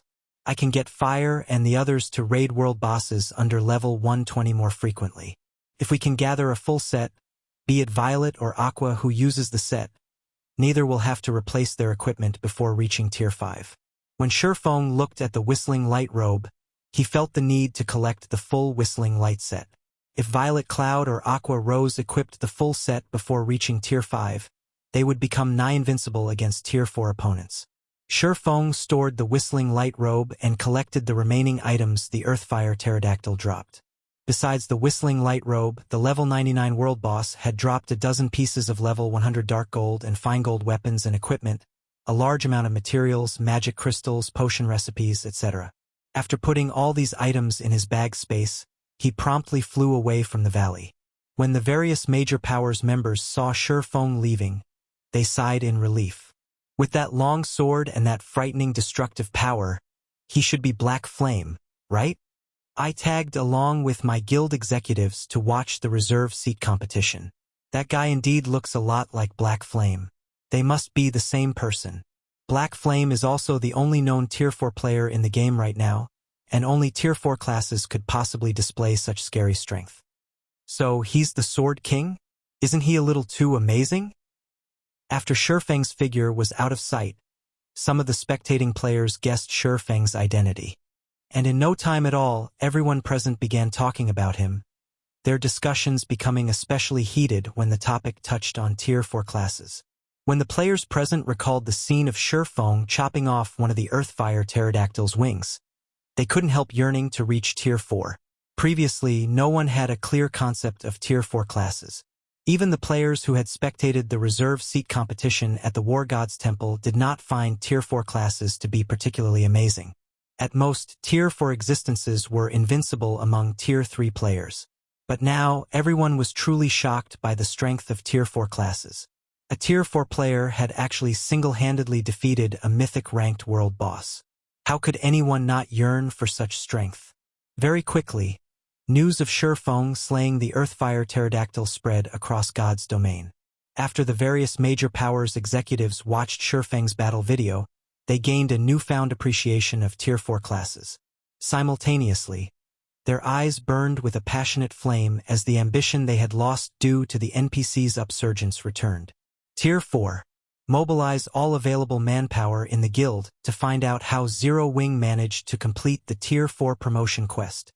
The era of Tier 3 classes is over. From now on, we have only one goal, and that is Tier 4. So long as we can secure ourselves a Tier 4 player, we'll be unstoppable. For a time, the various powers searched frantically for information relating to Tier 4 legacies, going as far as trying to plant spies in Zero Wing. Some superpowers even directly contacted Zero Wing's executives and offered to pay astronomical prices for all information regarding Tier 4 classes. Simultaneously, a wave of discussions spread through the various kingdoms and empires' forums. Just the video of Shi Feng's fight against the Earthfire Pterodactyl alone had garnered over 1 billion views already. Everyone on the forums discussed what exactly Tier 4 classes were, what the upper limit of these classes' combat power was, and whether a Tier 4 player could solo a mythic monster of the same level. The topic of Tier 4 swept across the entire eastern continent, setting off a craze. Meanwhile, after Shi Feng left the Fiery Ridge, message prompts and call requests immediately inundated his communication interface. At a glance, he noticed that the message prompts had already reached the upper limit of 9,999. He had also received several hundred call requests. Moreover, this was with his interface set to automatically reject communication from non-friends. Without this block in place, his communication interface would probably have blown up. Guild leader, you really caused a huge mess this time. When Yulan finally managed to get through to Shi Feng, she didn't know whether to laugh or cry. The entire world is now looking for Tier 4 legacy lands. Zero Wing has also become the target of all the powers. Everyone is trying to get information about Tier 4 legacy lands from us. Currently, all of Zero Wing's executives were being harassed by the various powers.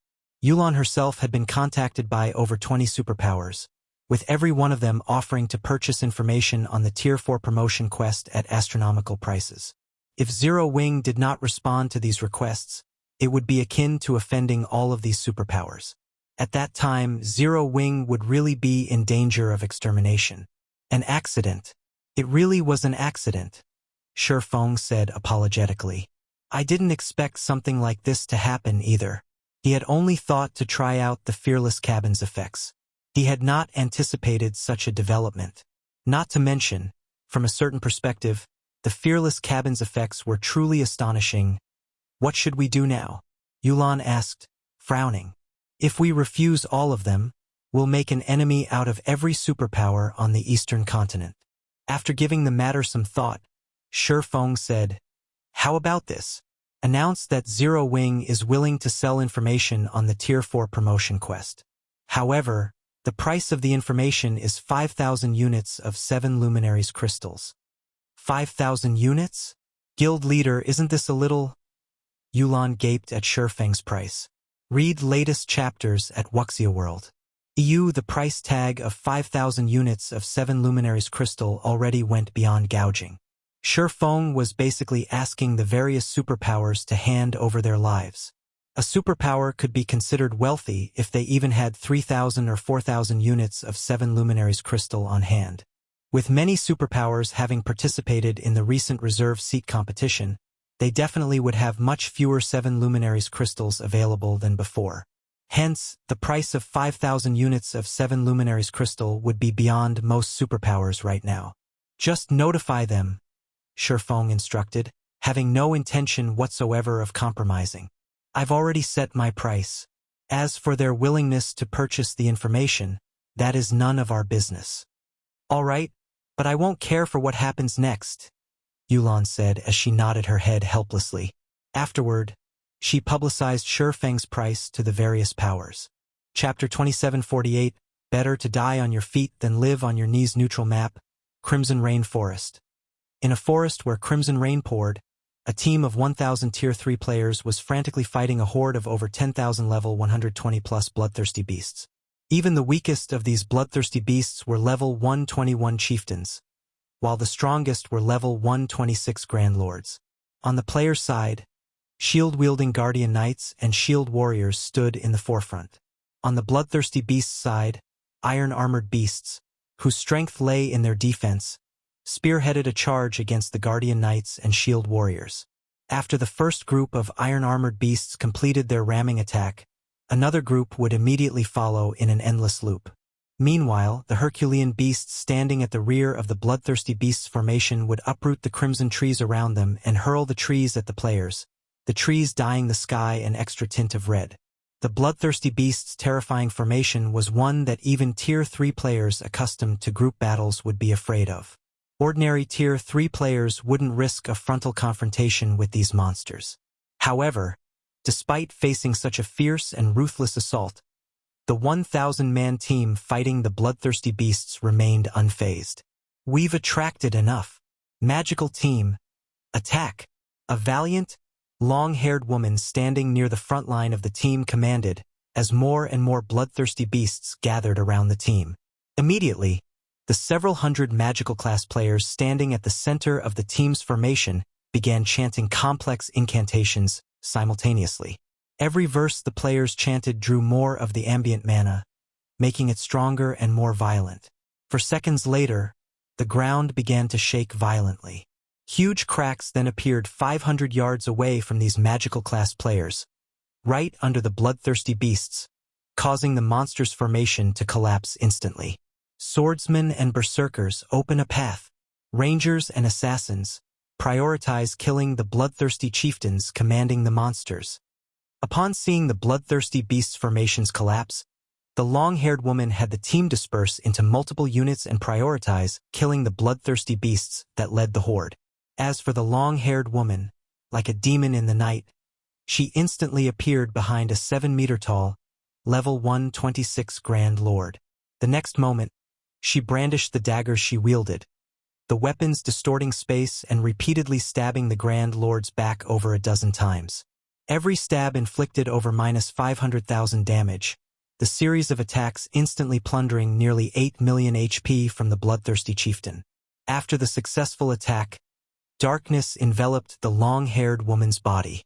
This cloak of darkness then expanded to envelop the Grand Lord entirely before rapidly recondensing in front of it.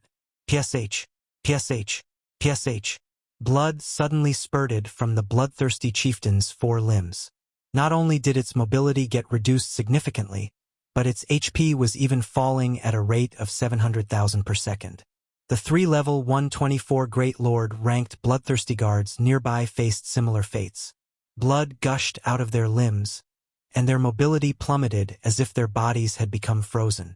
After around 15 more minutes of battle, this bloodthirsty chieftain and 3 bloodthirsty guards collapsed to the ground, the life in their eyes vanishing. Meanwhile, the other bloodthirsty beasts on the battlefield were also mostly dead. The items they dropped were strewn all over the place.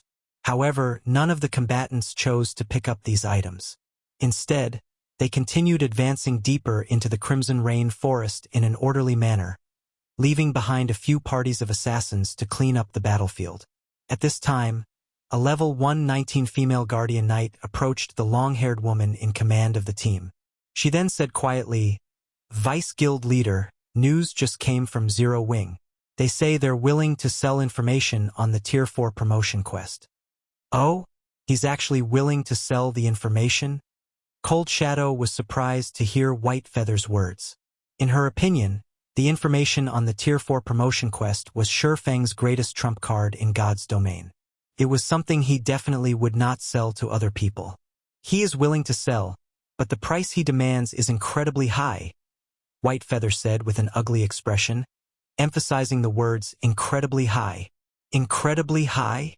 Chuckling, Cold Shadow asked, "How much does he want?"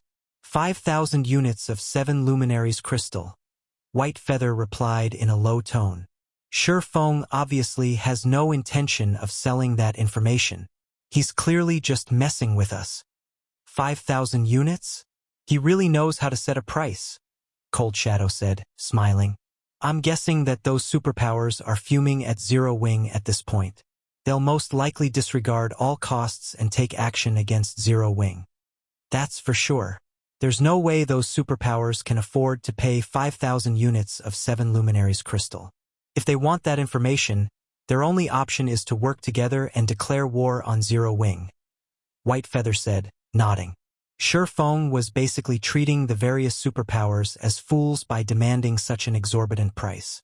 The various superpowers would be insane to go along with him. Fine. Go and notify Zero Wing that I'm buying it, Cold Shadow said, smiling. You're buying it? White Feather's eyes widened immediately as she stared at Cold Shadow in disbelief. Vice Guild Leader, that's 5,000 units of 7 luminaries crystals we're talking about. While mythology could indeed disperse 5,000 units of 7 luminaries crystals, it would still suffer from the loss. Not to mention, the guild's higher-ups kept reiterating that the 7 luminaries crystal was the guild's most important resource and must not be used randomly. That's right. I'm buying it. Cold Shadow nodded. She then asked White Feather, do you think Zero Wing's people are fools? After giving the matter some thought, White Feather answered, they shouldn't be, but they're still too arrogant. Yes, Zero Wing was arrogant to the bones. The guild was not taking the various superpowers seriously at all. That's enough then. Since they're not fools, they should be aware of the consequences of pulling such a stunt. In a slightly resentful tone, Cold Shadow added, although I detest Zero Wing, the fact that Zero Wing has survived until now shows that the guild isn't as simple as we think it is. Even Sir Odin gave up on killing Shi Feng. You can tell how extraordinary he is. But that's 5,000 units of 7 luminaries crystal. White Feather couldn't help repeating herself. The guild definitely won't agree to this transaction. I already said that I would buy it. Not the guild, Cold Shadow said, shaking her head. So, We don't need to worry about what the guild will say about this. Vice Guild Leader, if you buy it, you'll be giving away all the 7 Luminaries crystals you've saved to Zero Wing. White Feather was even more shocked at Cold Shadow's words. Hurriedly, she warned, in this case, I'm afraid you will have to postpone becoming the first Vice Guild Leader indefinitely. 7 Luminaries crystals had always been very important to mythology. Hence, Cold Shadow had constantly been stockpiling the crystals since early on so that she could contribute them to the guild during a critical moment and have the guild recognize her value. However, if Cold Shadow used up her entire stockpile, gaining recognition would be difficult. While 7 Luminaries crystals are indeed important, getting promoted to Tier 4 is much more important right now. Gazing at the endless crimson forest ahead of her, Cold Shadow said seriously, the places Tier 3 players can visit are too limited. Only after reaching Tier 4 can players venture into more valuable locations. Hence, our first priority now is to reach Tier 4. Then, we can easily earn back those crystals. In reality, Cold Shadow felt extremely upset by Shi Feng's actions. She wanted nothing more than to give him a few hundred deaths right now. However, in the current God's domain, only Shi Feng knew how to get promoted to Tier 4 quickly and the exact details of the Tier 4 promotion quest. Getting her hands on this information would be equivalent to securing herself an absolute advantage. After all, she had reached level 120 already with Zero Wing's information. She could undoubtedly reach Tier 4 ahead of everyone else in the guild. She could be the first to venture into places that players currently considered taboo and continuously strengthen herself. At that time, even becoming the strongest expert of mythology's younger generation wouldn't be impossible. I understand. I'll make the necessary preparations now. Seeing the determination in Cold Shadow's eyes, White Feather understood that there was nothing she could say to dissuade Cold Shadow from her decision. At present, the various superpowers should already have players at level 120. If Cold Shadow could reach Tier 4 ahead of everyone else, her authority in the guild would definitely increase. Of course, Cold Shadow was also making a gamble. She was betting that Zero Wing would not lose to the various superpowers and that Zero Wing could survive the upcoming battle. In that case, she would obtain an absolute advantage. However, White Feather wasn't aware of how crazy Cold Shadow actually was.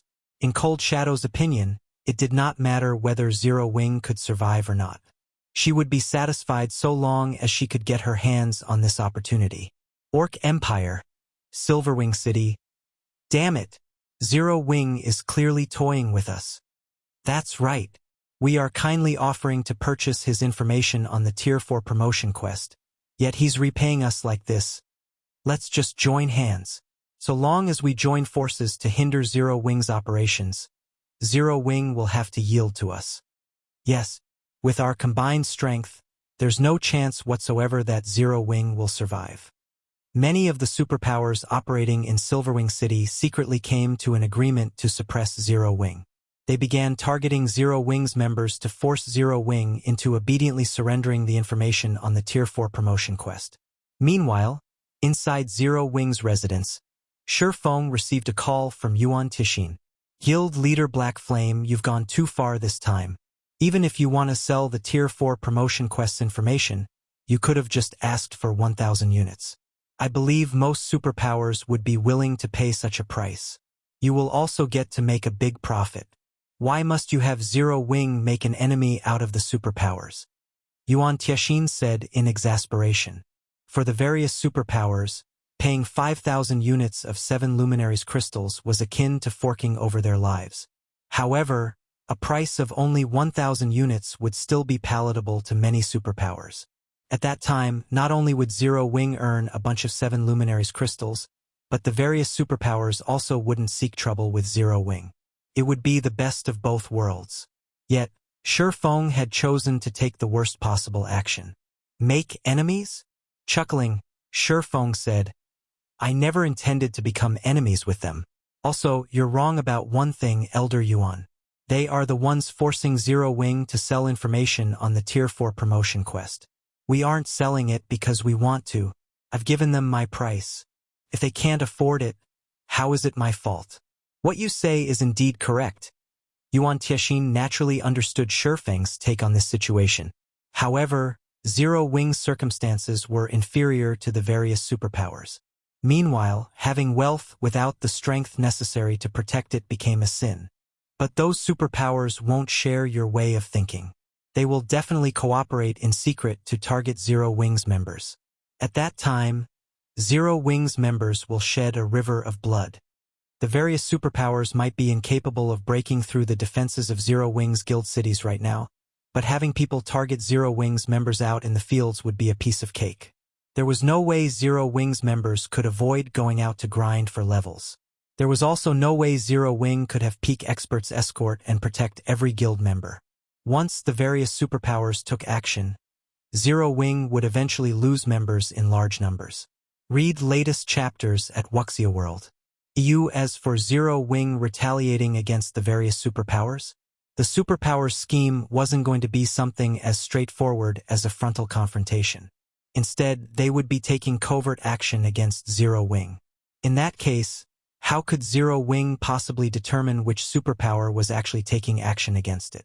Moreover, even if Zero-Wing managed to identify the superpowers responsible for the attacks, with there being so many superpowers, could Shi Feng possibly win against them all? He would exhaust himself to death just by running about the numerous maps. However, in response to Yuan Tiexin's words, Shi Feng said calmly, "We'll shed rivers of blood." Then, Chapter 2749, Tier 4 Promotion Quest Secret. This is madness. He has truly gone mad. After hanging up the call, Yuan Tiexin fell speechless. He never thought that Shi Feng would be so stubborn. Shi Feng clearly could have settled things easily so long as he made some concessions, yet he had adamantly refused to do so. Uncle Yuan, many of those superpowers have already begun joining forces. When they find out that Zero-Wing is unwilling to concede at all, they will definitely take action, Purple Jade said as she read the report her subordinate just sent her. Zero-Wing's present situation could be said to be very bad. According to the report, over 15 superpowers had already agreed to work together to deal with Zero-Wing. Forget it. He can do whatever he wants. The clash between the various superpowers and Zero-Wing will most likely drag on for some time. After all, Zero-Wing's 3 cities are too difficult to take down. We'll see who can last until the end, Yuan Tiexin said, shaking his head. A glimmer of light then flashed in his eyes as he continued. Also, we still have more important matters to deal with. If we succeed in this upcoming operation, the secret pavilion can thoroughly surpass the various superpowers. At that time, even the 5 great super guilds will have to fear us.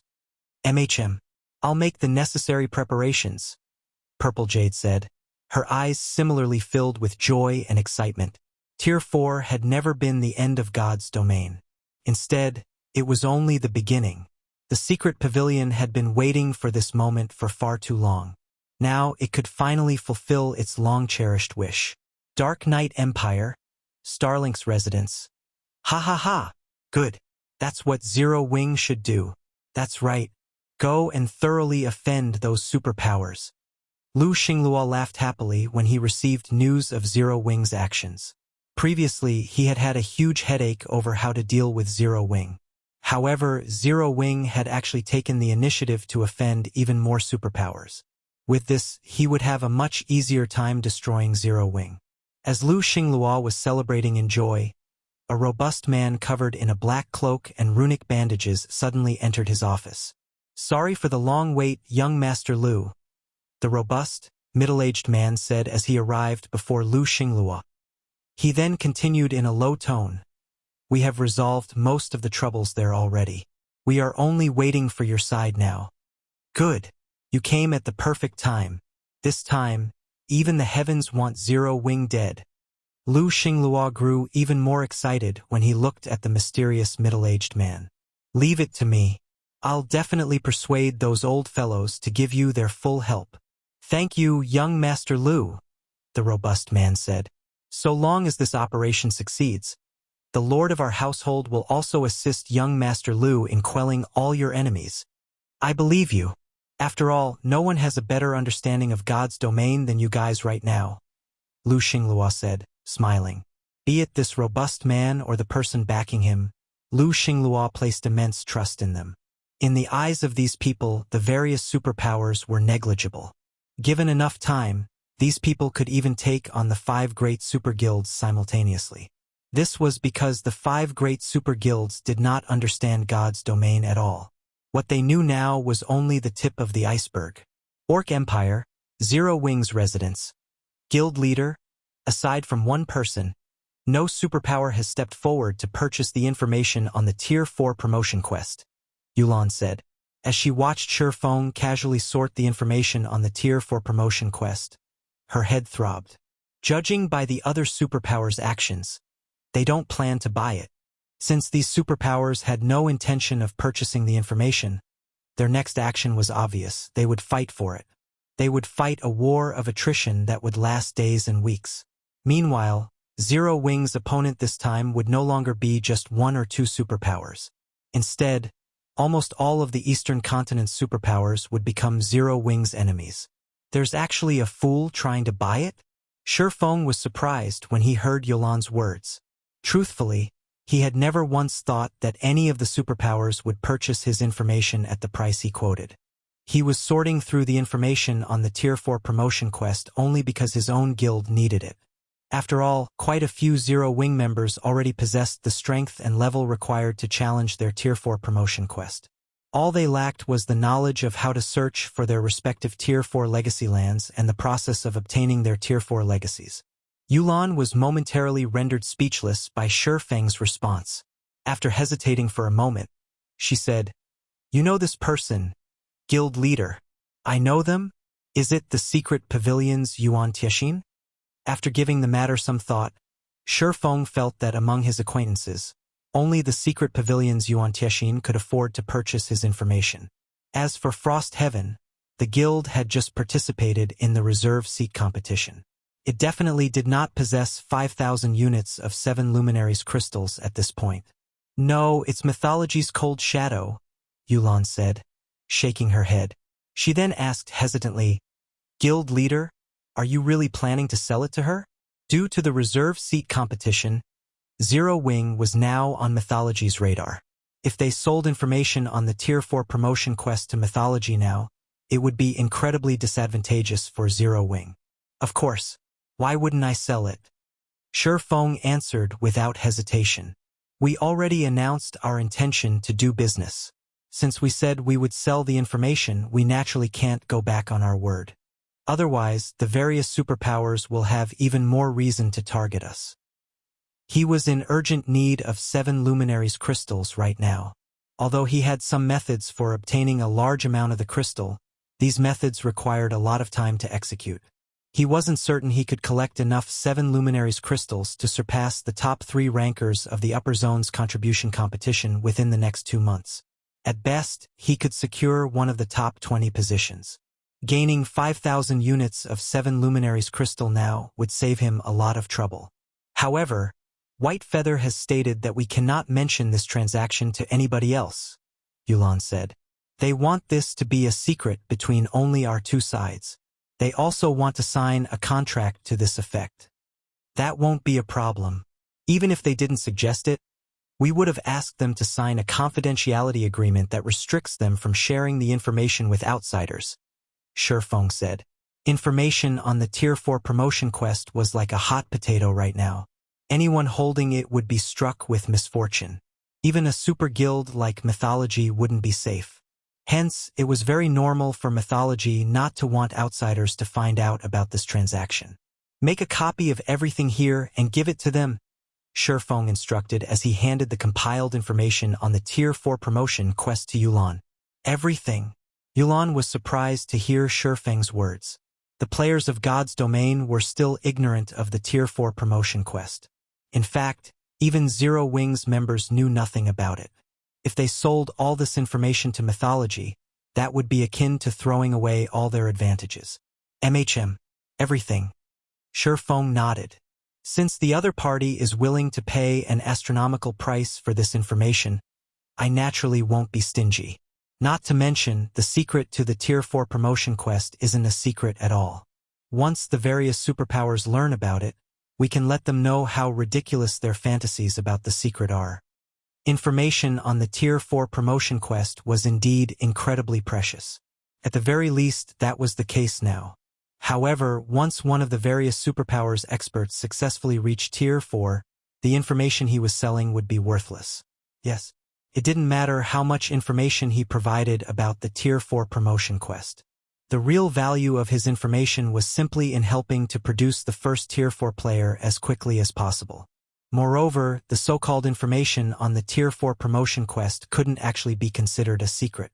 This was because locating the Tier 4 Legacy Land and resolving the problems one would encounter in the Legacy Land were both problems that players needed to resolve on their own. The only information he could provide was the method to search for Tier 4 Legacy Lands. Whether one could locate their Legacy Land with this information would still depend on their luck. After all, Tier 4 Legacy Lands did not have a fixed position. They would appear at random in God's domain. The Tier 4 Legacy Lands were all located in spaces outside of the main continents. What players needed to do to visit these Legacy Lands was find the randomly occurring spatial nodes that could teleport them to these Legacy Lands. In addition to the information on how to search for Tier 4 Legacy Lands, the only other valuable information he provided was the process of learning one's legacy during the promotion quest. With this information, one wouldn't go into one's promotion quest blind. Even so, the amount of help this information could provide was limited because the process of learning one's legacy depended entirely on the individual. Outsiders couldn't help in this matter. Meanwhile, the method he provided to search for Tier 4 Legacy Lands was to venture into incredibly dangerous neutral maps of at least level 130. The more dangerous a neutral map was, the more likely one could find a Tier 4 Legacy Land. Only by searching in these maps would one have a greater chance of locating a Tier 4 Legacy Land. Aside from this method, there was no other way. If he excluded these bits of information, then the information on the Tier 4 promotion quest he sold would be nothing but a scam. After reading the information, Yulan was stunned. This is the Tier 4 promotion quest secret? Yulan suddenly felt the urge to laugh. The various superpowers were currently desperately trying to obtain information on the Tier 4 promotion quest. However, if they were to learn the exact details of the information, they would most likely lose their minds. Read latest chapters at Wuxia World. After all, in the information Shi Feng compiled, there was nothing whatsoever that could increase one's success rate with the Tier 4 promotion quest. The funny thing was, the various superpowers thought that they could have an easier time producing Tier 4 players so long as they had this information. In fact, they were so staunch in their belief that they were waging war against Zero Wing. In reality, by targeting Zero Wing, all the superpowers were doing was wasting precious time when they could be improving themselves. That's right. This is the information on the Tier 4 promotion quest, Shi Feng said, chuckling. I can even announce to those superpowers, right now, that they have already been eliminated from the struggle for hegemony in God's domain. As Shi Feng and Yulan were conversing, Liang Jing suddenly entered the room. Guild Leader, Unyielding Soul, and Crimson Emperor are ready. They can take action as soon as you give the command, Liang Jing said excitedly. Good. Have them start moving, Shi Feng said, nodding. It's about time we let these so-called superpowers know how laughable their actions are. Chapter 2750, Daunting Silverwing City, Business Plaza. Due to the news of the various superpowers targeting Zero Wing, the number of players occupying the city's business plaza declined. Many players were afraid of becoming collateral damage. The independent players that were initially planning on joining Zero Wing also began hesitating. And here I thought I could join Zero Wing and spread my wings after coming to Silverwing City. From the situation now, it seems I've made the wrong call. I heard that many Zero Wing members withdrew from the guild. The ones that chose to stay don't even dare set foot outside Zero Wing's guild cities.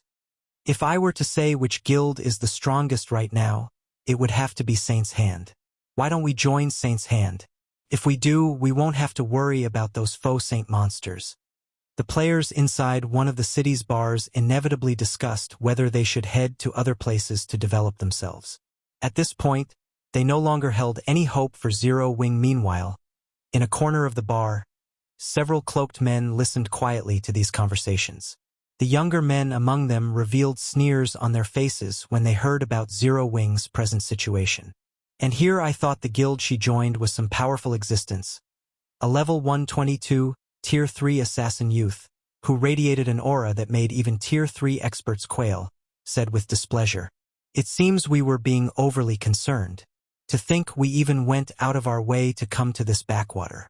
Zero Wing isn't even comparable to one of the main continent's super guilds. I really don't know how it got so lucky to actually get her to join.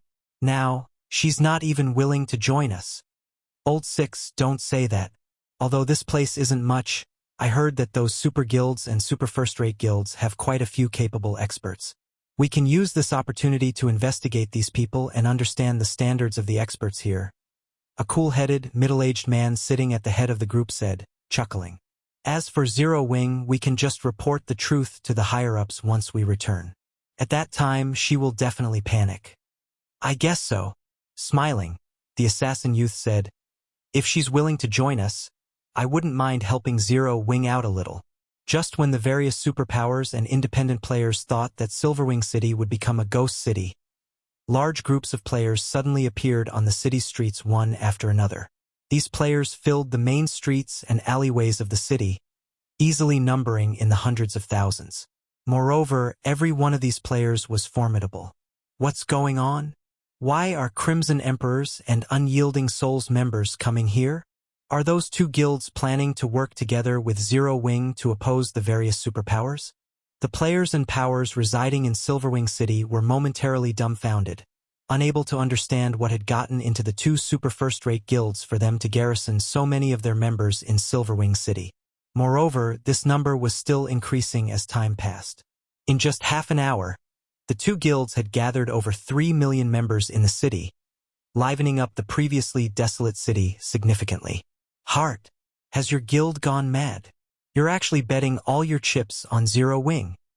Is Crimson Emperor trying to make an enemy out of us? In this situation, the various superpowers had to contact Unyielding Heart and Illusory Words, who were in charge of the operation this time. Although they knew that Unyielding Soul and Crimson Emperor could be considered Zero Wing's allies, Zero Wing was currently going up against almost all of the Eastern Continent's superpowers. Standing with Zero Wing now was no different from suicide. Yet, to the various superpowers' astonishment, both Unyielding Soul and Crimson Emperor declared their intention to side with Zero Wing. Moreover, they even announced that they wouldn't sit still and do nothing should those superpowers take action against Silverwing City. However, Zero Wing's move was even more unexpected than Unyielding Souls and Crimson Emperor's. Zero Wing actually ordered all members above level 100 to gather in Silverwing City. More than 2 million Zero Wing members appeared in Silverwing City. At present, not only was Silverwing City far livelier than before, but the number of Tier 3 experts gathered in the city had also exceeded 10,000. This was more than what any other guild city on the main continent had. With more than 10,000 Tier 3 experts garrisoning Silverwing City, let alone the various superpowers, even the 5 great super guilds would have to be wary of the city. It was no exaggeration to say that with this kind of power, Silverwing City could trample the various powers operating in the Orc Empire. If the superpowers wished to create any waves in Silverwing City, they would have to disregard cost and dispatch a large number of Tier 3 experts into the city's surroundings. Anything less would be futile. Unyielding Soul and Crimson Emperor must have gone crazy. They're actually willing to go to such an extent just to help Zero Wing? When Cold Shadow received news of Unyielding Soul and Crimson Emperor's actions, she, too, was surprised. She had anticipated that Zero Wing had a trump card prepared. Otherwise, it wouldn't have dared to provoke the various superpowers. However, never had she expected Zero Wing's trump card to be something like this. At this moment, let alone Cold Shadow, someone who was hostile to Zero Wing, even Frost Heaven's 7 Wonders was dumbfounded. He never imagined that Zero Wing could make 2 super first-rate guilds bet all their chips on it. With the combined force of the 3 guilds, even the superpowers wouldn't dare mess around. After all, those superpowers had dared to target Zero Wing before only because the guild lacked background, resources, and funding. With their advantage in numbers and funding, they could easily suppress Zero Wing and make the guild submit. However, now that Zero Wing had two superpowers backing it, numbers and funding were no longer its weaknesses. If the superpowers wished to persecute Zero Wing, they would have to pay at least 10 times the price they had to pay before. The various superpowers weren't the only ones confused by this situation. Even Zero Wing's internal members were at a loss. Damn, our guild was actually so awesome. But why did the guild gather all of us in Silverwing City? Are we going to occupy the orc capital city? The assembled Zero Wing members speculated exuberantly. After all, the strength currently gathered in Silverwing City was no laughing matter. A force of 10,000 plus Tier 3 experts was more than enough to flatten the orc capital city's inner area. They might even be able to put up a fight in the core area. Guild leader, all our level 100 plus members have arrived. The two guilds are also ready to set off for Sky Spring City at any time, Liang Jing reported excitedly. She had maintained her calm while everyone else in the guild was panicking over Zero Wing's predicament. This was because she had found out about the secret Covenant Towers matter ahead of time and Zero Wing's settlement into Sky Spring City. So long as Zero Wing sealed off Sky Spring City, outsiders would have difficulty setting foot out of the city. Meanwhile, Zero Wing's members could travel freely to the secret Covenant Tower to grind for levels. They wouldn't need to worry about heading elsewhere to level up. At that time, it would become almost impossible for the superpowers to harm Zero Wing's guild members. Not to mention, when the various superpowers members grinded for levels out in the fields, the interference of those troublesome NPCs would greatly reduce their leveling speed. This, in turn, would further widen the gap in leveling speeds between the superpowers members and Zero Wing's members.